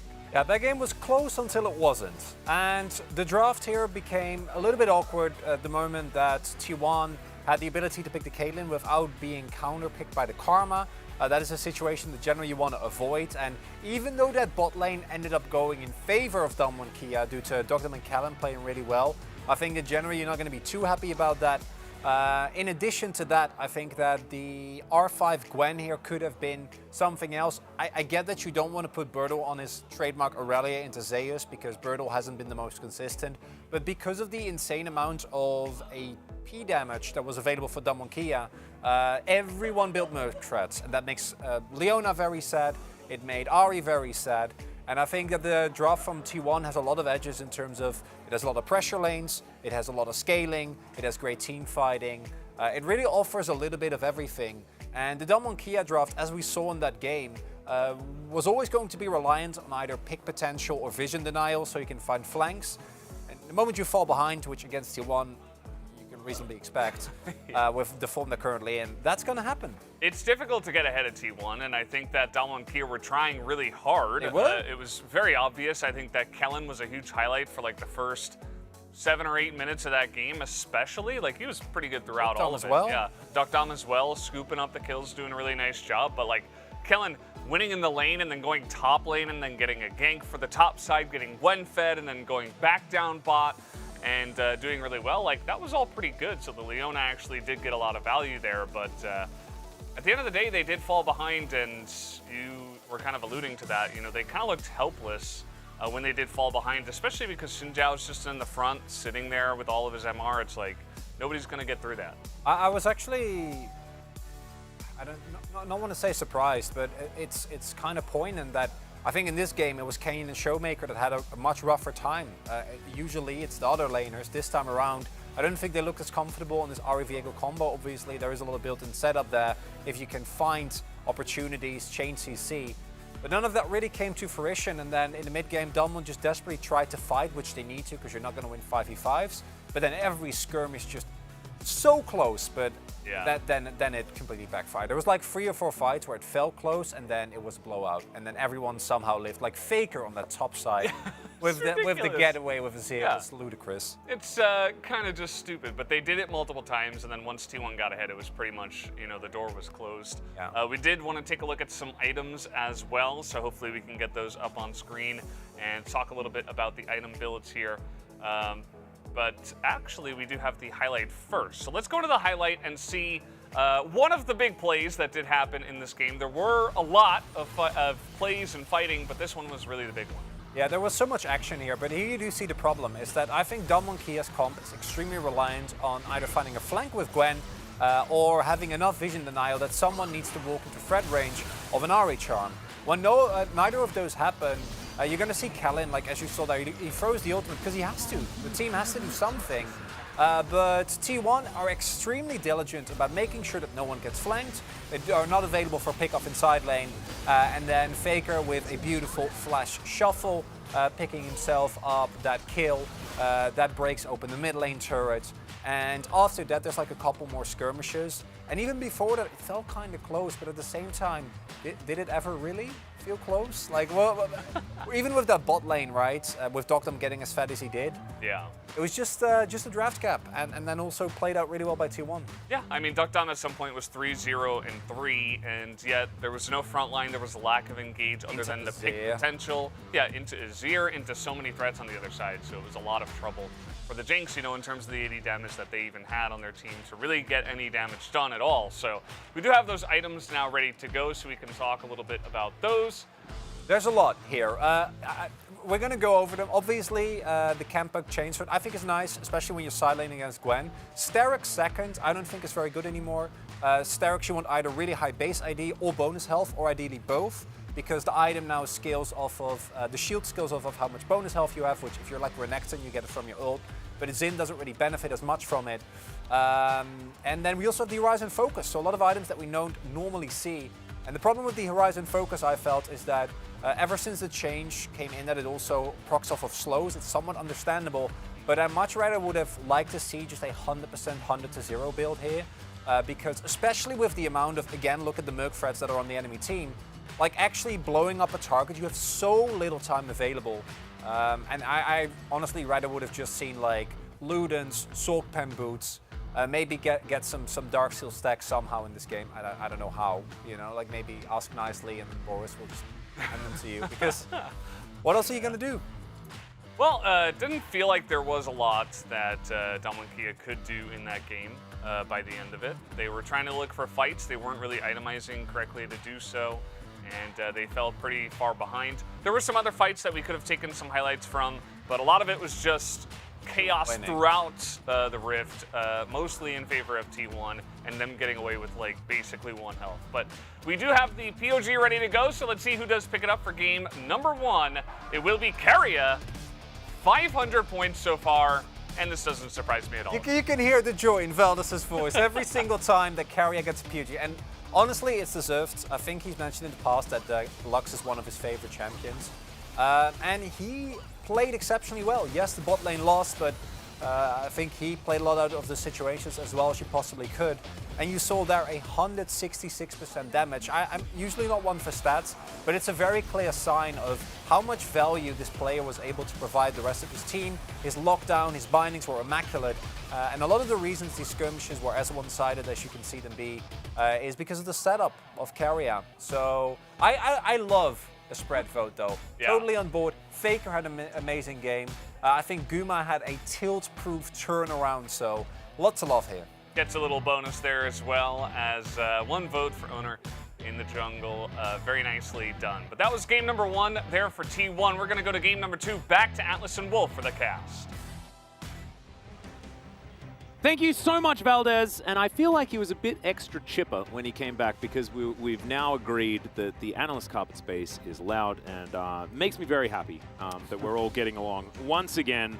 Also, congratulations to Carrier. 160% damage per gold is very impressive for a support Lux player. And every time he died, he had like a double root, an E-proc, and an ultimate. And so like, I mean, that's basically like the caster rule, right? Yeah. If you put everything on cooldown before you die, then there's a high likelihood that something okay is going to happen afterwards. Like, T1 was so willing to sacrifice Carrier. They were willing to sacrifice trades and team fights to actually get 1 extra advantage, 1 extra benefit every single time, which is why it was a 50% better kills for them that game, and every single time we had a big cross-map play, like they ended up getting a slight lead. The fact that a 1 in 4, Caitlyn is the one that's even with a 3-0-3 Jinx is just proof itself. It's all the proof you need is to T1 being the best macro team here in the LCK. And I think most people would have said that back in summer, and when they even entered the summer finals last year, most people were saying, okay, it's a better macro team, but ㅣ2022's team fighting is just too good, right? And now it's like, T1's team fighting is really good. The macro gets some gold advantages. They were the big favorites coming into this series. Like, we will not tell a lie. I know 4 times back-to-back ㅣ2022 LCK champions, what they're looking for this season, but T1, 10-0. It's a tough scoreline to walk into here. There's the Ari, man. They're just taking it away. Yeah, it's not going to be an issue for ㅣ2022 this time around. You can take that whichever way you want. That will be the first ban. Take it away from Faker. He has been defaulting to this pick. Still plays it a bunch in solo queue as well, so understandable that that has been removed. Twist of Fate, often our red side ban, and definitely one you have to look at when it's Showmaker and Faker. And Caitlyn going to be taken away by blue side, so not wanting to actually opt in for that one. Looking for a different first pick, and Lee Sin is kind of coming to mind because Canyon's Game 2 Lee Sinning has been just dumb. Like, it's ridiculous. If Ryze is left up, they will definitely pick that. I think Ryze is easy to ban now with the Aphelios ban. You know, you do leave Caitlyn open here for Duck Dom if you do go down that path, so we might alternatively see the handshake where you ban the Caitlyn and then the Ryze and Lee Sin are traded, but they will ban the Ryze, as I was expecting. And there's the Lee Sin. Yeah, Lee Sin was sort of what I was thinking about immediately, but a Jinx pickup could have also been pretty strong there. They also could just play Caitlyn Lux again. Oh, Caitlyn's banned, my bad. I didn't realize that was actually the case. I was looking at right side, the red team usually being the one to ban that, and so it slipped my mind. But they can go down the Jinx path, right? Jinx Xin Zhao here is a very strong setup, as Owner always hovers the Nidalee just to give everyone a little bit of hope, like we might see something non-meta, but then he will, of course, lock in the Xin Zhao. And also, it doesn't give me hope. It makes me feel uncomfortable. I'm not going to lie. Please stop. Please stop. As look at his face. Look at his face. He does it every time. Yeah, it's like, we knew you were going to lock in Xin Zhao. Okay. Anyway, the Xin will be locked away. The understandable pickups. Now, I'm thinking Showmaker's LeBlanc is likely here. Yeah, I would say so. LeBlanc Jhin is probably the meta choices. You could go for, I wasn't going to say the Ezreal Karma, but that's also open. Karma, okay. I was going to say Yuumi is also a possibility with the Jhin if you wanted to go down that route. You've got the Lee Sin with it, but Ezreal Karma Lee Sin is a very strong composition here that ㅣ2022 have. I knew the carrier was going to do the Kench. It's a really strong pick here into what ㅣ2022 have shown so far. It's supposed to not be good in lane. It's not going to be good in lane. But when carrier does it, it tends to be good in lane. We'll see whether it can be against Dom and Kellen, of course. Very difficult opposition, and did do fantastically in the laning phase in Game 1. So, may not be as much of a free pass, but T1 love this Jinx Tahm Kench lane. So, the Ezreal Karma duo that's picked up here means that Showmaker is not going to get us LeBlanc, right? That one we knew was going to be the case. This is kind of permabanned at this part of the draft so much right now with the priority we see on bot duos. And so that's gone. And It's sort of a double-edged sword, though, because Faker has had some of the best LeBlanc games that we've seen this season as well, so... I don't find it to be too bad here, because this is what you have to do as Damwon Kia. You have to ban the Azir, and you may even just go ahead and ban the Victor here to stop T1 from shoring up their late game, having 2 great damage profiles to compete with the fact that Ezreal's range is going to be such a problem later on. His damage is going to be amazing. I wonder whether we'll get the Prowler School Ezreal. I think it really depends on whether T1's comp finishes out in a way that makes it viable, makes it make more sense, because I don't expect it at this stage, but... I know Gumayushi hasn't been playing it. He's played a few Ezreal games recently in solo queue and things like that, but hasn't been building it. It's been the mythicless Ezreal, Essence Reaver, Muramana type situation. T1 can grab the Graves or Tryndamere here. I think, the fact that the other is open makes it a less appealing pick here, but I think if T1 gets the ability to pull Damwon Kia around the map, pull the attention of Lee Sin away from objectives, that is one way they can really find a lot of strength. Could also, of course, just be the very standard pickup here on the top side with Scissors Girl, whose name is eluding me right now. Yep, Gwen. Gwen, yes, thank you. I don't know why that was like not. I think that was the same girl that that didn't go to a graduation. Yes, and she's back again. So, how did she get another ticket? So the Victor here is now the shored up damage I was talking about here with T1. And I think if you just take something that can side lane extremely well as T1, you're going to be able to run Damwon Kia around the map. I do like this Akali pick a lot though for Damwon Kia. Could be blind, which is dangerous. I'm expecting T1 just to lock Nah, especially if Gwen comes in, right? Like, Zea's already had a decent time. As Akali does, not necessarily win out in the laning phase, but it's not exactly Akali's MO. She just likes to get towards the mid-game, eliminate a priority target. A little bit more difficult with the Tahm Kench. Damwon Kia thinking about their last solo lane choice. So, we've got, once again, some double assassin-y type, flanky type situations here for Damwon Kia. Definitely a composition that is far less front to back. I do 100% expect another Nah. I think that Graves is a really strong pick here, though. Oh, that's true. Because he can hull break into, either of these solo laners very well. Give me the cannon. It's a lot of magic damage, but it is going to give you really strong engage and will help stave some of the pressure. It will be the choice. I love me some cannon. Cannon is so rare right now in the LCK, even though it's seeing play in other regions occasionally. It's just also a niche pick outside of the LCK. It's very uncommon to see this, but when you have the Jinx and the Victor, and you have this long range that could follow it up, you feel very good about your ability to just engage, set up for the fight, get that first, reset for the Jinx to get her excited proc off, and then she's going to be able to carry the fight for you. But it's a very fragile top lane. The reason why I thought the Graves would be great is because against the Akali, against the Gwen, you build Hullbreaker, you can side lane very freely, you're never really going to be under threat of dying. T1's composition is so fragile into Ezreal's damage, and now I think the Prowler's Claw build for Ezreal kind of makes sense. You could actually go into that. You have the Akali to get those early squishy kills in a team fight. Yeah, I actually am really leaning towards this composition here, just because I think that there's so many ways this goes very wrong for T1 if Damwon Kia play out these mid-game fights well. The composition of T1 is so reliant on perfect engages, great team fights, nice setups, and it's so fragile. I think Damwon Kia also have similar issues though, right? Because it's very short range. Yes, they can skirmish, and like the chaos and things like that are going to be very good for them. But they're relying on getting vision control, making sure that Canyon can find the flanks, do those huge plays that we know that he's capable of. If the game gets out of control, absolutely, Damwon Kia's comp snowballs so beautifully. They have pressure on the bottom side of the map, but I feel like mid and top will be shoved forward for T1. Owner will have so much space around Rift Herald. He can collect that, bring that bottom lane, and then all 3 lanes are feeling pretty good as far as getting around the map and getting work done. And then in the late game, there's not a lot of extra physical damage on T1's side, and Gumayushi won't have too much armor to get through. It's just going to be a real scary time if that Jinx is unchecked. Yeah, that's the thing. And a lot of the strengths and weaknesses of the comps, as you mentioned, is going to be based on Damwon Kia's tempo. Oh, I guess we'll have a little bit of extra time to talk about it because we've got to pause. Bit of sepia mode. I do like a bit of sepia mode every now and again.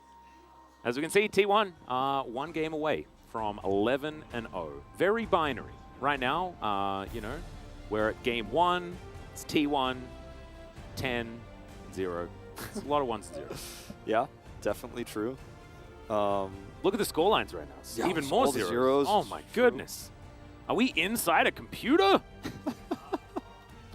Yep, Faker. I don't know who's actually had the issue right now. I kind of miss Spo TV and their issues, but we don't do that anymore. We rely on the commentators to let us know what the issues are. That is the Faker's Vladimir win rate poster from that guy at the back, just making fun of Faker for not having a great Hemomancer win rate. He's got some other champions that are doing pretty well, so I think we'll be okay. He really does. He and Showmaker actually have very wide champion pools right now here in the LCK, but neither of them have played the Vladimir, sadly. Yeah. Not this season. I think Showmaker was one of our better Vladimirs back in the day. It's been a while. Of course, it was him and Nogari that would flex that one around, I believe 2020, 2019, around there, when Vladimir was ludicrously powerful. Sign is very creative. It just says win on the right side there with Damwon around the edges. All right. It's a pretty simple request, but you know, sometimes you got to make it real big so they can read it. You know? Yeah. Can you imagine just an English sign that just says win with like Damwon around the edges? That's basically what it says. I mean, it says Damwon and then Damwon in Korean, so yeah, that's just actually all it says. Cool. I do think that the crowd that we have today is pretty incredible. I mean, besides the seats that are not allowed to be occupied for player safety and stuff like that, I don't see a single empty seat in the arena. Like everybody who got tickets classic, showed up. Yeah, it's the T1 scenario, right? As soon as T1's there, it is always full. Basically impossible to get seats. If you are looking for seats to a T1 game, make sure that you've got someone with insider knowledge or something like that, some way of sneaking it through. I don't know, maybe, no, I'm not going to throw anyone under the bus or anything like that. Yeah, it's tough to get tickets sometimes. I will say that's one of the worst parts about the LCK is it's just so popular, you know? It's it's so hard, isn't it? Yep. It used to be that we could get tickets. I don't even think we can anymore. Like, as like employees, like an employee bonus of like, can I bring my brother to come and watch some LCK? I've never asked because, I mean, I mean, I don't have a brother, so I never asked for that either. My sister's not interested. Yeah, none of our siblings are in Korea, so I do think that it's cool that we do have the fans here now, and despite the fact there's some rules about like yelling and stuff like that, it does feel like we've gone back to a real when the fan chants come back, we'll feel like we're back. Yeah, because like at first it was, when I first started casting LCK, I was casting from home, and then it was casting from Lal Park with no audience, and then it was casting with like 40% audience, and now it's like full audience but no fan chant, so we're like just one step away. Yep, you're almost there. I'm hoping you're almost at the full experience. It's not up to me, you know, et cetera, but like I'm hoping we have a big audience for the finals. I hope we actually get an offline venue. It's not up to me, so yeah, don't blame me. Don't you know, say that Wolf said there was going to be an offline venue. It's not up to me. I'm just saying I'm hoping. Fingers crossed. Yep, I'm looking forward to it too. I'm not sure where we're going to do it for the spring final, but hopefully it's going to be a cool place. Would like to travel around just a little bit, you know, see some of the other venues that we have been, as not sure whether that is the Genie from Aladdin or Rise, but it I'm going to say that it's the Genie from Aladdin. It says fake because his beard's covering his R, so, you know. No. I figured it out, guys. I figured it out. No. Not real. It's not a real Genie. Did he spray paint that? Very interesting. It looked like it, yeah. Well, Canyon, spelled with a lot of A's, couple of N's. Good. That's a very that's not the cute polar bear. Someone needs the cute polar bear. Now I think we need to educate some of the fans. The tri-code for Damwon has changed to DK instead of DWG. Oh, that's true. We'll need to catch him up on that. Yeah, there's been a few of those DWGs out there. I'm like, yeah, well, that's changed. DK over there though, he knows. Yeah, there's no SKTs though, so thankfully we've nipped that one. It's absolutely fine. Yeah. And another DWG. It's a beautiful picture there. Still incorrect. Yeah, I'm just trying to put it out there. Yeah. Speaking of DW, did you ever watch the Arthur series? Yeah, of course I did. They just had their series finale. The show ended like yesterday. Oh my god! Yeah, I actually watched it thought last that night. it probably finished a long time? No, it just ended like yesterday. Wow. I just thought to let you know. Did you watch the last episode? I did. Was it was really very, sad? It was very heartwarming. Aww. And they got the original voice actor to do like the last scene as well, even though he's like been gone for a long time in the show. Oh, wow. Yeah. I haven't watched that show in like decades, but I saw it on my Twitter feed and I was like, you know what, I will watch the last episode. Yeah, I want to now. I actually really want. I feel like no one in our audience actually has any idea what we're talking about. No, everyone does old. because of the fist meme. Yeah, the fist meme, everybody knows that Everyone one. knows that one. And everyone doesn't like DW. Isn't that a thing? Yeah. Yeah. Well, that's what DWG, you know? She was one of the old Gs. But DK now, fans. Exactly. And everyone likes DK because it's Donkey Kong, and it's probably one of the best video game series of all time.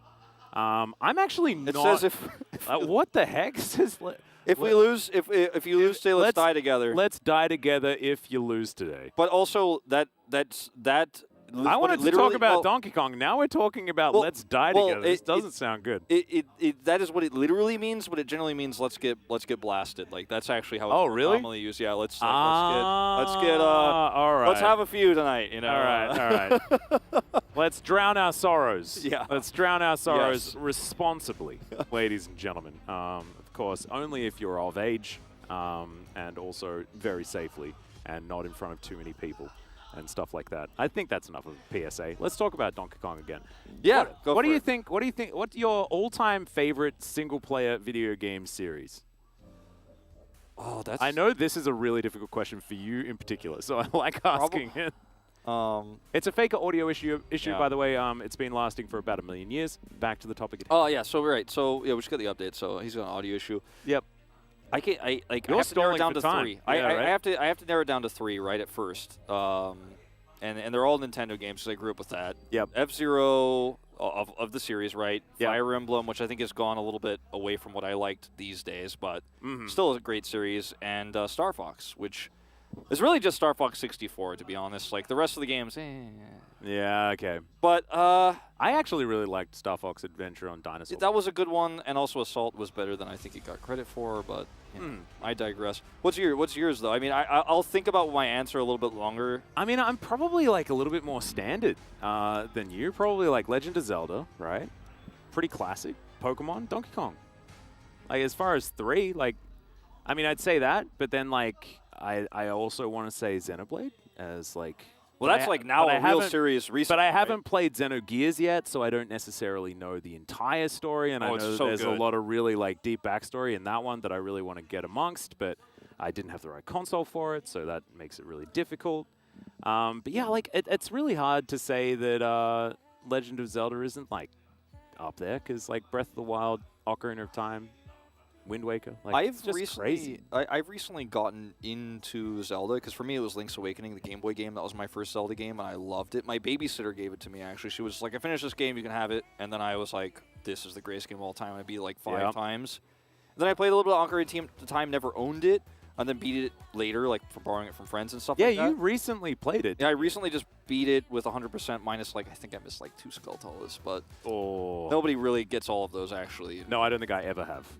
And I've played that game like 100 times. I then recently played A Link to the Past for the first time, and then played Ocarina of Time, and as you've made fun of me for before, I have never played Majora's Mask, and that's on my list. It's coming out on That's a Switch travesty. soon. That game is just beautiful. It is absolutely fantastic. I'm in the middle of playing Banjo-Kazooie right now and getting 100% on that. Much easier than I thought. Hell yeah. How's Rusty Bucket Bay going? That's where I am. And it's not fun. It's not fun. I went up to like 50 notes last night, and I'm like, oh, well, I'm doing this later. I'm not playing this anymore. Actually, as far as like game music is concerned, I actually think Banjo-Kazooie has the best. It's like the same song, but so much better every time on every level. It's just, it's crazy. I know, it's so good. And also the names like Bubble Gloop Swamp and, oh man. Oh, I just love it. That the game's voice so acting good. or mumbling or whatever you want to call it. Oh man. Imagine like casting a team fight as like a Banjo-Kazooie character. Which one would give the most hype? I imagine Grunty would probably give the most hype. Well, I feel like Kazooie. Grunty is definitely like the pundit, right? Like, Yeah, right. Grunty like knows all the players' backstories. Yeah. Banjo's the new caster who's coming in. He's still trying to figure it out a little bit. Yep. And Bubbles is just trying to get everyone to get along, you know. And Tootie's typing on Twitter about what's going on. Tootie's taking a selfie somewhere. Yep. Bottles' brother, Hera, by the way, is what just happened. That was pretty cute. Bottles' brother, the like military mole. Oh yeah. He would be like, he's Caster John. Like. Yeah, he's definitely the boss man. He is definitely the boss man. We got Caster Lee today. He's come over to help us out. Actually did a few events with him. You would have as well. The guy is multi-talented.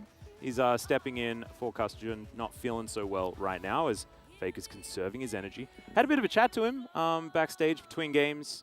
I think that, you know, our feelings about the meteoric rise of T1 are shared with that of the Korean side of the broadcast. Everyone's like just wondering how the heck Faker has managed to come back to a renaissance in his career after like 7 years. It's just... And the reason why Caster John and Cloud Templar are not actually here today is because they self-tested positive. They're waiting on PCR results. And as a result, last minute, Caster Lee Dongjin came in. He's the main caster, not commentator, like play-by-play for the Challengers League. That's his main gig. But as you mentioned, he does a lot of other shows in Korea. So he's actually doing his first LCK broadcast, so he must be very excited. He's also a veteran caster. Like, he's not a young caster. He's it's actually, it's pretty ridiculous that in an emergency, their option is, commentator with 20 years experience. Okay.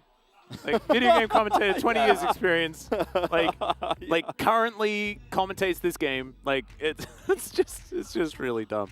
I mean, we're kind of lucky as well. I guess we've got Achilles to potentially come in if we're not feeling so well, but he's not casting League right now, you know? Like, he's a bit of a Valorant boy these days. He's actually casting Valorant as we speak. Yep, so he would not be able to come over. Very interesting that he's back at the Sangam E Stadium as well, which is really, really cool. Yeah. Is it not called that anymore? Because, of course, with OGN it was called that, but now it's a different name, maybe? Because it was like the Esports Arena before. It has like a few different names. Esports Square, I think it was also called. I don't know if Afrika actually renamed it or not, but I'm sure Achilles will let us know one day when we ask him, because he's not listening to us. We could call him. I mean, we got time. I don't know why this audio issue is taking 600 years. Yeah, it's quite unusual for an audio problem to not be resolved at this stage. Yeah, I don't know. Maybe someone, like one of the fans made a request. They're like, I mean, come on. We had to wait in line to get this ticket, you know, like give us some time, and T1 were winning too fast, so put in a request. Can we just pause it for like a while? So maybe we could just call Achilles, but he's on broadcast, isn't he? So, yeah. Hang on. It would be fun to call him. Let me just check. I'll just check the stream, see what he's doing. I have the power to do that. Yeah, no, he's working literally right now, yelling about some shooting of each other that was happening on the screen. We're not so fortunate to be able to actually talk about the video game in question at this point in time, because we have been stalling for a very long time. Yeah, although I am a little bit happy that we're not doing the Western esports thing where we just like put the draft up and talk about the game forever, ever.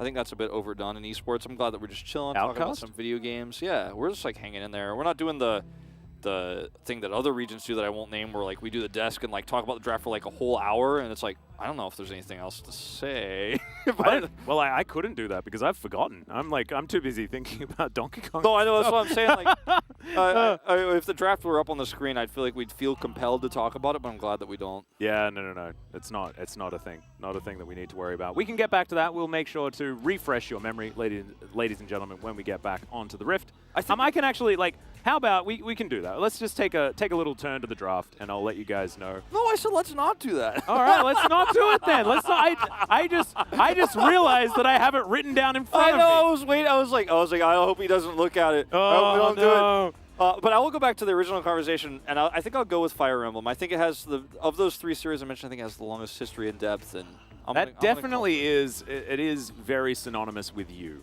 just in general. Is the Fire Emblem. As I think that we're going to be coming back. Hello everyone. The lights came back on again, so that's how we knew. Does this mean we're in trouble? Parakeeting again. Oh no. The good series always gets you. Yeah, it really does. Does this mean we're in trouble? Like if we're like on camera, the lights are on. It's like quickly. Just read through the draft.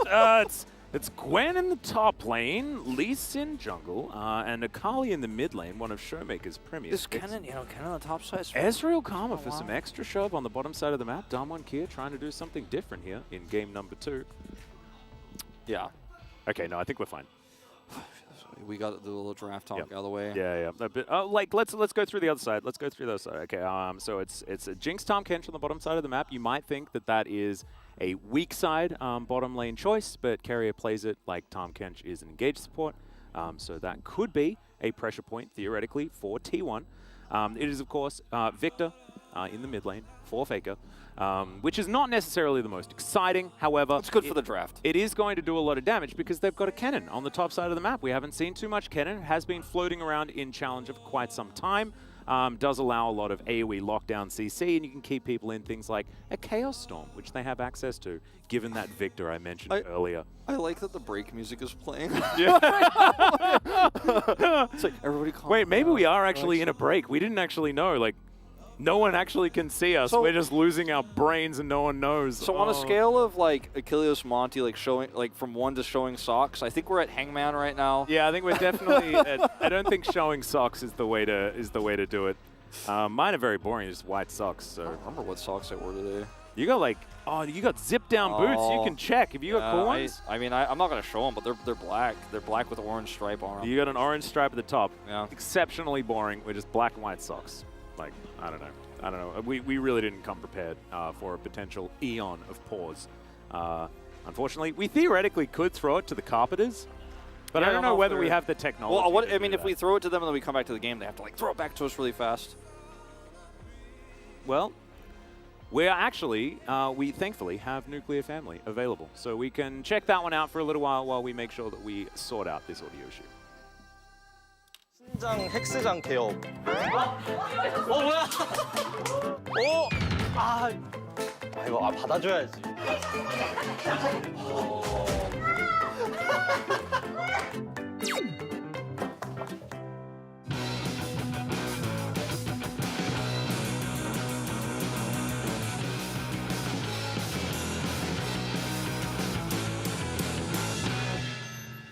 네, 안녕하세요.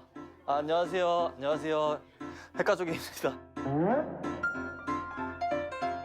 저희가 헥스장을 오픈을 했는데 이제 경기 시작 전에 간단하게 스트레칭이나 몸풀기를 해서 경기에 좀 더 집중할 수 있게 좀 도와주는 헥스장이거든요. 가시죠. 너무 혹시 페이커 선수도 같이 보실래요? 건강해서. 건강하세요. 알겠습니다. 이런 말하면 너무 부끄러운가? 약간 실력도 너무 좋고 외모도 너무 잘생기시고 좀 귀여우시고 해가지고 평소에 운동신경은 좀 어때요, 캐리아 선수? 이제 약간 몸 푸는 거 보니까 느낌이 있어 보이네. 트레이너 선생님들이 이제 운동으로 빠졌으면은 되게 잘했을 거라는 이제 그런 스타일 많이 듣긴 했어요. 그러니까 눈 쪽이 뭔가 타고났다고. 눈 쪽이 타고났다고요? 중체 시력이나 그런 거. 중체 시력이나 그런 거. 그러면 이거 안 할 수가 없겠다. 여기 있잖아요. 내가 양양 펀치를 한다고 생각하고 쿡. 혹시 구마유시 선수랑 평소에 사이 좋아요? 네. 사이는 좋아요? 근데 가끔씩 때리고 싶은 애는 없어요? 네. 없어요? 그러면은 마음속으로 조금 이거 좀 아쉬웠다 이런 사람 없어요? 그러니까 살아가면 3번쯤은 있죠. 그 사람을 딱 여기에다 대입해가지고 이제 그 사람 얼굴이다. 그 사람 얼굴이다. 뒤통수다 생각하고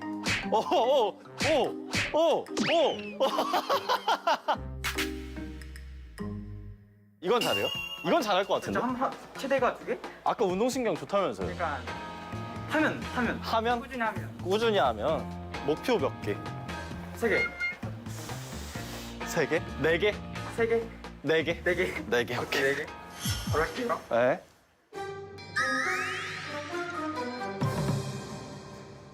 하나, 둘. 하나, 둘.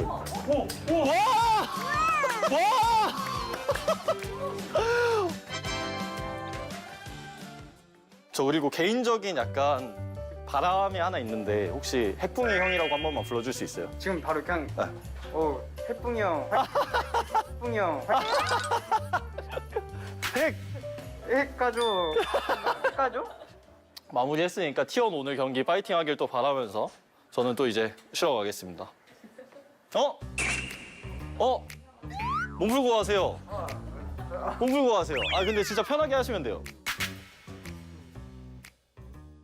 캐리아 선수보다 운동신경 좋아요, 안 좋아요? 저는 좋죠. 오. 뛰어난 편인데 오늘. 오. 그럼 캐리아 선수가 제기차기를 4개까지 하고 자기는 운동신경이 진짜 엄청나다 하고 갔어요. 아, 그래요? 몇 개 가능해요? 제기차기가 10개? 그럼 될 것 같아요. 와, 10개? 아, 근데 잘할 것 같아. 딱 체형도 지금 너무 좋아가지고 잘할 것 같아요. 떨리죠? 떨리죠? 갑자기 이렇게 카메라도 있고 하니까 떨리죠? 사람이 너무 많아가지고. 저도 그랬어요. 너무 부끄러워요, 지금. 네.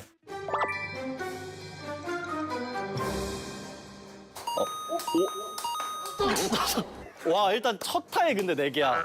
이미 달라. 도전 안 해쳤죠? 아, 도전 안 해쳤네. 아, 도전하고 하셔야 되거든요. 아, 연습이었구나. 오케이. 도전!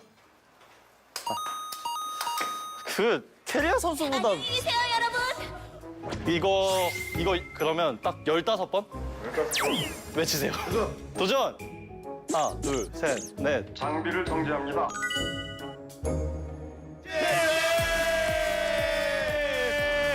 이 시대 마지막 낭만 리브 아, 근데 진짜 기분이 좋다.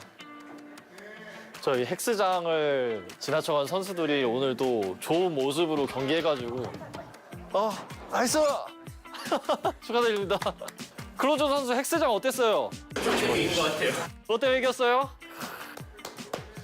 역시. 축하드립니다. 축하드립니다. 감독님, 헥스장 효과 어때요? 좋았다. 굿. 이따 혹시 크로코 선수랑 카일 선수 잠깐 모실 수 있을까요? 막 써도 돼. 막 써요?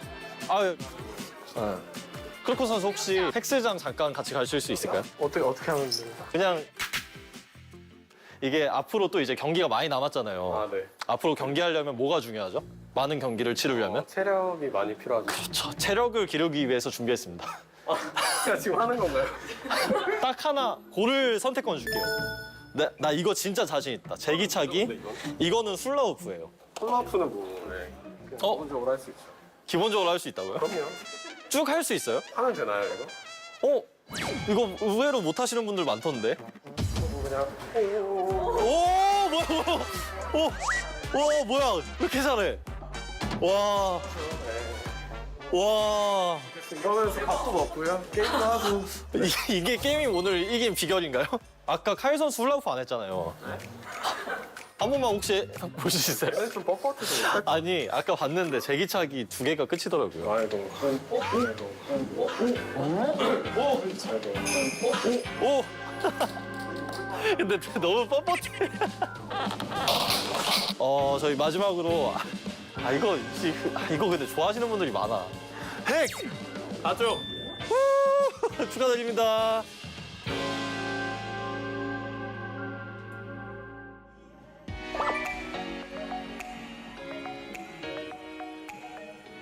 원래 분석 데스크 쳐다도 안 본다고. 제가 그랬었나요? 분석 데스크보다 핵가족이 더 잘 될 거예요. 앞으로는 별 일 없을 것 같아요, 저쪽은 사실. 제가 그랬었나요? 근데 입꼬리가 되게 올라가시네요 지금. 제가요? 기억이 잘 안 나는데. 쳐다도 안 보고 핵가식으로 성공하신다더니. 아이, 힘들 때 도와야죠. 되게 많이 달라지셨네요. 변신했죠. 지금 이제 리허설 가야 돼가지고 리허설 바로 갔다 올게요.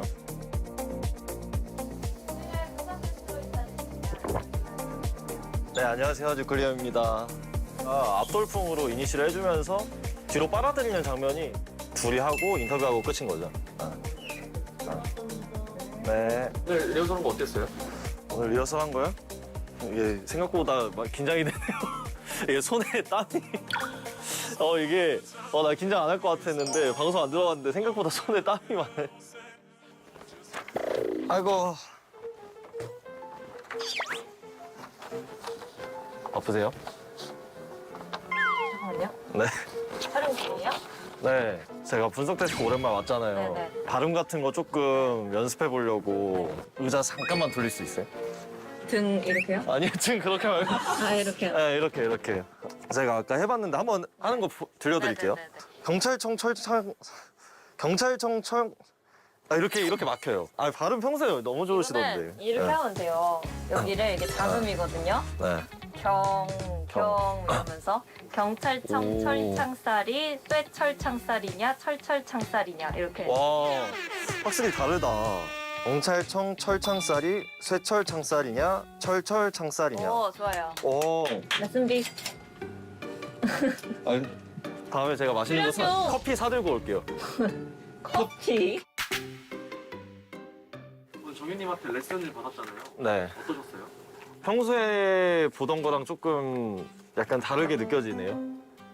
어떤 게 다르게 느껴졌어요? 좀 더 전문적으로 느껴지시네요. 안 그래도 근데 그 영어 프로그램 있잖아요. 그 무슨 월드 클래스? 아 레어 클래스. 저도 핵가족 잘 보고 있습니다. 아무래도 핵붕이 가족 같은 느낌이 들어서. 뭐라고요? 아또 뉴클리어만한 인력이 없어요, 진짜. 아니 연기 톤으로 좀 하지 마세요. 아니에요, 이거 카메라 꺼지고 하는 얘기잖아요. 여기 지금 카메라가 지금 앞에 바로 지금 몇 대가 있는데. 아니에요. 오늘의 분석 데스크는 빗돌님, 뉴클리어님 함께합니다. 안녕하세요. 안녕하세요. 안녕하세요. 네 안녕하세요 뉴클리어입니다. 반갑습니다. 네. 아니 핵가족을 보란 듯이 성공시키고 네. 군대 따위는 다시 찾지 않겠다고 그러니까요. 선전포고를 하더니 어떻게 거절하기엔 너무 큰 액수였나요? 누추한 분이랑 귀한 그것도 거네. 있었고 이제 또 서로 힘들 때 또 돕고 살아야 되니까. 아 그래요. 네. 왜 그랬어요? 네? 어떠셨어요? 저 첫 멘트 때 좀 떨었는데 그 이후엔 괜찮았던 것 같아요. 괜찮았다고? 우리 핵붕이는 기대치가 낮구나. 아 오늘 수고 많으셨습니다. 아이고 생방이어서 긴장을 좀 많이 해가지고 좀 떨렸는데 아쉬웠던 부분도 조금 있었고 리라님이 조금 생각나는 하루였던 것 같아요. 리라님이 이럴 때 나였으면 어떻게 했을까 약간 그런 생각도 나고 전화라도 한 통 해볼까요 그러면? 아 나 남자하고 영상통화 처음 해봐. 뭐야? 안녕하세요. 아이고 리라님 몸 좀 괜찮으세요?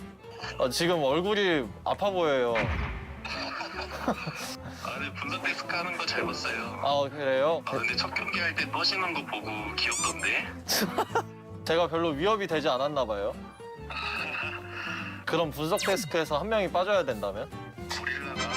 이해 많더라고요.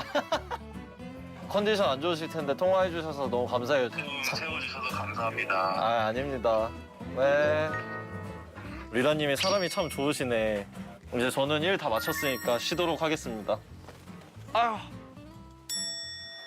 저 어디로 가요? 여기 아니에요? 혹시 오늘 메이크업 몇 분 받으실까요? 뭐야? 그러니까요. 유클리님 몇 분 하셔요? 아 네. 아니 근데 진짜 뭐 하세요? 빼 내 옆에 붙지 말라고. 뉴클리어 집으로 가자.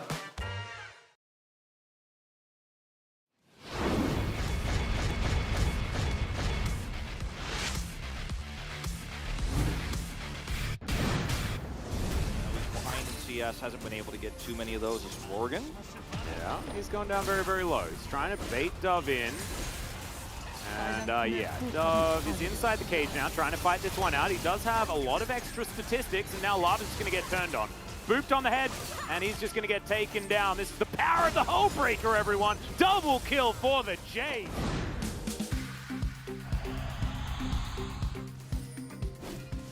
보다팍 들어갑니다. 보다팍 들어갑니다.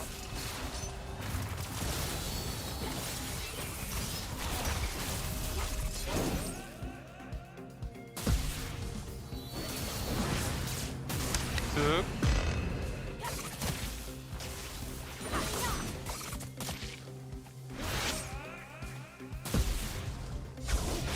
득.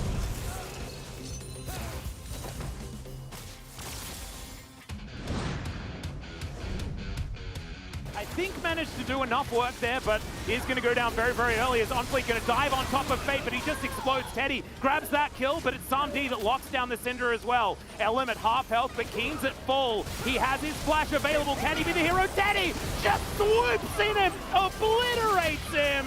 The kickback now onto Dudu gets him out of this fight completely. Karis is dead once again.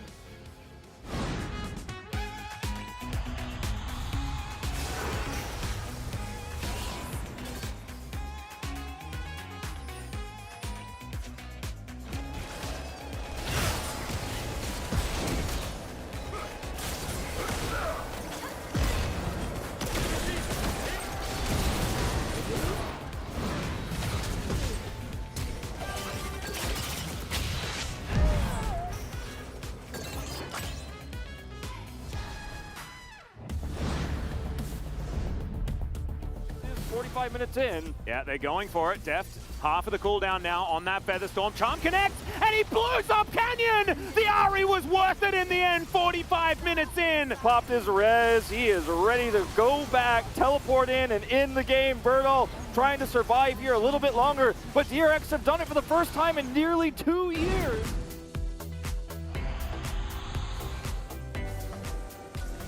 나 자리 좋아, 나 자리 좋아, 나 자리 좋아. 자리 먹는 거 나 볼게.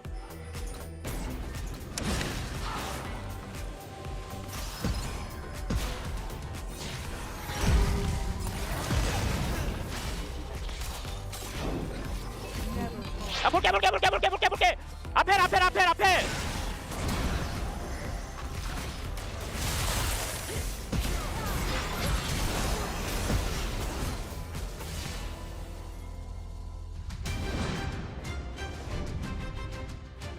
He will have to give his life away. As you see, Guma picks up yet another one, 6-0-2. Carrier, he's not done yet. He picks up the hook after the flash. He really just, oh man.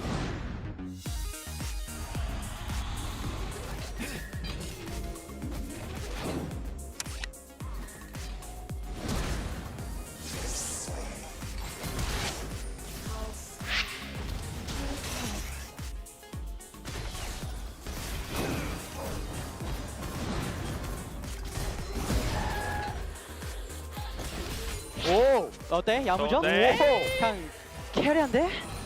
너무 캐리하다 이거.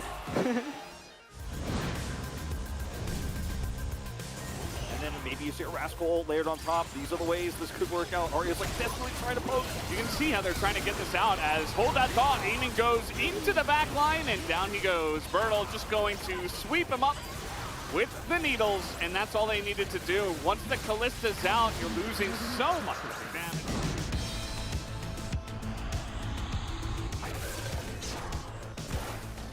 괜찮아, 내가 발로 차줄게 이번에.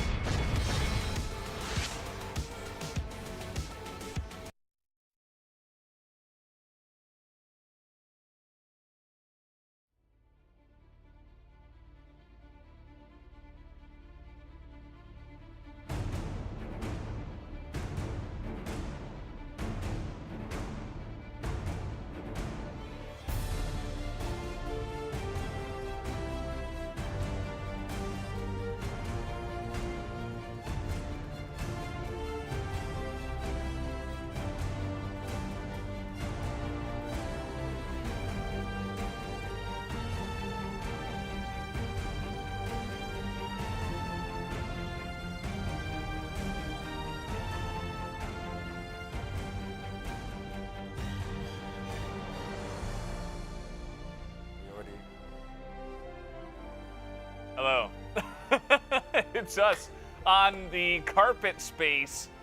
As you can see, the current situation, it's not looking very good. Yeah, we do have a pause, and we're just waiting on getting that resolved. So we figured, you know, we have a desk. We are kind of just waiting here as we'll take a look at the pro view and see exactly what happens. As also gives a little bit of time to talk about the drafts of this game, or of this game rather, because I actually think there's a lot of interesting little moments. As I think we're like 40 seconds in. So he's experiencing an audio issue. I don't know if you guys can hear this, but I cannot. So he's, okay, there's the audio.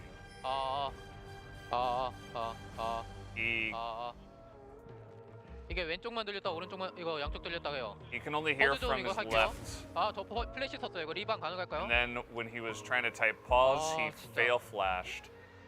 And you can see he's not too happy with that. And so there's a current discussion going on whether or not, you know, what should we do about that situation. So that's what this pause is all about, guys. we figured we'd give the casters a little break since obviously they had to talk about Nintendo and Pokemon and all sorts of fun things at the moments during that pause. So yeah, they're just discussing what to do with that pause. Yeah, maybe we can get the draft on in a little bit so we can talk about it in a little bit more detail, because I think this is a really great opportunity. Because usually we don't really get a lot of time. Oh, a sentence isn't even finished. Yeah. So I think starting with the first pick, Lee, obviously is kind of self-explanatory. You are looking at Canyon, who's very comfortable. The Jinx pick also makes sense. Jinx currently is one of the strongest AD carries. Jin Zhao is kind of the same.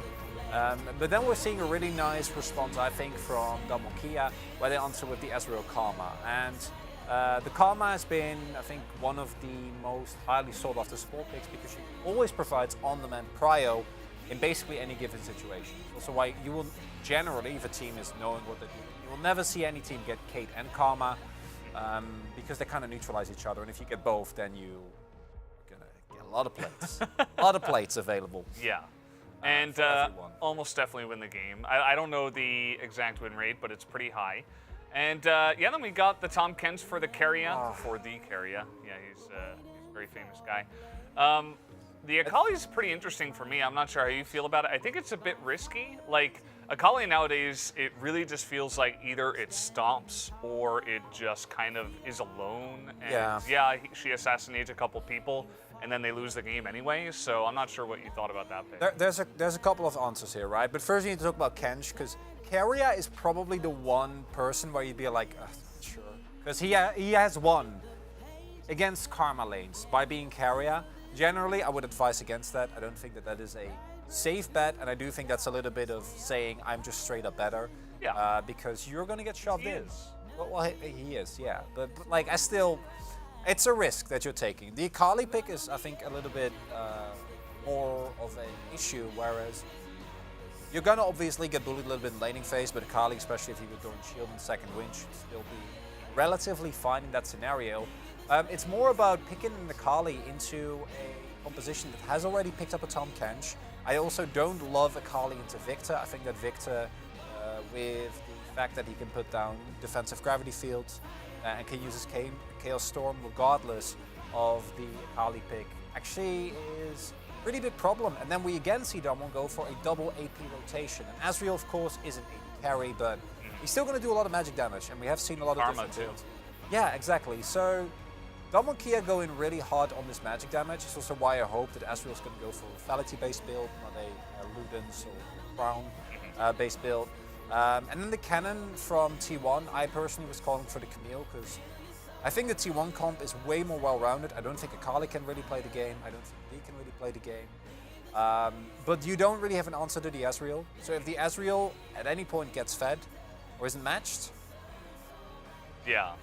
It feels kind of interesting too, because you can see like where Damwon Kia's power would come from the draft. They have excellent 1-3-1, especially if they get ahead. Yeah. Because even their 3 is really strong, right? Because it's Ezreal Karma, right? You're never going to get onto the Ezreal. We saw that Duck Dom also took Exhaust in this game, which is something that I was calling for on the Karma, but it was actually really smart that Duck Dom picked it up, so they have lane dominance, but also the necessary summoners if they do get caught in a team fight, which, as you can kind of clearly see, I think that T1's draft is much more focused around 5v5 team fights, scaling. They're going to be really, really good in that fact. But getting the exhaust for the Kennen is going to be really good. I think exhaust against the Akali would be pretty nice as well. But Damwon Kia, they have win conditions. I just think that it might be a bit harder compared to what T1 have drafted. I really think it is, because outside of the aforementioned side laning, that is exceptional. I don't think anyone beats Gwen in side lane generally ever, except things like Jax that we do see come up every now and then. But in this scenario as well, especially later in the game, once you pick up your Cosmic Drive, you're actually able to stick with picks like the Cannon, picks like the Victor. I think there's even something to be said for things like the Rylai's, just so you can guarantee, but that's like 4th item territory unless you want to pick it up early. Yeah, it's a pretty interesting draft after all. I'm getting word that they found some sort of agreement, so we have come to that agreement, and I think we should be ready to toss it back to the casters. I'm getting a word, or at least I saw that they are on the pause screen and ready to go, so let's hand it back to the casters, Atlas and Wolf, for Game 2. Thank you so much, Valdez, and welcome to the commentary desk. Feels like nigh on a century since we spent time with you. I've lost the ability to speak. We weren't actually aware that was the main crux of the issue. We will lay it down for you one more time as to what just happened. As Faker was exiting the base, he realized that there was only sound coming into one of his ears. He then decided that a pause was necessary and pressed the flash button while he was trying to type /pause. And now there is a debate going on as to whether or not we get to restart the game, because the reason he flashed was because he was trying to pause the game because of an audio issue, or whether the mistake is his. And the dispute is whether or not, because there were three options. One was to remake the game, which is what Faker asked for in those comms that we saw earlier. The second option is to chrono the game to go to the moment before he flashed while he was trying to pause. And the third option is to continue as it is. Faker has no flash. And so, obviously, T1's preferred option is for the game to be remade. Damwon Kia are saying that that's not, it's a player error, and so that is not reasonable. And so the referees will ultimately decide, and it seems to be like it's not quite a unanimous decision. There are a lot of opinions going around, so we will let you guys know what is officially decided as soon as we have it on our screens and it is told to us, but yeah, it's a complicated situation. It definitely is. I think that there is a solution that is the right one. I don't know whether that is the solution we're going to go towards. I also don't know whether I am actually armed with enough knowledge and I mean, I think you can say your information. opinion. You're a caster, right? Like, for me, I think for me, if it were up to me, I probably would chrono before the flash, because the flash that he used had nothing to do with gameplay whatsoever. It was just an error, and he had audio issues. Personally, I think that's a reasonable option. I don't think Damwon Kia. I think Damwon Kia saying that's unreasonable is really just fishing for a flash. That's my personal take. I think opening the doors for players pausing the game after every flash that they do not like and asking for a remake is a very, very it's a slippery dangerous slope, right? idea. It's a slippery slope. It does set a bad precedent. I do agree with you. Yeah, I think it's This sounds like a Pog State discussion. I think maybe this is something that we could talk about during a Pog State episode that is going to be filmed on Sunday. And we are, in fact, going to do that. We're going to chrono break back toward... Oh, actually, never mind. We're not. Ji-sun's actually having an aneurysm while she's typing. We're just going to go back into the game. So, wait, hang on. It appears to be a regame because there is This does seem to be a regame. And Faker's not standing where he was. So it is a regame at the end. Aha. So we did chrono break back, and Faker has his flash again. So those implications going to be very interesting to have a discussion about later on. However, we will move forward now, and it is definitely much more like there were no audio issues and no nothing, and we're just starting game number 2, just like what feels like 3 days later. Thank you so much for bearing with us, by the way. I know there's so many of you that have been watching and listening to us talk about the dumbest of stuff, but there was not very much else to do while we were resolving these issues. And it just goes to show that these types of issues in a game like League of Legends are so massive that, you know, it's going to take a debate. It will take a committee of referees to decide. In Korea, that's how we do things. It's not just a on a whim kind of thing. So, and also, like, yeah, I'm kind of proud of everybody, like, who made it through this. Yeah, no, exactly right, exactly right. And also, like, being able, like, this decision is something that will be, you know, spoken about once again, just to see whether a decision like this will be made in the future. So, very interesting to have a discussion about it. Interested to hear your thoughts as well. Just leave your thoughts in the comment section below. Hang on a second, we're on Twitch. Never mind. Don't do that. Whether you ask for it or not, I know there will be a lot of people online who have strong opinions about this. Yeah, there might be another forum in order to go and discuss exactly what you feel about this. I have some feelings about it, but it's not relevant for right now, as we are just watching Showmaker get shoved in by the Victor. Of course, range advantage here for the Victor, and also a fair bit of early control of the wave. Does mean that Faker should have a lot of control, as we mentioned earlier on. So, you know, theoretically, it should be Damwon Kia with control of the bottom side of the map as far as their lanes, and top side of the map should belong to T1, and that is exactly what we're seeing right now, as even Gumish and Keria playing this lane out very well. Keria's Tom Kench kind of built different. Yeah, I think the breakdown we had from Chronicler and Valdez earlier, I think highlighted some of the stuff we were already talking about in draft. I think having something like a Camille on the top side of the map would have been fantastic for T1. or any sort of really strong side lane champion. I think that's the one part of their composition that has a bit of a late game hole because everything else scales very well. You have a lot of survivability. The Akali win rate, I think, is based on a certain hole in the meta, like this period where Akali was doing well. And in the laning matchup, though, those stats don't reflect it. The early part is obviously rough for Akali, but laning here so far for Showmaker is pretty great. Yep. Checking out the win rate here, I believe the most recent Ezreal Karma match was a loss, so it was 5-0 before that. Certainly has been a lane that's been able to pick up a lot of control early, has been working out. And yeah, very interesting, the Akali versus Victor stats. I think a lot of that comes down to things that are happening elsewhere, as Gumayusi going to take a lot of damage here bottom lane, except a little bit too far forward and is immediately punished. Kellen has ruled this lane. He really has. In the first game, and it was a million years ago now, he played so well on the Leona, punished Keria several times. This time, obviously, it's a really bad lane for the Tahm Kench Jinx in the early parts of it, so he's going to end up taking a bad trade. But at the same time, like, he's forcing this into, you know, Damwon Kia's control, and they're using the Ezreal Karma they drafted extremely well thus far. So, once again, I don't want to call a support difference because Keria literally picked up PUG, but in terms of the laning, Kellen is finding small edges, small advantages here and there, which are starting to add up a little bit here as well. Absolutely. We'll see the opportunity given here for Dom to back. And the question is, like we were talking about before, will we see Prowler's Claw? Will we see any sort of Dustblade lethality build here for the Ezreal? Because I think on the global team here, we're all in agreement that's going to be better than the Crown. Yeah, no, I like that one a lot. Often our players just don't like building a Mythic at all, is kind of the way. Essence Reaver, Muramana, things like that are sort of the way to go. Sherilda's comes in after that. So that's sort of the idea that a lot of the Korean Ezreal players do have at the moment, and certainly going to be a fine choice as well. So we'll see exactly where Dom's going to go. As Faker's used the majority of his mana bar trying to push Showmaker out of this one. That's why Showmaker's a little bit more comfortable to move up in this lane. Keria, speaking of lanes, is going to escape his and just wander over to the mid lane.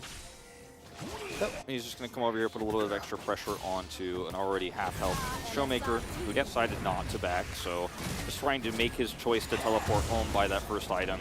And ooh, that's the Abyssal Dive to come on through as Canyon's taking a lot of damage. He's going to flash out, but Keria still wants more. The Ignite goes down. That's going to tick for first blood, and the Tahm Kench picks it up. It's the roaming Tahm Kench. You know, you just never see it coming, and they're holding Showmaker here. They're just going to look for another one. Okay, Keria still going to dive on forward as into the Shroud goes Showmaker. But Chaos Storm partying underneath this turret right now. They're going to get played. Yeah, might just go down, and yeah, Faker collects that money. And they're denying a little bit of CS as well, pulling him out of experience. Like, this is such a great play. Even if you don't get the second kill here, you just stay, and it forces Kellen to rotate up, but he's not having much luck there, and Gumayusi is free farming in a lane that you normally are losing. You're normally under turret against the Karma Ezreal, and he's just sitting here free farming. Look at this guy. This portly catfish just wanders past.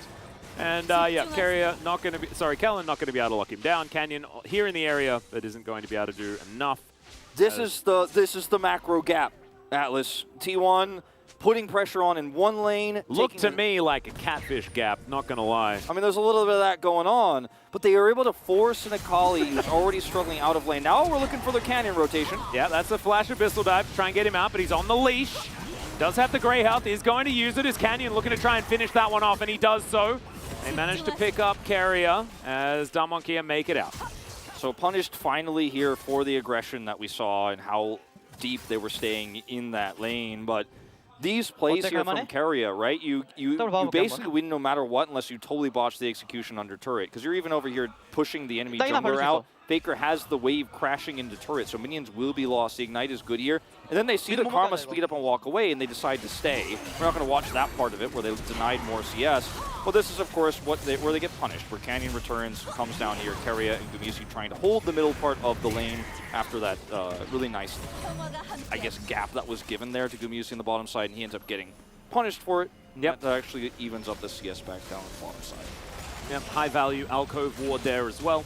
Like that one a lot from Damwon Kia. So able to even things out. T1 still hold a slight gold advantage after they walk away with their first blood, as well as still retaining a bunch of CS advantages across this map. Zeus actually doing a great job on this cannon, keeping Bertle at arm's length as this wave does begin to stack up. But you can see there's CS just going wide here for the Gwen, who doesn't feel comfortable stepping up towards this cannon right now. It's like a mini Jace advantage that you get as Kennen. It's very similar in matchup because you are ranged, and if Gwen tries to trade with you, you set up a stun, so it's very difficult for her to actually heal through and actually win those trades. It's basically impossible in the early game, so that's part of why this is picked. Yeah, meanwhile, should still have like side lane advantage, as was illustrated by the carpet space, thankfully. Yeah, and we talked about it a lot here on our casting desk a million years ago, but T1 have the ability to take this Rift Trail, but the amount of resources committed to here means I think they're going to need to get more than that. Otherwise, this is not a trade up because Ezreal is getting free plates, and they are going to try to force this dive onto Birdall, and they can turn this into a whole turret if they can actually make this work. And regardless of Birdall, whether he dies or not, like, you're losing CS, and you're going to lose a turret here if no one else comes up. And unfortunately for Damwon, the response is a little bit late. Showmaker looking for the solo kill. There's the perfect execution. Faker flashes, throws down the Chaos Storm, and just says goodbye. But that's definitely a great trade for Showmaker. Does keep his flash and is now able to exert the dominance. I believe he's got out of the difficult early game. Yeah. Here's Keria. Yeah, Keria's just going to voyage his way forward, and Showmaker thought there was a gentleman's agreement. There absolutely is not. This is a team game, sir. Look at the wards, all to the left of the Rift Herald pit. They have, with that dive top side, which was canceled, of course, by Birdall backing away, they have several wards there, so this rotation over from Keria and Owner is super easy to make. You know that you can threaten Showmaker. Showmaker has no vision whatsoever. There's control wards there, so T1 know this, and Showmaker just pushing the issue a little bit too far, and he's feeling frustrated, he's feeling the pressure, he's down 15 CS, got Faker's flash, wants to prove further that he can actually get back into more of an even territory in this lane, try to grab a plate, but is promptly punished, and T1 once again trading up across the map. The question is, will that Ezreal plate gold end up being pretty massive here for Damwon Kid? Because that's what they did gain. This is the ultimate that was also expended here from Zeus. Zeus, not Owner here. Yep.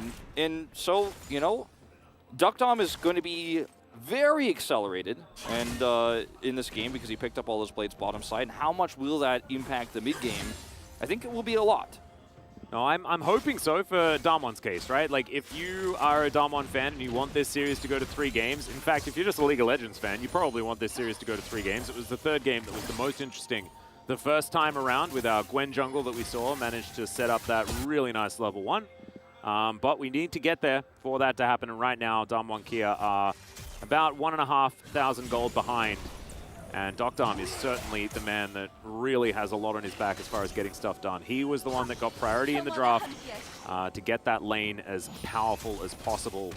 Another problem for Duckdom here is that with the gold he got, he picks up an early Essence Reaver, which is a big spike for Ezreal's early game, but he's still level 7, now level 8. Like, you know, it's not like he's in a position where he could just start popping off, and there's also nothing to fight for at this moment in time. So, you know, it's not like he can abuse the fact that Zeus just ulted, right? He's just now got it back and is close to getting his teleport. There was a marauding potential duo there. There it is, shown just briefly. Yeah, and Faker's going to look for it. There's the kick flash, and Faker felt like he was in relatively safe distance, and I did too, but it's not. Showmaker's going to finish that off with the perfect execution. This time it's going to work out, and bring your friends is the aim of the game. Finally, Damwon Kia are able to take out this Victor and breathe on the map a little bit. They are able to punish Faker, who was sidelining safely, as you mentioned, and how he knew he had an inkling of something coming, but he's like, nah, I showed myself. He's like, I'm a Victor with no flash. It is very dangerous for me. I'm just going to sneak a little bit far up. There's a lot of mobility. Great play. Lee Sin there. It's the game 2 Lee Sin from Canyon, you know, that we love so much, that we have come to fear here in the LCK, and this allows Showmaker get a little bit of extra damage done to this turret. If he could actually pick it up, it would be so much gold that he so desperately needs, but he will be pushed away here. Still, permanent damage done to this inner off of this play, removing Faker from the game for quite a lot of time, taking away CS, as this is Canyon's first-person view. Taxis from the minion to safeguard into the kick. Basically the maximum amount of range you could get out of a Lee Sin in this situation. that was actually like max range Sonic Wave there as well, so really like it from Canyon. Had to invest a lot into making sure that they got the kill onto Faker, but I think that if you get the flash from the Victor, punishing it is very important. Yeah, and that's why they were so far, and that's why Showmaker was so far up earlier and was punished himself, as he really wanted that Victor pick. Well, Zeus not going to try and fight Kellen here. Didn't have enough information as to what was going on. 13 minutes into this game. Shirley going to be coming up relatively soon. We did see, of course, T1 investing Shelly on the top side of the map.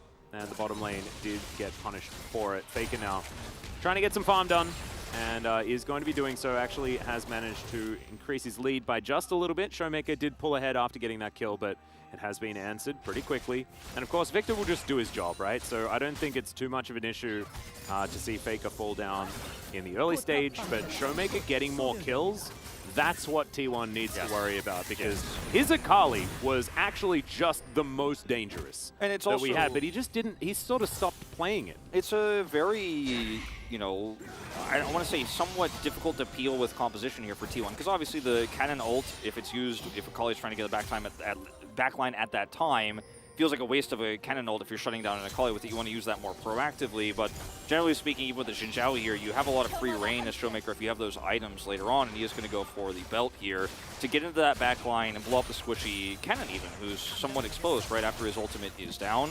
So getting him ahead is really massive here. That's also why we see the rare crown build on Victor. It was very popular at the beginning of the season when assassins were a little bit more relevant. And you see, make it see a comeback this game because of the Akali, because of the Gwen. You need that extra survivability as Faker so you can dish out that damage late game. Jinx, on the other hand, because her positioning is going to be a lot more ranged and a lot more waiting for that first tick, the first part of the excitement, she's actually going to build Kraken Slayer, which I agree with here as well. I agree with it because of the Tahm Kench, right? If you've got Devour, then you don't need to Gale Force around, and you can have that extra damage. I like it. Yeah, it's not that greedy when you consider the Tahm Kench. You consider that she will be further away from the fight than Victor will in every situation. Yep. Well, T1 jostling for some position around Shirley. Q's connecting here for Canyon as he's fishing for opportunities to make those plays. Does not have the flash available, and ㅅ2022 is on the top side of the map, trying to get that wave pushing forward. T1 still have a little bit of time here, as another minion wave is there in order to stop that wave crashing in the top lane. Birdall can't get in here, and Zeus has flash ult, so I think you really have to respect this as ㅅ2022. Well, Carrier dashing on forward, not exactly what he wants to do, as he does have some gray health to go through. True Shot Barrage does push the Tahm Kench out of this fight almost completely, though, as Shirley is going to back towards that pit. ㅅ2022 able to start things off again, as you can see ㅅ2022 dealing with this mid lane minion wave. ㅅ2022 in now with that chunk of damage on Ikaria in position to actually look to start this one. I think Drake is more important. Yeah, Drake is more important, but I think it's ㅅ2022. You have to start this one ASAP and at least get something out of this and try to turn this into a topside play onto the Victor, who's, you know, not going to be able to hold this one down forever. The time is of the essence. Like, the slower you do this as ㅅ2022, the less valuable and the smaller the window of time to actually get value out of the second Herald actually will be. So, oh, here we go. Oh, there's your Cloud Soul. Finally, we get a relevant soul, everyone. Very happy about that. Because Atlas, you mentioned the Drake being more important. Yeah, they get the Drake. Now they're going to get this turret here. And on the other side of the map, like, they just backed with the Eye. They use the Eye for the Empower back, but they don't actually make a topside play at the same time. So T1 are just once again getting the better exchange on the map. They're 2,000 gold ahead in this 2-2 game. It's about efficiency of where you're going to be putting yourself, right? And it's like they went shopping and they went to the particular shopping center that had the shops that they needed, so they didn't need to go to multiple shops and multiple different areas and waste a whole bunch of time. They had a bottom lane outer turret to take, and so they went down towards that bottom lane and managed to grab that one as well. My analogy fell flat on its face. I hope you guys understood what I was trying to say. It was T1 went to Walmart. There's not everything there, you know? Yeah, it's got everything. Yeah, I don't know whether they've got affordable prices, because I don't go to Walmart ever, because it wasn't in my country when I grew up. Yeah, no, it's Walmart. Do you buy walls there? No. Well, that seems like a bit of false advertising. I think the guy's last name started with Wall, the guy who made it. I think that's what it's called, Walmart. Was he Walter? Was that? Oh, wait, that's first name. Never mind. Yeah, I'm not 100% sure. Someone will need to confirm for me whether they sell walls at Walmart. They don't. I mean, well, they might have like some wallpaper stuff there at this point. Yeah. What don't they have at Walmart is the thing. But well, maybe T1, walls. T1 ends up getting a little bit of the walls deleted, right? They get a turret bottom side. That was a segue. I love that. Yeah, I'm trying. Yeah. There's still 1,500 gold up. Some of that gold lead has been shored up by ㅅ2022, of course, but time is ticking on the second Rift Tower. It looks like they want to try to use it here for mid-turret, but the timing of it isn't going to work out for this next Drake either. Like, it's going to be a very awkward amount of power they get from this, whereas I think if they had instantly run up and tried to collapse on the Faker, they might have gotten a turret worst-case scenario. It's a possibility. A bit slow on the macro here, ㅅ2022, with that take. Doctor, I'm going to get slowed down a little bit by the Wind Becomes Lightning, but otherwise not too much. Dancing Shoes on to Carrier as he dodges a few abilities. Mona also sidesteps that last one, so we'll count that. Zeus here on the bottom side is going to start losing out in these side lanes. Right now, he's doing all right as Showmaker looking for Faker. Faker just looking for a minion wave. Wants this Akali to stop being silly. He's actually going to get stunned up, and so yeah, Faker will miss a bit of CS Not the ult. to Showmaker's shenanigans. I got the ultimate out, and you know, if there was only imagine if there was a Rift out there within a few other players. That's what could have happened earlier, but Faker survives, right? He has to ult, and he did get the stun off. He handled it well. But unfortunately, T1 were rotating up. Like, they knew this time, okay, we're not taking a Drake on the bottom side, so we're going to make sure Faker's safe up here. And so there is no follow-up this time around for Damwon Kia. They still have an opportunity to launch this Herald into the mid turret. I think they're trying to link that as close to the third Drake as possible so they can get some vision control around the Drake as they do it. But again, if you look at what they could get with this Herald now and what they could have even when they took it, like T1 were right to give it up because what they gained was so much greater. And I know we keep going back to this, but the reason I keep harping on it is because T1's macro has just been so infallible, it feels like, as of late, even at the beginning of the season, but in their last few series, it's really a standout. Yeah, their decision-making has just been better. Right now, that has equated to just under a 2,000 gold lead, but let's see whether this can be the changes. That knock-up was amazing! Canyon's gonna have to get out of there. Shirley does do some work. The flash has to be invested. Gets Canyon out of the way of the Super Mega Death Rocket, which looked to me like it was about to kill him. So that is Canyon denied. It's not often that you get to deny him, and his flash is so valuable. I mean, Shot Barrage, double value like that. It's like a Lee Sin without flash is like a wizard without a wand. I mean, you know, it's your primary you're tool, just right? a human. Yeah. Like, you've lost your primary tool now, and the really aggressive engage wasn't followed up on. And so you flash now, trying to escape as Owner handles it well, doesn't use flash, and now your Rift Herald didn't get you a turret, and you're stuck here as Damwon Kia just desperately trying to get prio, and you've got good wave clear, but it isn't good enough. The answer is no, not to get this, Drake controlled. And because we're not at a point yet where Birdall can push super hard, as you can see, he is starting to win out these side lanes. He's not going to be able to threaten anything just yet. Like, Damwon Kia will be able to pull T1 around the map a little bit later, but at this point, it's still objective control to T1, and they are going to be able to get this Drake. It looks like pretty much for free. Zeus has Belt, Flash, and his ultimate available. So winning this fight as Damwon Kia walking into T1 with no vision is going to be a challenge. And I think, you know, the risk here is so high, especially when you're Lee Sin as flashless. You don't have any pick potential here.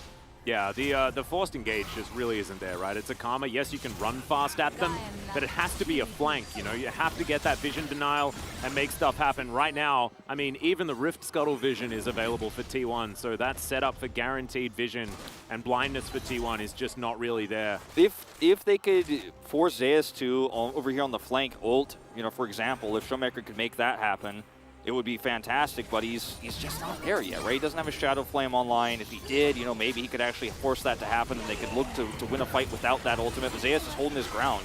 Yeah, Gumiushi in a little bit of trouble, taking a bit of damage there from Docdam, whose poke is relevant as he starts this one up. Not a lot of lifesteal completed here for Gumiushi, theoretically, as Showmaker standing on a control ward. Zeus checking the flanks nicely. You saw he actually popped the blast cone early, understood that flanks are a huge deal. As now Gumiushi actually going to bait them in. Bertle, unfortunately, doesn't have Mist available. He will manage to stay alive for the moment, but manages to wait for that cooldown as well, as T1 are just going to chase Damwon Kia out of that river. It looks like the cloud is going to belong to T1 this time. Yeah, and unfortunately for Showmaker, he wasn't able to do anything to Zeus, and the fight happened without Zeus. Like, he wasn't even, he didn't ult, he didn't flash, he didn't rocket belt. He was like, oh, cool, thanks for the engage, battle. There was a ninja battle happening off to the side. Yeah. That True Shot Barrage might actually be relevant here. As T1 are going to try and burst down this Look at Cloud Zeus. Drake. They have a lot of damage available. Kick is up for Canyon, but he only has the safeguard to get himself around. Q connects. The area is not his target. The power of Cannon existing here means it's so difficult for Damwon to actually fight and engage because they have to be wary of his angle, and here he is! Yeah, here he goes! Zeus is going to lock down the squishy Karma, and Damwon Kia could do nothing about it. He throws down an Ignite, but that is all he really gets to do. Is okay, some snips coming down as well as Canyon immediately is going to get ignited. The zap comes through, finishes off the kill. Gumiushi gets excited, and now Carrier is trying to run this one down as well. Bertle going down extraordinarily low, and he will be taken out. It's Owner that collects that kill, and Damwon Kia just not looking like the same team that we saw earlier on in the year. It's not looking like a 3-gamer right now as this mid-outer turret's going to fall down. Zeus' positioning was so perfect around every part of that. As Damwon Kia went past the mid turret into red side jungle to try to find a force engage. This could be big. Strong. Well, that's a lot of damage. She like doesn't yield afterwards. Okay, is this time for Showmaker the hero? Well, he's going to look for it, but it's going to be the Baron going down. Dom wanting to find that flank as in goes Showmaker immediately does. This happens so much with these engages into the Xin Zhao. He's so valuable as Crescent Guard just sends Dom's turn. Let's just take it in turns. Showmaker's like, I'm going in, because he has the opportunity to get 3 kills in the backline if he actually gets on top of that. But yeah, I mean, I kind of respect his decision, but it didn't feel like, it felt like the heart decision, not the brain decision, you know what I mean? Yeah, and it's definitely a moment where you could feel the desperation for Damwon Kia. It's one of those games where things have gone massively wrong. And again, on this flank, Showmaker's like, if their health bars are just a little bit lower, if I have just one more item, I actually go in on this and we win this. But they're losing out on the war of attrition here is, you know, you come in here as Showmaker going, okay, look at these low health bars. Zayas doesn't have ult. He doesn't have flash. I can get this done. Nope. It's the send it with the special Crescent Guard. delivery. Perfect timing as well. We've seen this against Leona too. If you're a patient Xin Zhao, you're better than Poppy. Like, you do the same thing as Poppy, except you deliver that champion to your team. Yeah. Shut down the mobility. Use it against your opponent. Oh, this is just a masterclass from T1, and Damwon Kia are running out of options. Yeah, this is Damwon Kia definitely not looking like their old selves. So we have this minion wave being ushered towards the inner turret on the bottom side of the map. Meanwhile, Bertle able to deal with the mid lane turret, but I think this one's definitely dead. I don't think Damwon Kia in the 4 are going to be able to do anything, especially with Ona waiting off to the side. Burden. Bertle. He's feeling the burden. I was trying to find a way to like not make that sound like a Freudian slip, but there was just no way making out of it, as it's not been on him, to be perfectly honest. It's been a group effort this time around. T1 just looking better in every single position. The Kennen pick was really just the like dark tech. It was the black magic. It was what they needed. Like I didn't trust it at first. I thought, oh, this is too fragile. Like there's too many ways that Damwon's comp can punish this if they make mistakes. But then Zayas dominated lane, which we know he can in the early game. He got ahead and then positioned everywhere he needed to be in every single fight. Also, the bot lane went very well. Keria roamed, gave Faker huge leads over the Akali. And like you said, it's a team effort. Like this T1 will get value every single place you give them a chance to on the map. And they'll trade, but they'll trade up. Yeah. And it's hard to criticize this team right now. It really is. Like, I'm trying and I'm struggling. I mean, they're not doing a lot wrong. They are absolutely not doing a lot wrong. I think it has a lot to do with the drafting. I think that Damwon Kia's drafting has it's fallen off a little bit towards the second round robin, unfortunately. I feel like the Gwen as the 5th pick is really not giving the value that something like this Kennen is doing in this particular position, right? Like, if you don't manage to utilize the value of the side of the map that you're on in the draft, then I think that is like a huge failing and an issue that you really need to sort out, because watching how, you know, the Caitlyn first pick, even though the lane didn't work out, T1 were able to play around it and rally around it in the end. As Showmaker possibly caught out of position. He's very sneaky though, as he does manage to ult out, and Kerry actually gave him a way to get out. Super Mega Death Rocket. Oh man, that was scary. If he actually dashed into that, it would have been like the sickest prediction, as Gumusi knows he's going to try to get as far away as possible before he backs, right? Like, the prediction is very good. Yeah. I love how T1 just 4-1 this, though, with the Kennen, who can, of course, engage from long away. And once he has his teleport back up, he becomes a force to be reckoned with. He's just skipped the stopwatch entirely this game because he doesn't care. There are a few ultis on cooldown, but it looks like Ona does not care about that whatsoever. I'm going to clear out some vision as Kellen takes so much zap damage. This 3-item Jinx is really scary. True Shot Barrages are landing. More Malmortius done for Dom in the Mythicless build that he has decided to go with. As T1 still here, setting up for the Drake, still feeling strong enough, and can't really blame him. 7,000 gold is their lead. They can smack him with their wallets. That's going to be the steal from Canyon, though. Gets the kickback onto Ona as well, and they just want to get out. Keria is going to fall. Has he kept them in position for long enough is the question. The answer is T1 don't care. They're just getting out. As Showmaker, can he find the flank? There's the 5-point strike. He backflips through. Gets into the Shroud as well and manages to eliminate Gumayushi before he dies. So we're going to be a lot of gold going over the Akali, and they do secure this Drake. So tying it up 2-2, which is really important because their side laning is better. They have the Akali that could side lane very well. They have the Gwen that could side lane, so they can 1-3-1 this, use the Ezreal to push lanes. They're going to grab a little bit more objective bounty here with this turret, too, if they can actually secure it. Canyon's waiting for the opportunity. Too much respect here, though, from T1, and they will get the bounty. But this was a great win for Damwon Kia, and finally I feel like we have something we can pretty hard criticize T1 for. The way that they grouped up for that Drake fight allowed Damwon Kia, because of the low health bars of T1, to actually take a fight they want. And this is, again, as you mentioned, no ultimates here. They don't have the Kennen ult, so he can't engage. He also does not have flash. So Damwon Kia knows it's a free take if they want it, and if T1 actually put their front line forward to engage, as Keria did, Showmaker rips through the back line. So they have to eventually back away here. Showmaker does trade one more here for one on top of himself, which was, you know, arguably not 100% necessary, but he's just trying to get a little bit more gold into his pocket so he can do it again and again and again as Akali becomes more lethal. Well, Canyon could be in trouble. There's the dash cannon. Q going to connect there onto Owner as Showmaker. Let's see whether he can get himself out of this scenario. Does have the Twilight Shroud as now Owner decides he doesn't want to fight this one. Not enough members of T1 in the area. Gumayushi is going to turn up as the Flame Chompers go down. Showmaker immediately goes gold, and Gumayushi is still free hitting. Doctor taking so much, but does manage to get rid of the Jinx, and now Owner pops his stopwatch as well as Bertol's chasing after him. He's going to snip through the Zins out. Faker has to flash, but Bertel does manage to get over that wall as well. Zeus, can you get the stuns down? Bertel, can you kill Faker? And the answer is yes in the end. And this should be a Baron. Damwon Kia have completely turned this game around now. It took one false move from T1, taking that Drake fight without their ultimates, then pushing together and overextending on the top side of the map, and suddenly all of that lead that T1 had, all the tempo, all the map control can be wiped off. It's a clean slate here on the Rift. Damwon Kia 100% back in this. Now the side laning becoming a real pressure that they have to deal with. Zeus' ult timing there, not great, not really going to get a ton of value. Also now flashless, also now ultless. There's no way that T1 could try to come across the map. Super Mega Death Rocket. Never. Still going to throw it, but the Baron is going to get taken on the way. So Jonas Strong doesn't even get to have a good time.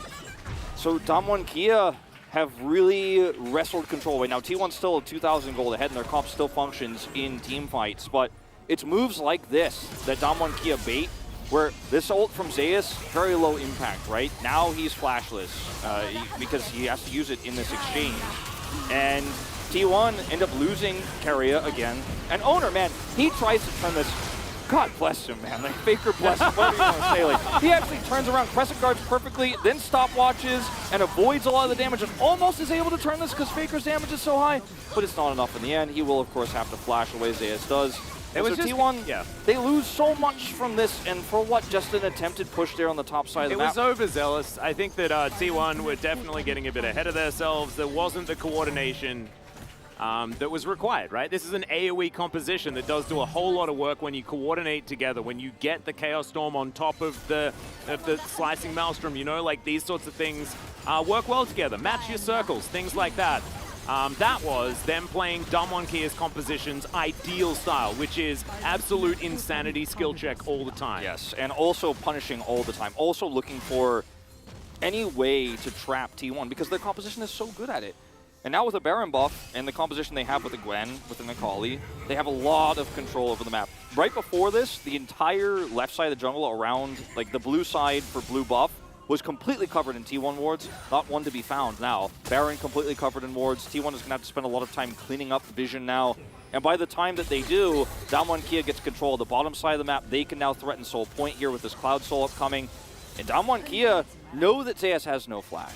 They know his teleport should be coming up soon, but it's just no longer easy for Kennen to say, well, I can do whatever I want because we have control by default. Not anymore. Now you have to get through an Akali who's fed, who has Zonias, to get into the front lines to ult, where a finally online Ezreal, who has 4 items, is chipping away at your team comp nonstop. Damwon Kia, they were fine before. Now they're in a commanding lead over the map. They definitely are. And also, if Damwon Kia get to play side lanes the way that they are able to now, then T1 is definitely not having a good time, because after that, I mean, Zeus is not going to be able to side lane against anyone. I think that Bertel and Showmaker should theoretically be able to take him on now, even if he is 2-0-3. And T1 just going to be tidying up the mess that is now being provided by Damwon Kia. They take the Drake for free as well. Yeah. And T1, I think it's now about getting yourself together, waiting for Damwon Kia to push in and try and break open your base, and then get that 5v5 that you're looking for. And with the fact that the gold is very even, there's a 4-item Jinx, right? 4-item Jinx generally does a hell of a lot of damage, right? Yeah, no, it's true.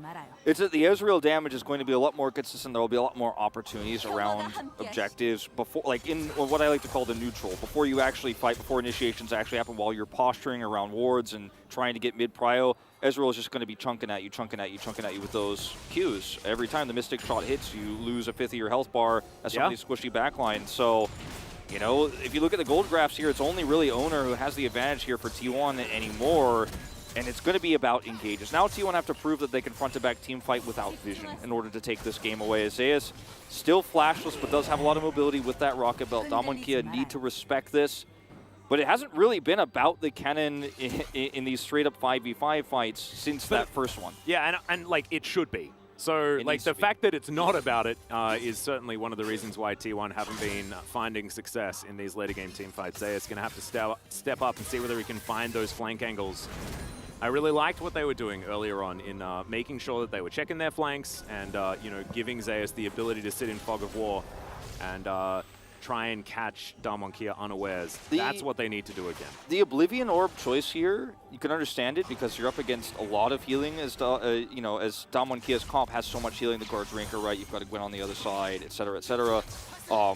But I still think that it hasn't gotten value yet, and you're really just, it feels almost like a side laning choice. I'd rather see a stopwatch in this slot, and there's still time before the next objective for him to have one, so that Zeus can actually just get into the thickest of the thick of things in this fight, because he really needs to have a massive one with the Victor ult, as you mentioned, and then Jinx presses her rocket button, and then everybody's low enough to where you can actually clean up house. Yeah, he needs his Zhonya's, though, real bad as well. Yeah, like, he needs everything. Continue fighting, so there's a lot of things. I don't know whether Morellonomicon is anywhere near the priority. I don't think he's going to buy it. I think he just wanted the orb solo. Yeah, I think that's fine.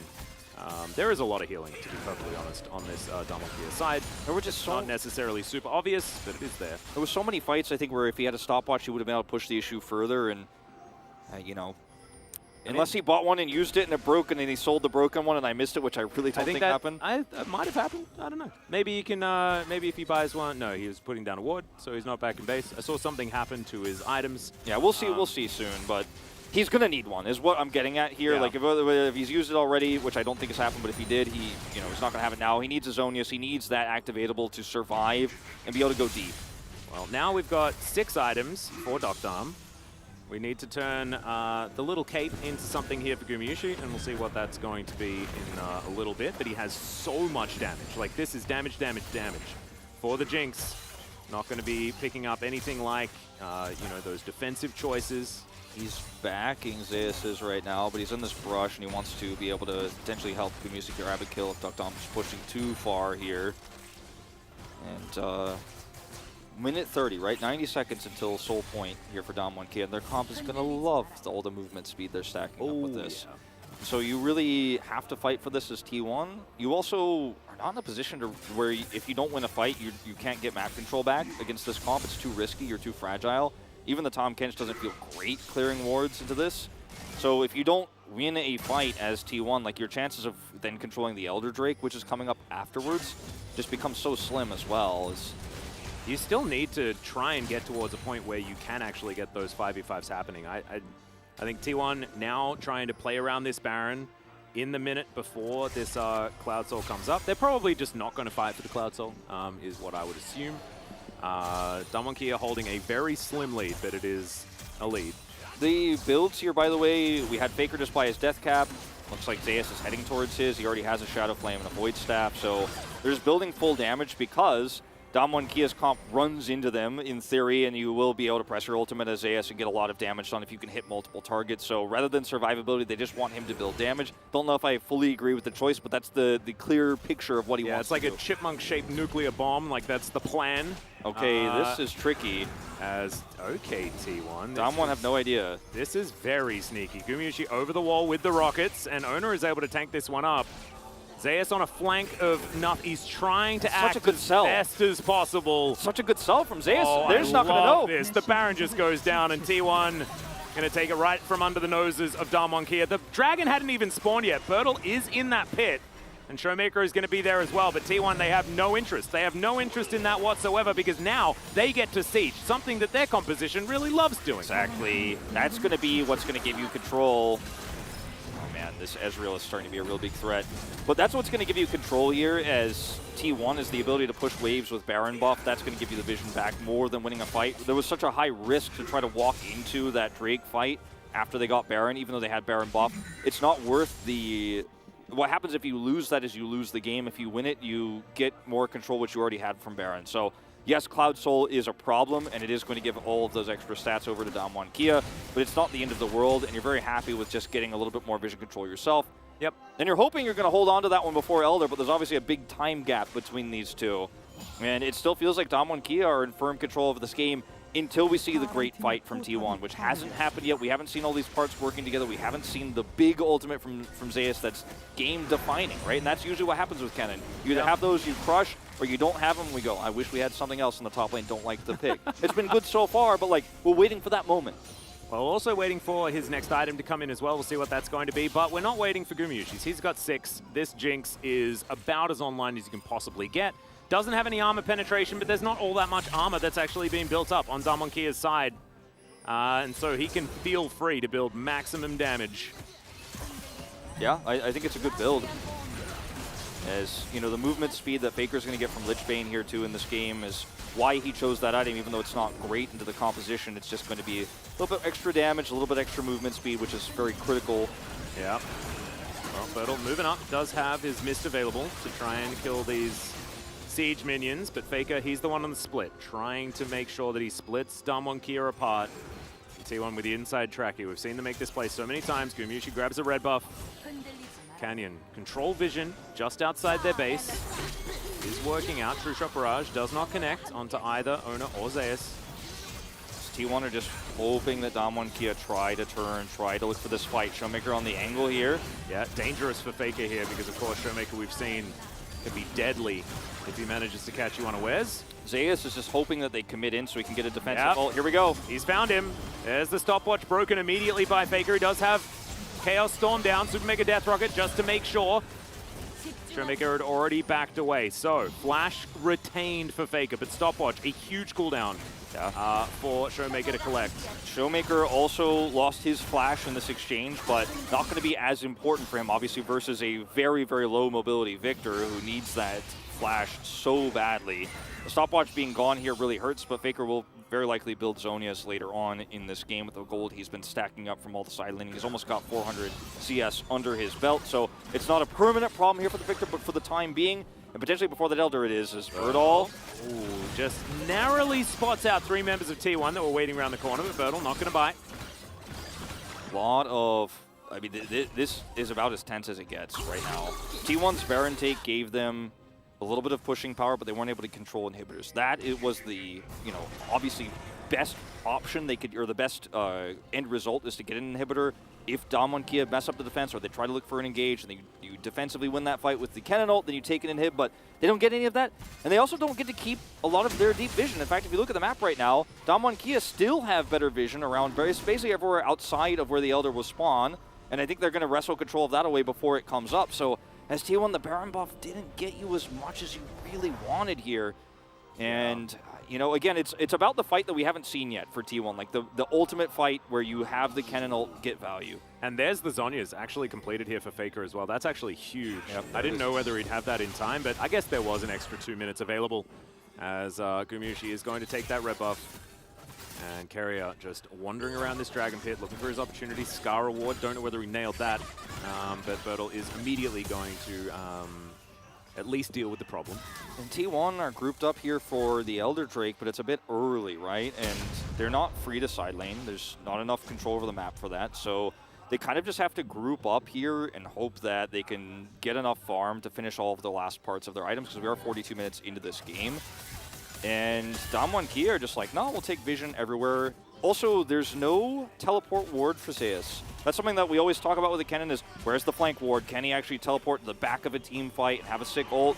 Because they haven't been able to get any deep vision around, there's just no great opportunity for him. Minus that ward on the bottom side, which will fade away before this Elder spawns. And it's also very, very far away from Dom1 Kia, so not that valuable anyways. Yeah. Pretty adorable that Zeus actually went with Nogari's skin. Cute choice, especially when you're going up against Dom1 Kia themselves. But it's a very cute skin. It's cheeky, you know. It's a cool move. Yep. I definitely respect it. As waiting on a potential flank here is Canyon. Did not actually break Faker's crown with that ultimate, which is pretty huge. If he had lost that, that could have been. Zeus has a death cap now. Yeah, it does not, of course, have a stasis, but he just clearly wants the damage instead. That's been his MO this whole game. Is he's looking for an angle here. Yeah, you can see the vision of T1. Not a whole lot. Canyon still waiting for his opportunity. And here we are, all of T1 grouped up. Faker spots Canyon on the flank, and immediately he gets the heck out of there. That's going to be the kickback, and there are multiple flashes all over, but Canyon's is used defensively. Now that is absolutely huge for T1. They should be able to just rush over here. If Dom1 can actually get onto this Elder first, they had so much power, but they're not able to do so. They didn't know where Zeus was, which is the scariest thing, right? Okay, we were able to see T1 push for the Canyon pick, but Man, not this able Cannon's to really doing some big damage right now. With that death cap now completed, he is very scary. You saw Bertel there towards the south of your screen. He's taken a lot, but now this is looking like it's going to be a flip. Let's see whether Zeus can actually get that flash in there as Showmaker comes down. It is going to be the Elder taken by Canyon. His smite hand so strong as in towards this backline they go. Gumayushi starting to pop up, and it doesn't matter whether you've got an Elder or if you've got the rocket launcher that this Jinx has. Bertel is going to go into his stasis, but he's still going to die. And Dom1 Kia, they get the Elder Drake, but they lose out on the fight. And Dom1 Kia will have, you know, a little bit of time here and some breathing room. And T1 should not be able to end because it's not a decisive team fight win here. They can break the base, and they can possibly get to the Baron as well, though. Yeah, they should be able to break this inhibitor, and they want to get the inhibitor on the opposite side of where the Baron is, so it can pull Dom1 Kia away from that Baron take. But with the respawns coming through here, I don't know if they'll be able to get more than that, but Gumayushi is certainly looking for it. Yeah, True Shot Barrage not going to find Carrier, and it looks like T1 are done with this game. Maybe they just want to try and end. They have so much turret damage with Faker and Gumayushi here, especially with this Lichbane build as Faker. Oh my god, so incredibly close. You've got to be so careful here as T1 pushing the issue here. You have opposite side to Baron inhibitor down, so just back off, respawn, let those super minions do the hard work here for you. As they saw blood in the water, if they get a kill there, if they get a pick, they can end the game. But the risk is so high, especially when the enemy team still has Elder. Now, Dom1 Kia, that's a lot of teleporting, but this is T1 waiting for this minion wave to potentially come on through. Trading Baron for Nexus. It's a mistake some teams have made in the past. You're willing to make this risk, or take this risk as T1 because you're up 1-0 in this series too. They're thinking of going for a flip for it as now Bertel will try and get out, and the fact that he does escape successfully is huge. But now Ona trying to stop these backs. The Baron has been stopped. Ona's trying to get over there. Doctom immediately kills him as now Bertel. Can he actually stop this? Nexus turret number 1 goes down. Showmaker loses his entire health bar before he manages to go into his Zhonya's, and then is going to be taken down. Now the Nexus is back. Gumayushi flashes, gets himself out of the way, and T1 secure the 2-0. Oh man, they made us sweat for it. Oh, T1 steal the game away. They lost control after a few poor team fights, and Zeus never really able to get value out of that ultimate in a straight-up 5v5 team fight. But T1 were crafty, they were smart. They were able to, even though they lost Elder, push bottom for the inhibitor. They took that as their win condition. The expectation for Dom1 Kia is this team is going for Baron. They're going to try to use that bot pressure to push the inhibitor lane and then take Baron away from us to get more control. T1 said, I know you're thinking that. You're all going to be running to the Baron to try to force that flip and try to force that team fight into our favor. But no, we're going to hide in the bush. You don't have any control over this wave. You have no vision whatsoever. And we're going to take the Nexus for Baron trade that you mentioned, Alice. The trade, a lot of teams make that mistake. But as Dom1 Kia, what can you do? If you give up the Baron for free, you're probably going to lose the game. You didn't have vision there. And Gwen has to deal with that wave. She can't just go walk over and check. It was such a great macro decision once again from T1. This team just ceases to stop. Like, it just, I don't know.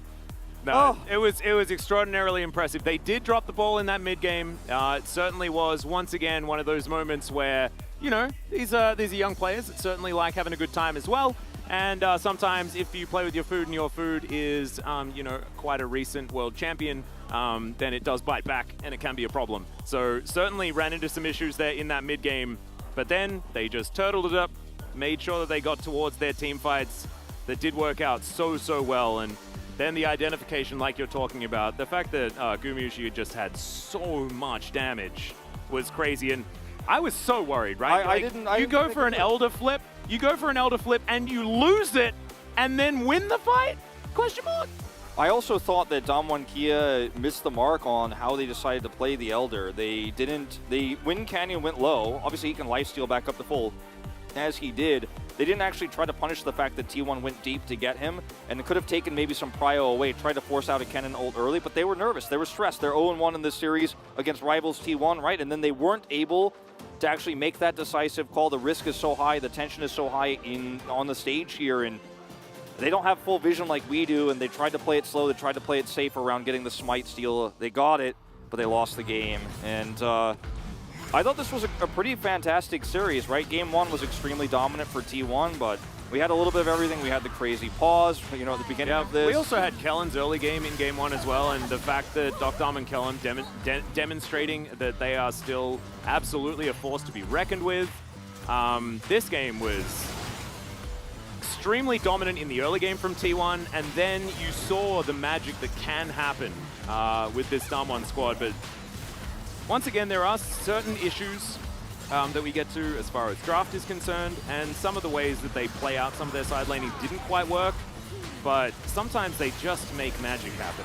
Yeah, it's crazy that T1 just is able to really just put it all on the line for a push for Nexus, and if that fails, then Damwon Kia get Baron and win the game, but they just knew they had just enough time to do it. They had the wave timing, and they were hidden. They knew that there was no information to Damwon Kia on either the objective nor the bottom side there for them to actually punish this decision, unless they just straight up tried to force a check, which would have cost them Baron. So it was kind of a win-win situation for T1. It wasn't like, at the end of the day, it was kind of a checkmate move. It wasn't really as much of a risk, like looking back on it, as it might have seemed at the time. Yeah, I think with the positioning as well, I think Dom played this one out very well. At the same time, did end up being the only one falling in this particular engagement, but he did just so much damage for those Mystic shots as he turned up, and he was one of the things that T1 wasn't expecting to come right around the corner. T1 have shown this season that their confidence is at an all-time high, right? Faker seems so happy. He's having a resurgence like Deft, you know, the Mappa boys are really popping off this season. Yeah. And I think what T1 showcased in this game in particular is that they have no fear. Like, they will make the toughest call ever, and Owner will make it happen here, right? They'll do this cross-map play and they'll look for this is the final moment. Yeah, I really want to listen to this. Imagine this at MSI. Yeah, right? There's so much intensity. Do you know anything of what they're saying, Wolf? Because I don't. I mean, I was just like in awe. I was watching to see what Owner was doing on the other side here, and like the Owner was basically just like push it while he was stopping their backs, and it was obviously a lot of. It was like the subtitle says like incomprehensible in parentheses. Yeah, right. It says incomprehensible Korean because everyone's just yelling really fast, but. Well, as you can see, there was a bit of a hiccup that happened in that particular game. As we are going to just... Okay, so that we do have a little bit of added information. I'm going to read this off because it was just given to me. Faker raised audio issues and requested to pause the game. The referee denied the pause request because at the time, the ref believed that it was a playable minor issue, as the player had only been prior checklisted for issues at the time, and he believed that it was a minor playable issue. So, believed that everything was going to be fine. League Ops considered the possibility of a gameplay competitive integrity issue in consideration that the referee declined the initial pause request. That was taken into account in performing Chrono Break into Faker's, based on Faker's use of Flash. Yeah, I think that there's a few things that has gone on here. As I'm still looking a little bit like a parrot, but it was a very weird game. You could see that there were some tense emotions. We'll hopefully be able to have a chat about exactly what happened on the POG state and really bring some extra clarity to it. But for now, let's throw it over to the analyst carpet space. Thank you, Atlas and Wolf, for that breakdown and that insane game as well. Thank you for bringing that to us. And it all started with the pause, and it ended with a bit of a base rush there from T1. Some crazy stuff happened. What do you think, Chronicle? We actually get to go back to what we talked about with draft, because usually it's just the casters, but now we actually got some time. And we saw a lot of those elements actually come to fruition, right? We saw the Ezreal Karma shove in, we saw the almost Ezreal 1v9, and we saw that Akali in that situation should not have been in consideration, because honestly, I don't think Showmaker has had the best form. I think it's completely fine. This is a player that has effectively been one of, if not the best mid in the LCK for 2 years. But the Akali pick isn't working out great. I think it's an extremely high execution pick, and picking it to Cannon and Victor and Tom Kench is asking for trouble. And even with the angles he found a bunch of times, I feel like the pick provided little to nothing here. And without that Ezreal, and without that great macro call by the end of T1, like, it still could have been a Damwon win, right? Like, that's the crazy part. And that's why this game was so cool, because it had so much to offer. And there were even moments in that game where you and I were watching and we're like, oh, this is not the right idea. Damwon, you should not be fighting here. There were a couple of forced fights where they were fighting over Cloud Drakes, where it wasn't even sole point, like especially the first one. And we were just like, just wait until Ezreal gets online. Just wait until you have split pushing power. Just wait. It doesn't matter. And yet they were fighting. It seemed like they were just a little bit impatient with their comp, and they still almost won. Yeah, I think that's the key thing, is that this is still very much a Damwon in flux, right? It's a Damwon that's developing, but T1, they aren't developing. Like, those calls, loved it. Like, the presence of mind, and just saying, no, we don't need Baron, we don't care. Yeah, and really interesting stuff for sure. T1 still on their win streak here after this win. We do have the first highlight. Let's get into that as we can see this team fight. This is such a pivotal mistake here from Damwon, because there is one, no reason for them to fight, but secondly, think about what that composition wants to do, right? This is a composition that in enclosed corridors is playing into Jinx, Tom, Victor, and Cannon, right? Like, they're not hitting any item spikes here. There's not an objective that needs to be thought of. And the key thing here is that it's really important to note that this is a roster that only 2 out of 5 players are the same, right? And you're seeing it in moments like this. Old Damwon wouldn't have randomly went for a fight here. Maybe the game state would have been better. Maybe Doctor would have come online earlier, and maybe we could have had a different game. But that was not the case. And T1 showing again that they are very much the strongest team in the LCK right now. Yeah, a little bit of hand stiff and decision diff in this one. We do have the second highlight, and this one is actually going to highlight Duckdom and what he is potentially able to do in some of these fights. He tried so hard, man. He tried so hard. I do think that the build path, there's something to be said about there. I think that picking up the Mythic as late and going for Trinity Force might have not been the call.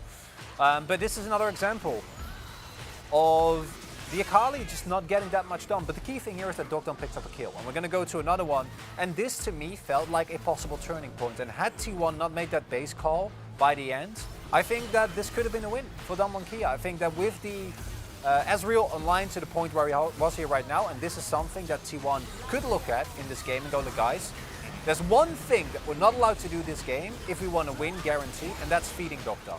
Like, that's the one thing that we can, under no circumstances, allow. That's a possible win con, because it's hard to get on top of him. And that almost happened, but then they still put it back. So, like, what do you do? Yeah, it was kind of funny that in all of those highlights, it was the team that was kiting back and was able to absorb the pressure and then put out their own pressure that actually ended up winning those fights. Ezreal's able to do that, and also T1's comp did that really well. So there you have it. We do have a final highlight as well, just to show how the game ended and a great macro call from T1. And here the key thing, and the biggest mistake from Damwon Kia is sending this many people to Baron. Right, I think that just your jungler and Ezreal would have been enough. And had Akali and Karma been here from the beginning, it might have been a different scenario. Also, Owner canceling the back was super, super huge here, right? Because yes, he dies, but who cares? He bought his team 2-3 extra seconds, and that's all they needed. And again, it was a team call, and it's a team effort for T1 here. Yeah, it was a great game overall. We do have the player of the game ready to go. Let's see who does pick it up. I think this might be a little bit contested, and it will be Gumayusi with his fantastic late game Jinx play, even against Elder Drake, as he was able to help carry here. Immaculate positioning from one of the best AD carries. It's ironic that after Gumayusi being, of course, one of the youngest AD carries in terms of age within the LCK, that the only one I think that match him right now is Deft, which is obviously someone that goes way back. And yeah, the Elder fight here in particular is most noteworthy, right? And I would love some carrier votes as well for a great Devour. But using the resets the way that he does here and making sure that even with the Elder buff going over to the enemy team, he remains full health, never gets at any risk, I thought was very, very nicely done. A couple of owner votes, perfectly fine as well. I went for Zeus. One Zeus vote. I thought he played the fight expertly. I thought he had an incredibly consistent game as well. Well, I told you to vote for Keria, and he got 0, so nobody recognizing the Tom Kent's early game power and all of those roams. Yeah, I mean, it was a team effort, as you said, and I think that a lot of votes going many, many different ways was pretty cool to see. I do think he deserved some, but a lot of it was because of... you think Carrier deserved? Yeah, I do think so. Okay. Some of those ganks, some of those invades, very, very good. But even just talking about that, you know, you were talking a lot about the prio that the Victor had in the lane and why Owner and Carrier were able to get those early game shenanigans going as well. It was just a problem of the Akali pick not getting a lot done and then utilizing the prio, and then it was just a snowball. T1 played around the early laning very, very well. Absolutely. Well, guys, we do have the interview ready to go. I'm going to hand it over to Ji-sun to translate it for us. Thank you very much, guys. This is Ji-sun for the POG interview translation, joined by T1's bot duo, Keria and Gumayusi. Congratulations on the 2-0 victory. And T1 is now 11-0. How do you feel, Keria? I'm happy that we were able to extend our winning streak, and also happy that we repeated our victory against Damwon Kia. And with this victory, Guma, T1 locked in their spot in the playoffs as well. First off, I'm happy that we beat Damwon Kia back-to-back, and also I'm happy about the winning streak, and also we are now heading into the playoffs quite early, so I hope we can continue this form until the playoffs. Let's get back to game number 1, Keria. T1 bot played Caitlyn and Lux, however, it was Damwon Kia actually having the pressure down on the bottom lane. Still, T1 insisted to play around bot. So how did you kind of plan in order to come back after those early losses? I mean, even if we died a couple of times, you know, we still have prio on the bottom side. So we just wanted to keep pushing forward. Even though we were falling a little bit, we wanted to keep going hard. And speaking of game number 1, I think the bindings from Lux was the most significant plays coming from T1 to secure the victory. So Lux is one of my main picks on solo queue as well. So any tips on using the champion? I think I got lucky today, to be honest. I don't know why. I was just lucky. And after game number 1 in the player comms, you know, Kira, you actually said you got scared, so you couldn't get the level 2 prio. So could you kind of walk us through that early lane fights? You know, when you play Caitlyn and Lux into Jinx Leona, actually Jinx and Leona have the prio, but we have never played that matchup, to be honest. And because I have watched a lot of teams actually getting kills on Jinx and Leona combo, I was a little bit afraid of that, so we were not able to get level 2 prio. Let's move on to game number 2. T1 was actually behind about 8k gold, but you guys managed to make a huge comeback. We're confident. How much confident were you to turn the game around? You know, we did lose a couple of team fights in that game, so we were like, yeah, this could be a little bit risky, but we still trusted in our comp. You know, we believed that our comp had bigger value in the late game, so we still believed that we could turn the game around. And that sneaky Baron from Jinzhao and Jinx was so on point, and Tamankia had no clue at all. Whose call was that? Our cutie pie Kyria's call. That was his shot call, and also the rest of the teammates were following his order, so we were able to secure that Baron. Kyria, tell us about that decision.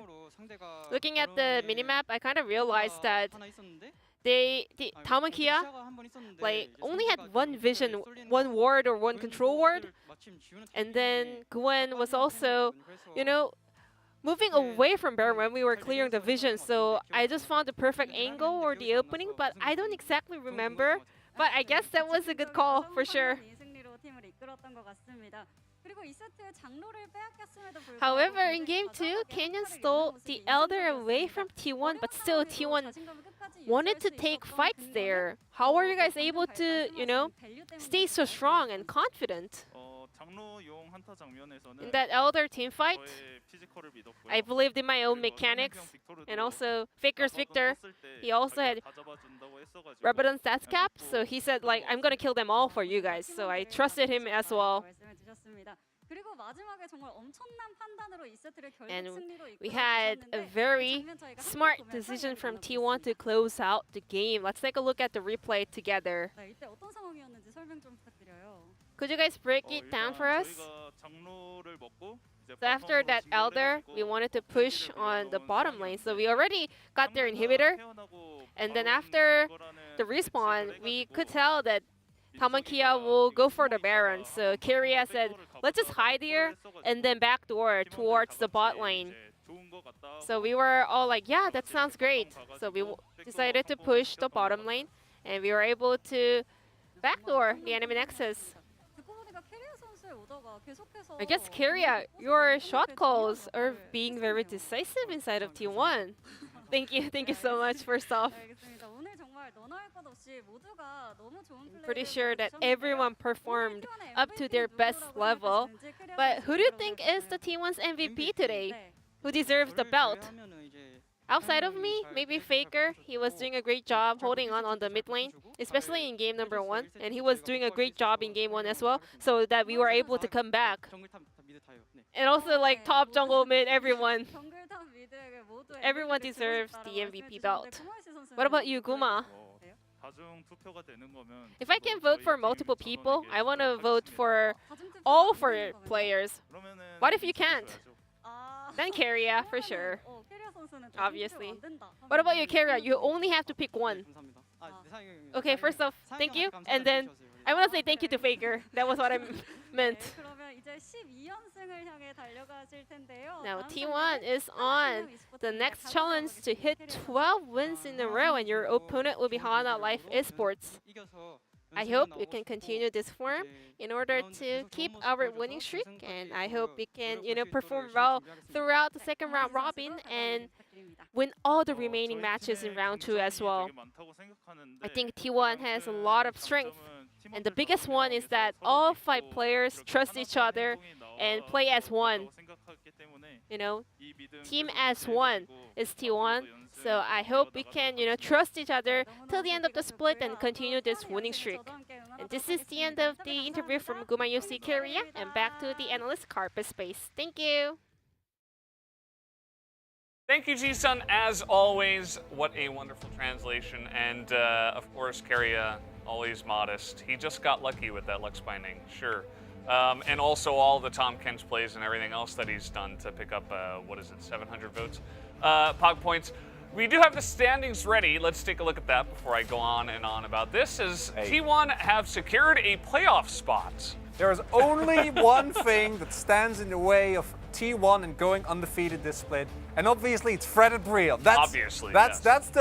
I mean they're insane, right? This is an incredibly good team. This is a team that was a single game away of winning Worlds. Of making finals at Worlds. Let's not get ahead of real ourselves. finals. Well, that's the nature of it. And for Kia, this is also kind of confirming that this is a developmental split for this team. It is a big swap up. A lot of the things that used to work for them don't work anymore, and they need to recalibrate. For T1, Again, this was 4 out of 5 players, and I think Zeus has shown experience and performance far beyond what could be expected from such a rookie player. As for tomorrow, I actually think the Fred Brion DRX match could be really interesting. DRX have been on the upswing, but Fred Brion, sometimes they're just really good. Yeah, sometimes they're really good. You know, maybe now that DRX is a strong team, Fred Brion will play better, right? Because Fred Brion plays better against better teams. So actually probably going to be like a really great series, goes to 3 games, very even, and then like somehow Umpty or Deft pulls it out in the end. I could see that. And you know what Humble Life has? Challenger player. There you go. Challenger player. Tomorrow for that Humble Life matchup against Live Sandbox. But that's going to do it for us here tonight, guys. I hope you did enjoy the LCK today, and we will have more tomorrow. But for now, have a good night.